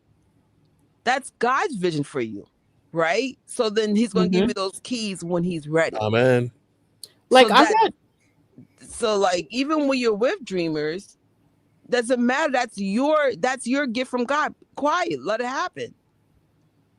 I've been judged by people for like certain of Jackson events I go to, and these are people that will go to the club every weekend for like a Yeah, pass. don't listen to Like them because don't. so Don't. eventually I was like, oh no, like, and I had to think about it. And I'm like, I'm not trying to say like I'm better than anybody, but my thing is, how are you gonna look at me like I'm weird? But at least I'm getting out and I'm seeing places and seeing things and stuff. And you But have you're acting like you're community. better than me, and you get drunk for fun. If anything, I'm looking at you like I'm That's concerned. what's weird. I'm Sorry. concerned. Like, do you like? Why do you need to get drunk? Like, are you okay? Like, I'm hearing that you're even at home you're drinking a lot. Like, what's going on? Mm, Like, those are people that, and there was. I've heard. I didn't witness this, but there was somebody who judged someone for having like a geeky fun collection, but it was like one of the most normal collections, one of the most popular collections ever, and they were just like, oh. I'm like, what? And those are the people that you need to stay away from. Like, if mm. you are a very fun, whimsical person. Now, You if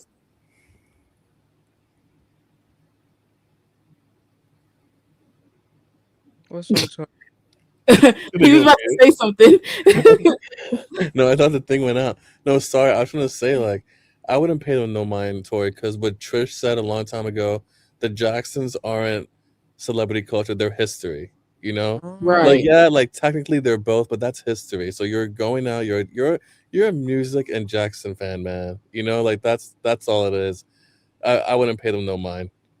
No, no. After a while, He's after starting to like figure it a out. Yeah, it's few like, instances, I'm like, mm. Because one thing about me, you might tell me not to do something. I'm gonna go off of what I want to do. Because you not my mama, but even if you was my mama, I'm grown. So Right. you And feel you're hey. that? paying for yourself. You're paying for yourself. It's not your money. It's not your time. So yeah, I I mean, was whatever just makes people happy, that's great. But I think like it is problematic when you're criticizing like what makes me happy. So it's just like, okay, cool. Like, if you don't get me going to the movie theaters all the time, that's fine. Because people be like, oh, I watch TV at home. Right now, my living room has a lot of stuff in front of the TV. I don't like the vibe. However, I will change the vibe. But for now, like I said, I'm gonna have a very modest home. It's not bad, it's not good. I make the best out of what I got. But the movie theater is way better. It's not like I have Netflix anymore. I got extra money in my pocket now. Just use my AMC membership and call it a day. yeah, Plus, I tell I live you, near movie theaters. I don't. I'm not in the suburbs. I'm in the city, so I could just those places really, really quick. I could be in Harlem in 20 minutes and be at AMC. Like that's not a normal mhm. luxury for most people. They gotta like really travel. You know. Hey, good morning. Oh Sunday. shoot. Oh, it's back. It's late up here. Jesus. Every time like Sophie is like the wake up call George every said good time. night, and someone said good morning. Oh my God. And then he said that what was it? 11 a or wait, it might be wait, what time did he say it was? I guess it's like the 11 o'clock hour over there. We're Oh my god. covering all time zones: morning, lunchtime, and night. Oh, Michael bringing the world together. Heal the world. right? Better play. Oh my gosh. But oh yeah, like Michael said, if you can't travel, you can travel through books. So Yeah. a lot of people in your city or country, the public library, it's free. Get a library card, get some books. There's a lot of good resources there too. Like I know Yeah, right now financial times is hard. At my library, I learned you can fax for free, you can print stuff for cheap. There is study rooms you can book for free. You can use the computers. For whatever reason, they trust us and they let people like borrow laptops. Like there's a lot of different things. Like in like Trish with the movies, a lot of times I find fun in going to the movies. Like that's my thing now. Like if I need to get out the house and get away, like the movies, if that's all I can do, I go to the movies. Like so there's a lot of different things, different resources and stuff. Like man, I'll tell you, go to the public library, get you a library card. Even if you don't think you're gonna use it, get you a library card anyway. It's free. And if you lose it, it's I think it's like cheap. I guess depending on which city it is. Like here, I think it's like $2 to replace it. That's it, $2. So Well, in New York, if you have a library card, it gives you access to go to certain places for free, like museums and stuff. So I'm going to get my library card just so I can, because my whole thing is like I want to, as I'm getting rid of my debt and just decluttering my house, I also want to like learn to be better with my money. So like so we're not in situations like I'm in right now. So it's like if I live in a place like New York, try to find all the free stuff to do, enjoy myself. Like I definitely want to get back to traveling, but I also want to like learn to be grateful for what I have. So I feel like you live in New York, really like how hard is your life? Like like figure it out. Yeah. So it's like oh Maryland. My ex boost from Maryland. Mm. yeah, like a few years ago, when I was still younger, they had. Oh wait, no, wait. I don't think that was through the library, but there was a card that you could get for free, and like kids could ride the city. Like if your kids want to go, like if they're old enough and you trust them to go get on the bus and go somewhere they want to go, I don't know, like swimming or something like that in the summer, they could have gone got that card for and got on the bus for free during Oh, that summer. Also, that card got my library debt wiped. Like it said, if you have this card, you can get it wiped, like get your library debt wiped. And now libraries are trying to get people to go there so much that they've changed the system.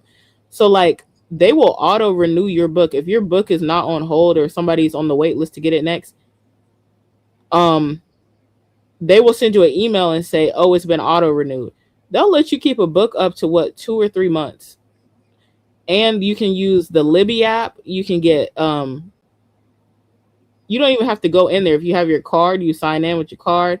And you can get audiobooks, you can read digital books, like it's all different type of stuff. So yeah, like Michael said, if you can't travel, go yeah. get some books because that's what I'm finna be doing. Do a fun project, something you always wanted to do. Like it's crazy, even though things are tough. This is probably Hmm. the chapter in my life because it's like, oh man, like like my mom. Like I said, I never want to classify us as poor, but it's like when you got multiple kids and a husband, it's not. And we were all in private school. It's like Hmm. our version of poor. Does that make sense? So, but my mom just was just an awesome person. She would always make $1 out of 15 cents. So it's just like, what, in your time of what do you call it, sacrifice, This is a good opportunity to maybe work on something you wanted to do, or just rest. Rest is very important. Clears your mind out, assess your life, what you want to do moving forward. I was Yeah. like, I don't know when I'm going back to Cali, and it's okay. I'm loving New York. I'm loving life right now.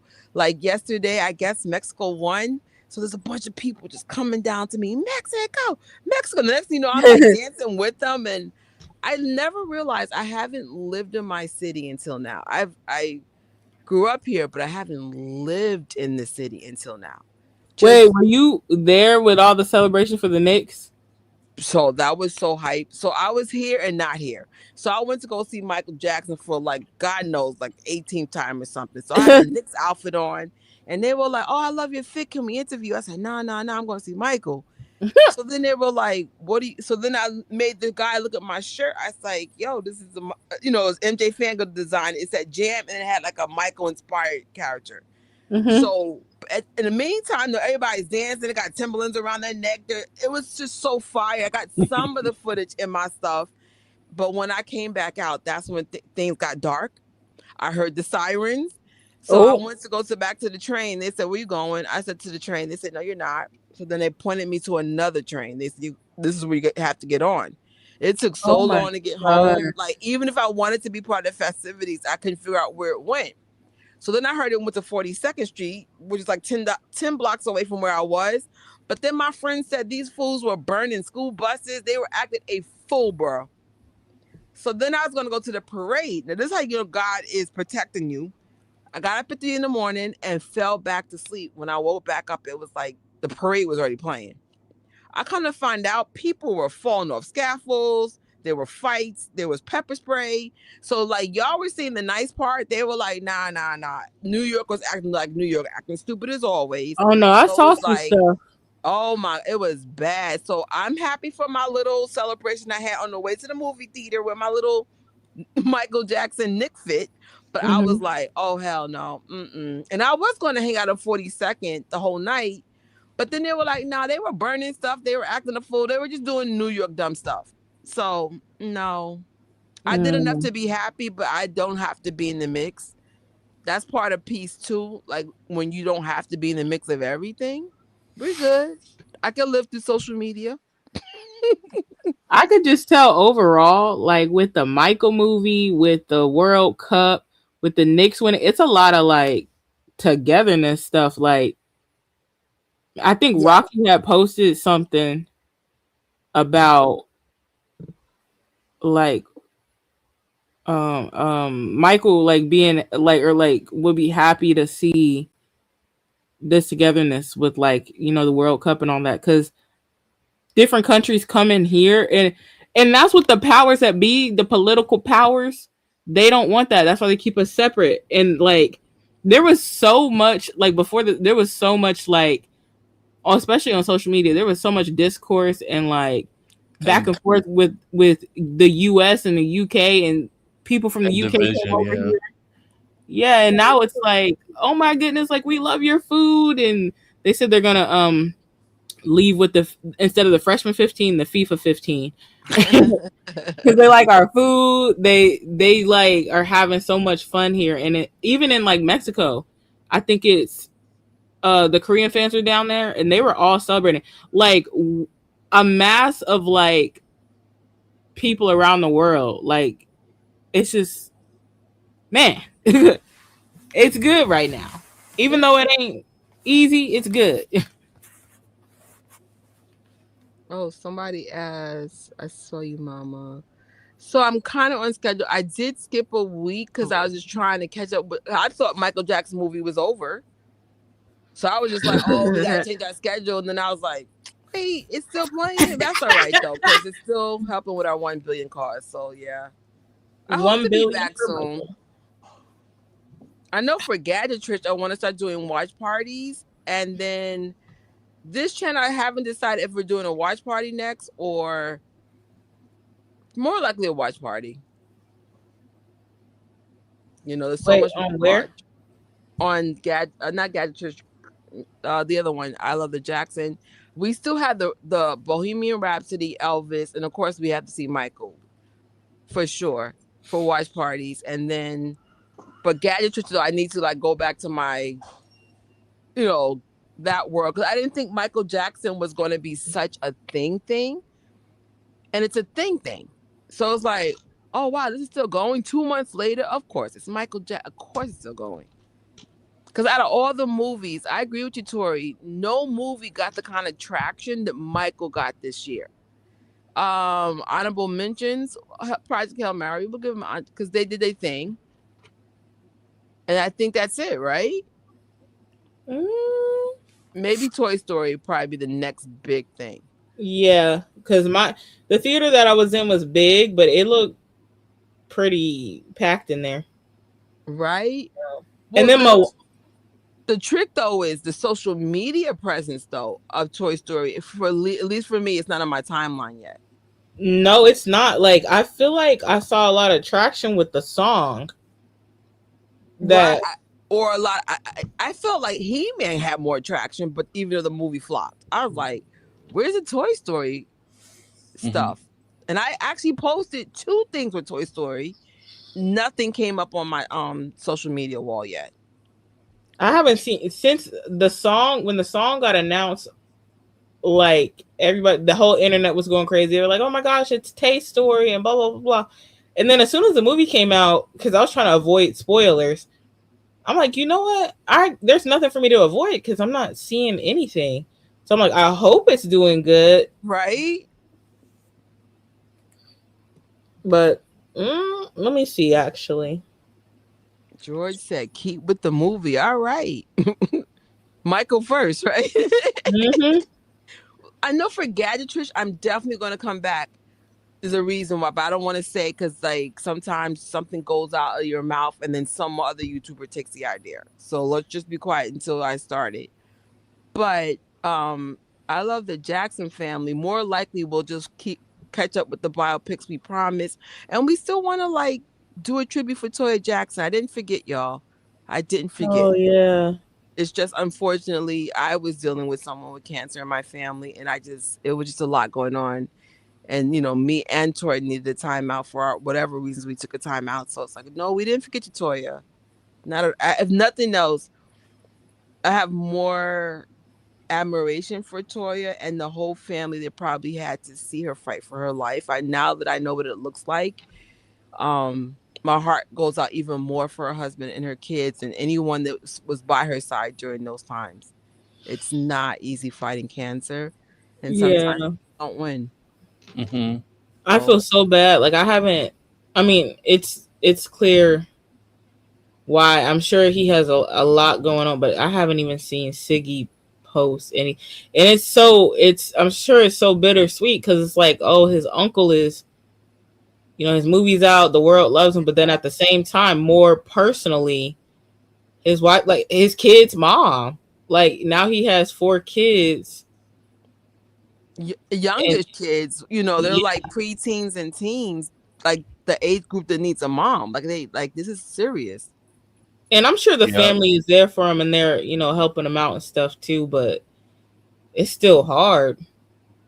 When you have a woman like Toya, you could tell Toya was like most of our moms who had a gazillion hats on.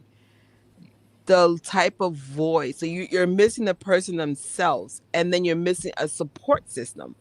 So it's like my mom left when I was in my mid 40s, and we're still filling the void of my mom leaving. And that was now 6 years ago now. And I'm like, could you imagine if this happened when we were children? All of us were adults when our mom died, and we are still lost. It's God, like we're still lost. Like we're constantly like, where's mom? We miss mom. Like we're still saying that. So I can imagine children and teenagers. And God, I can't even imagine what Siggy's going through because I did lose a significant other that I was with him for 8 years. But again, imagine children. You're married. It's a whole different dynamic. Losing significant others and mother or father figures is life cripplingly like bad. So it's like I can't imagine. I would love just to just see Siggy just to hug him, not even say one word, just to hug him. There's no way I can imagine what he's going through right now. Like 4 kids? Mm-mm. He ain't worried about this Michael Jackson biopic. He's probably just trying to stay strong for himself and those kids. Hmm. And then that's another problem. Like when you have children, you can't even grieve properly. Like when my dad died, my mom never had the luxury to cry around this about around him at all. Excuse me. So it was like, dag, like that must have been hard. Like you're sad, but you're trying to be strong for your own kids. Even though I would encourage people to cry in front of your kids, let them see what it looks like. Like don't, you know. But I get it. Like I don't cry in front of my family, but I cry when I'm by myself. You know what I'm saying? Like I just feel uncomfortable crying around people. Even though I cry around y'all all the time, but I've gotten too comfortable with y'all. Not too comfortable. I love the Jackson family. We could also do a watch party for 3C. Anything I need you. We definitely need to get back on schedule for sure. Hopefully, I guess like George said, get the biopic goal behind us. But I will slowly start coming back in general because I'm feeling better. Um, I'm feeling better mentally. Ups and downs, that's fine. Give yourself grace for what day by day stuff is, but overall my body's feeling better, my mind's feeling a little stronger. So I've never seen Toy Story at all, never seen one Toy Story, not What? one. I know I the song though, you got a friend, that's all I Really? know. That's it. I feel like that was like really like a not like the '90s kids are like, I saw it on VHS. yeah. Mm. It came out before I was even born. I was like, wait, what? But I've seen like the first two. I don't really remember the plot because if I seen it, it was when I was like really young. Number three though, that's the one like that was my generation, and that one was pretty good. I saw number four, and I don't believe it or not. Number four. Now when I think of it, so what happened was, so we were on live that night that we found out Tito had passed, and like I remember after because we were like we set because it was supposed to be like a thriller live or something, and then when that happened, we were like, we're not about to, like, we understand that the record needs to be broken and stuff, but this is more important. So like we had to go. And then I remember like a few of us were still talking after, and like me and Jess was like, you want to stay on a call and just fall asleep? And then we had Toy Story playing in the background. When I tell you, my brain was so gone, I don't even remember what happened in Toy Story 4. It was so sad, bro. Mm. But I need to go back and like rewatch all of them. I was supposed to, but I never got around to it. Well, I was thinking about doing a watch party, but I've never really did toy. So if you start doing social media, you start figuring out what works and what doesn't and why. Mhm. So because I'm leaning more on something else, I'll do something else altogether. But maybe like if I ever do a pay tier, maybe the Toy Story under the pay tier, and then do something else. Because that's like I know I need to like start looking into memberships and stuff like that. It's like keep the lights on. So I don't know. Yeah. I definitely Mm. Toy Story. I mean, I love stuff like that. Just the time's not there. Like, so all my downtime goes to the Michael Jackson biopic. I'm not even being funny. By the time I get home, I'm usually too tired to see anything else. I just go to sleep. So I do watch MJ Fangirl. She just had a video about the biopic, and her dad was on there. That's how I found out she was 50,000 subscribers. And then she gave me a shout out. Hey girl. And so I do try to watch my friends, but my main YouTuber friend is pretty much Tori MJ Fangirl. So, And I haven't really put. I've been. right, like you'll do shorts and I'll watch that. I just But some, haven't. something like that, I'll do like washing dishes. Like I'll make sure like if I have something to do in my house, then I'll play like my friends' videos. But I feel like I'm still lost. Like, I don't even know what's going on half the time. Like people got to tell me like, oh, what about this? What about that? I'm like, Mhm. I'm in the movie theaters all the time. Like what little time I do have. Yeah, like I remember seeing the behind the scenes stuff, like the clips of it, like Jenny was talking about earlier, was coming out. But I was so like the past few weeks. Oh my gosh, it's been Right? yeah. So I Quite hadn't busy. really focused on it, but I mean, I'll watch it at the right time.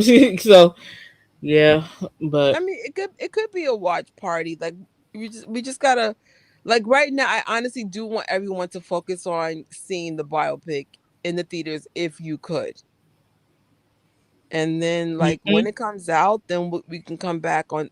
Cause not like I'm not posting. Me and Tori are posting shorts. We're just not doing that many lives right now. Cause it's like, well, we really want to make this possible for Michael's legacy, so we just rather not. Like, just that's like, nah. I'm like, I got a lot on my plate anyway, like a lot, like way more than normal. My dream, I want to hug my loved ones very tight and let it all out, cry like a baby. You know what? We all need that. Yep. We do. We so do. Like, um, so it's a really sad year for a lot of people. So Mhm. like I really don't even tell people a lot of words anymore. I just hug them now. That's all I do. Just hug them, cuz it's just like there's a lot going on for a lot of people. And yeah, what a beautiful dream though. Yeah. Oh, that reminds me. I had started a comment earlier. Um, Rest in peace to all the fellow moonwalkers who waited for years and years for Michael biopic and couldn't make it. Like my thought, like seeing the movie for the last time, was like, dang, Melanie. Like Oh yeah. she was there for like really a good chunk of that first part while production and everything was going on, or like the plans and everything was happening. She was excited. She was supporting it, and then like she didn't even get to make it, but randomly one night, and this is why I don't know, like I don't know if this means anything, but it just randomly one night it was like I had a dream about her, but in the dream it wasn't as if like she passed. It was like she had left or took a break or like or something like that, or she for some reason she wasn't there, and then she came back when the movie came out, and she was pretty much saying like, yeah, I came back and because of the movie, and I'm so happy with everything I'm seeing. So happy for the love, that Michael's getting and all this and stuff. And I feel like that's something she would say like if she was here. I don't know if that was symbolic or something like that, but it was just out of it. It was out of nowhere, and I remember like because it was like one of those dreams. I was just like, I didn't I didn't remember it at first, but something happened. I'm like, wait, I literally dreamed that. Like that is so crazy. Mm. But also, before I forget, um, AJ is recovering. She is also someone who's a good friend of Melanie. She goes by Injustice for some on Twitter. So a lot of us know her. She's been around for a long time in the Michael Jackson space, and she's led a lot of movements and challenges and stuff. She's very humble, and but I gotta give her credit. She led a lot of stuff, but she is in the hospital right now, and her like one night like I got on because I hadn't been on Twitter in a long time, and normally one of her tweets she's in the algorithm for me, so her tweets are like some of the ones pop up, and I'm like, where's AJ? And the next day I shout out to Joey. Thank you, Joey, for making the video for her, to send prayers to her because she's in the hospital. So it's like, oh my god, no. So her daughter pretty much said like she was in the hospital, like she's having a hard time breathing on her own. She is getting better, but it was last I saw her daughter post was that she was still having problems breathing. But yeah, the 24th was her birthday, Mm. so I hope she was able to see all the messages or that we all sent her and stuff, because she does a lot, and not even just like she's more than just like the events and stuff that she does. She's a really nice person. She's one of those people that I'm glad I was able to cross paths with. Um, and once you get to know her, or like see how she is and her work ethic and all that, like you grow an appreciation. So yeah, keep her in y'all prayers and stuff, Yes, so that she'll continue to get better and have a full recovery and stuff. she will definitely be in my prayers. Always. And prayers work, even if you guys don't have a like time to like do a long prayer list, before you go to sleep, especially if someone is healing from something, get it in, because there's power in prayer. So Yeah, it just makes me sad because I'm like, oh my gosh, it's like um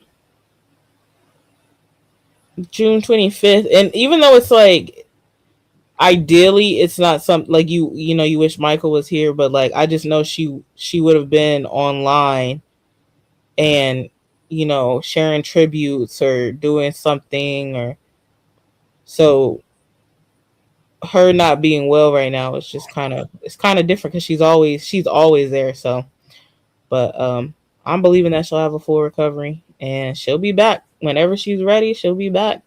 yeah, But you can see the love, like the the love that she got on the birthday post and stuff, like man, like you can see it. And also like it's just amazing because she was helping out with a what was it, I think it was a Billie Jean charting thing, like they were doing streaming parties and stuff, so she was helping out with that one as well, like right before she I guess got had to go to the hospital and stuff. So she's very dedicated, but yeah. she's definitely reminds me of Melanie in that way. They do a lot of things that people are not aware of, but it literally moves the needle in the fandom, whether you know it or not. So, um, I'm lucky. Some of Melanie's magic has gotten to me through other moonwalkers. They were like, "Oh no, she's behind that. Oh, she's behind this." So, some Hmm. of AJ's, things have gotten back to me in ways. And people don't realize some of the moonwalkers go above and beyond, to help keep Michael's legacy in a positive direction, to keep the community happy. And it's a lot, a lot of work. It is like a lot of people that have no idea that what makes it possible. Like Yeah, she's so humble. But I'm like, let me give credit where credit's due. Shoot, because she does a lot. And there's like the reason why I said, like, if you see her and like you start to follow her or get to know her, like, and stuff. And if y'all are on there and you don't follow her, I was try give her a follow. She yeah, puts out some really good stuff. She's really nice. Like, I know a lot of people are kind of scared of Twitter because there is that one side of the fandom that be on there, but she's so nice. And um I hate that there is, like, people have had misconceptions and all that, but she's thriving and her work is thriving for a reason. So yeah. I would classify her as an advocate, like an advocate yeah, type of Michael Jackson account, but yeah, she's very strategic. She knows how to get the needle moving. So we learn from people like her and Melanie and stuff, because even though most fandoms do not have to go through stuff like this, Michael Jackson fans is a little different. yeah. Like her and Melanie are the ones that helped me take a huge step out, like with like the making the flyers and doing the design stuff. Like it's because of them, like Hmm.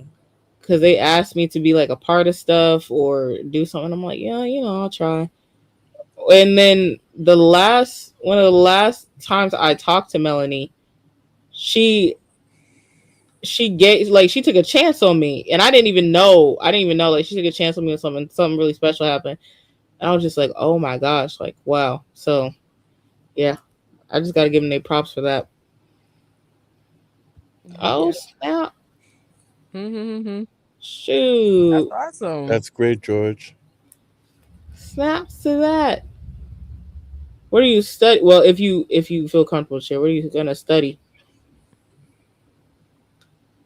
No, Oh, you're not being dramatic. we always we dramatic about everything. Are you It's kidding normal me? over It's here. a safe place here. Are you kidding me? Facts. Safe Yeah, space. I'm very filtered today because I was just like, nah, I'm not trying to cry today. But hey, it was like, stay filtered. You should be all right. yeah. A lot of people want to open up, but they're afraid to do because there's a sentiment that strong people don't cry, and when you cry, you get mocked. The reality of life hurts. Yo, there's a poem that Michael put in Dance in the Dream, and it was like it was the one. It was like courage. It's something about courage. Like it's oh my gosh, it's good. You should read it. Pretty much sharing your emotions is what he says. Courageous, but like no, you got to be smart about that though. You can't share your emotions with everybody. People will try and use that against you. So my family, unfortunately,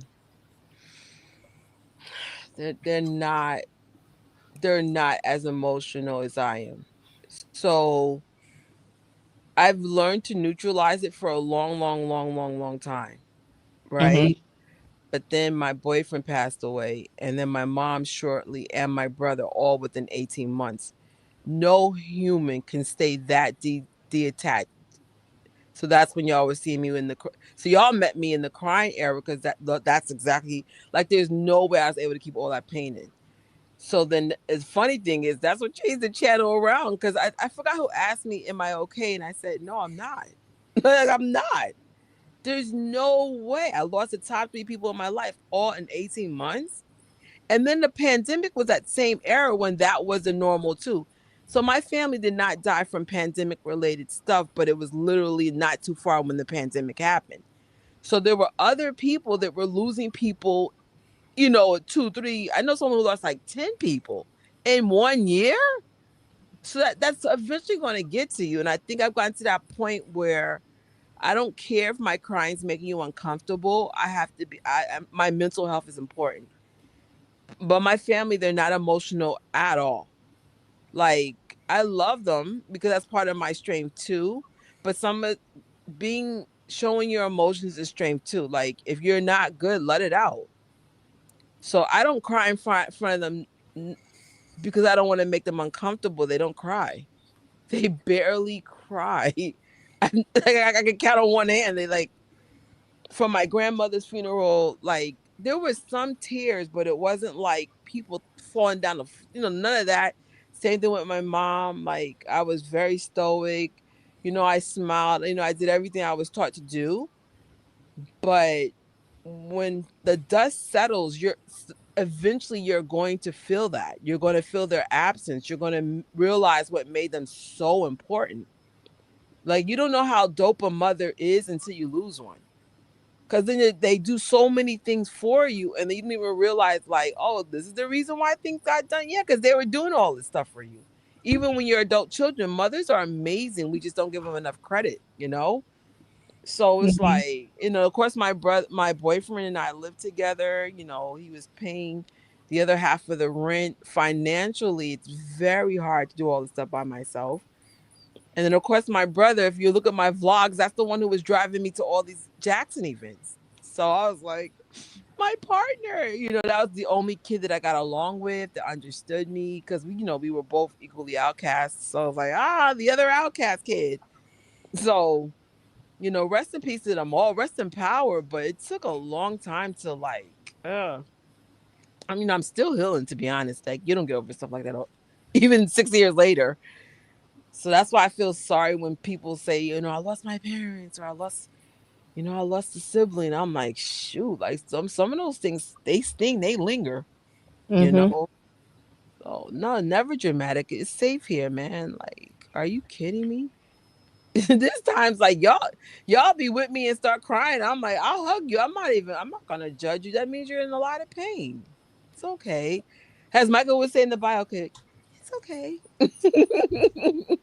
My Oh mom had dang. oh my COVID, and this is one. Oh man, proper Yeah, people funeral. aren't I do able remember to. that era. I'm so sorry, man. That sucks. One of my friends had Sorry. that problem. They couldn't have the proper service until a year later. And I couldn't imagine not being able to say goodbye to my parent, especially my mother, in that way.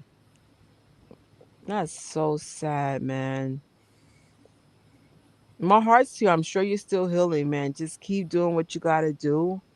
And share your truth. You're not the only person that's going through that. We're all going through something, especially now. It's a weird energy. It's like, yeah, it's our teams want Michael's legacy is restoring, but there's a weird.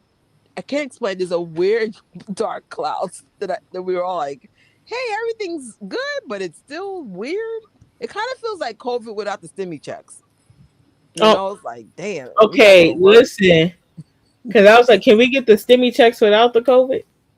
True, true, For true, like, true. I wanted to say that earlier, but I'm like, let me watch my words because I don't want to be like, I don't want No, to. COVID had two. For me, it was a good thing because my mom had just died a few months earlier. So the way my current job was, there was no proper time to grieve. So when we got locked down, the minute we got locked down, that's when I started crying because I never even had the luxury to be still. And so that helped me a lot to be having that time. And then like my family, so they all moved in with each other. I chose to stay isolated, and I needed that because I didn't want to like not cry because I'm not trying to make them comfortable. You know what I'm saying? Like I just needed to be where I needed to be. So I needed the COVID. I needed that whole lockdown. And plus, I don't really have like a good vacation package, so I got to rest for the first time ever as an adult. No, I take that back. My boyfriend gave me some time off when my father died. He paid all the bills for a couple of months. So I take that back. So when both parents died, that's the only time I had rest ever. Otherwise than that, I'm always like like funerals on Monday, Trisha's back on work on Tuesday. That's my life all the time. That gets stressful after a while. So like I had a recent tragedy recently, and I asked someone to please give me grace. I just came from a funeral and people still was messing with me. Hmm. So I'm like, are we waiting for me to what? Commit suicide? Like this is what stories like this lead to when people are not listening to the I literally said I'm in distress. I just came from a funeral. And the person still was like, what's wrong with Trisha? I just told you. Like, what are we talking about? Right. I just told you. Give me grace. I just came from a funeral. Are you slow? Right. Like, and I notice with people, if you make people uncomfortable, then they feel like, oh, well, you're messing up my energy. I'm sorry, what? This is why I stay to myself a lot. Like I'm literally like I stay alone, not because I don't like people, it's because I don't want to get mad at you for not understanding my pain. And a lot of people don't have empathy. That's a real issue of society because if you're messing up their energy, I know people that killed themselves, and I'm sure they were trying to tell people I'm not good. No one listened. And I'm not blaming if someone killed themselves, I'm not blaming you. But we need to learn to listen to people. Sometimes they're trying to tell us stuff and we're not listening, you know? It's never your fault when people kill you. I make that clear, but I'm just saying, like, I can see why things get bad sometimes. We don't listen. We don't care. We don't Yeah. let people cry. We don't let people scream. Like, you want to scream, scream. I got you. We'll scream together. We can scream and cry together if need be. Not at a Michael Jackson event, but I'm just talking on a normal day. Like, Trisha, let's hang out. All right, let's go. Like, don't do that to Michael. Don't do that. Yeah, man. Oh, guys, man, healing love to everybody. Like Yeah. healing love to everybody. Always, always, always. I know it's not easy, especially like as you guys are, adulting. It's even hard being a kid now. It's like, damn, like kid in this era is so different from a kid in the '80s. It's two different childhoods. Yep. Yeah, but overall today was it was well I guess It was yesterday now. it was a It, little heavy. It was a little heavy. it, I felt the fans a little heavier than normal. The post. yeah, and then it didn't help that it rained here, so it was cloudy. No, right? The weather's Yeah. matching the energy. I should have known because, like, normally the past years, I'm like, okay, like, it's sad, but it was more of like a celebrating his life kind of thing, or like celebratory. It was like overall, like with the anniversary, but other things, like, it was like, oh man, it was a little bit gloomy, and I wasn't Well, I even mean, trying to be especially gloomy. like if people are experiencing death. Remember I said when Michael died, I had one energy, and then now I have a whole different energy. Hmm. You know what I'm saying? Because I've gone through different things since he died. So then you'd be like, oh, like you're like, oh, it's different now. Hmm. Like you have more empathy when you go through things like that. You're like, oh man, like. But nothing really came on my timeline, but I really wasn't available. I was working on my own social media. Then I went to go to the biopic, and then I went on your live, just in that order. I did see Jen's live, but her live came on while I was in a movie theater. So I'm like, well, I can't play it now. So, Yeah.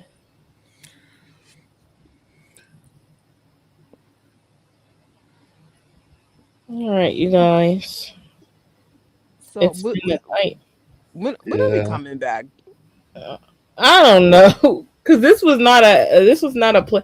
I feel like it's been a break for like a while, like, but it's not a plan. But like, I'm gonna be honest right now, like I might do one off lives or one off things, but I right now personally I'm not here right now.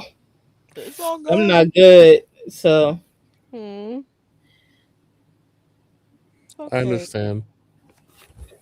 yeah. So I mean, I'm sure we'll do like lives or something, or we'll do Oh, maybe that's so watch cool. parties, maybe more I, lighthearted stuff. girl. Hmm. You got a new sub toy tour? Oh snap! Thank you. Subscribe to my co-hosts. I love the Jackson family and at the Velvet Tapes. Oh, This is a great live. oh, thanks. It was. I didn't expect us to yap this long, but we I should I have. know. I We didn't even didn't. nap in the movie this time. I was actually awake. Oh, But I did take a nap before this live. I think that's why I'm still awake. I did take a nap. I That chugged the energy drink because I'm like, man, I know I'm tired. no, no, I took a 2 hour nap before I went to the movies today. Yeah. Mm-mm. Oh, Well, you guys, thank y'all for being here this long, No problem. Thank you, ladies. God bless. and good. thank y'all for watching. There's still 23. Maybe a lot of people fell asleep watching this one. But I don't know. Y'all still here? Y'all still up? George, what Uh, about baby boy? Um, God bless you Serena, all. Love you all. Kelly, if you still there. Mama missed. Uh, Brittany. Uh, yeah. If I missed you, I'm sorry. Go. thanks, Brittany. That's funny. They're all New like, wait a minute. I Zealand. think we lost some people, but they're No, still Trish, here. they well into the next day in New Zealand. All right. Oh, snap. It's almost 12 noon in India. Thanks to What About Baby Boy letting us know. Oh, Oh, thank man. you. Oh, Inez is still. Oh snap! Shout out to y'all. At some point, they was like, "This is a podcast." I'm gonna put this phone down and listen. Ah, Okay, you guys.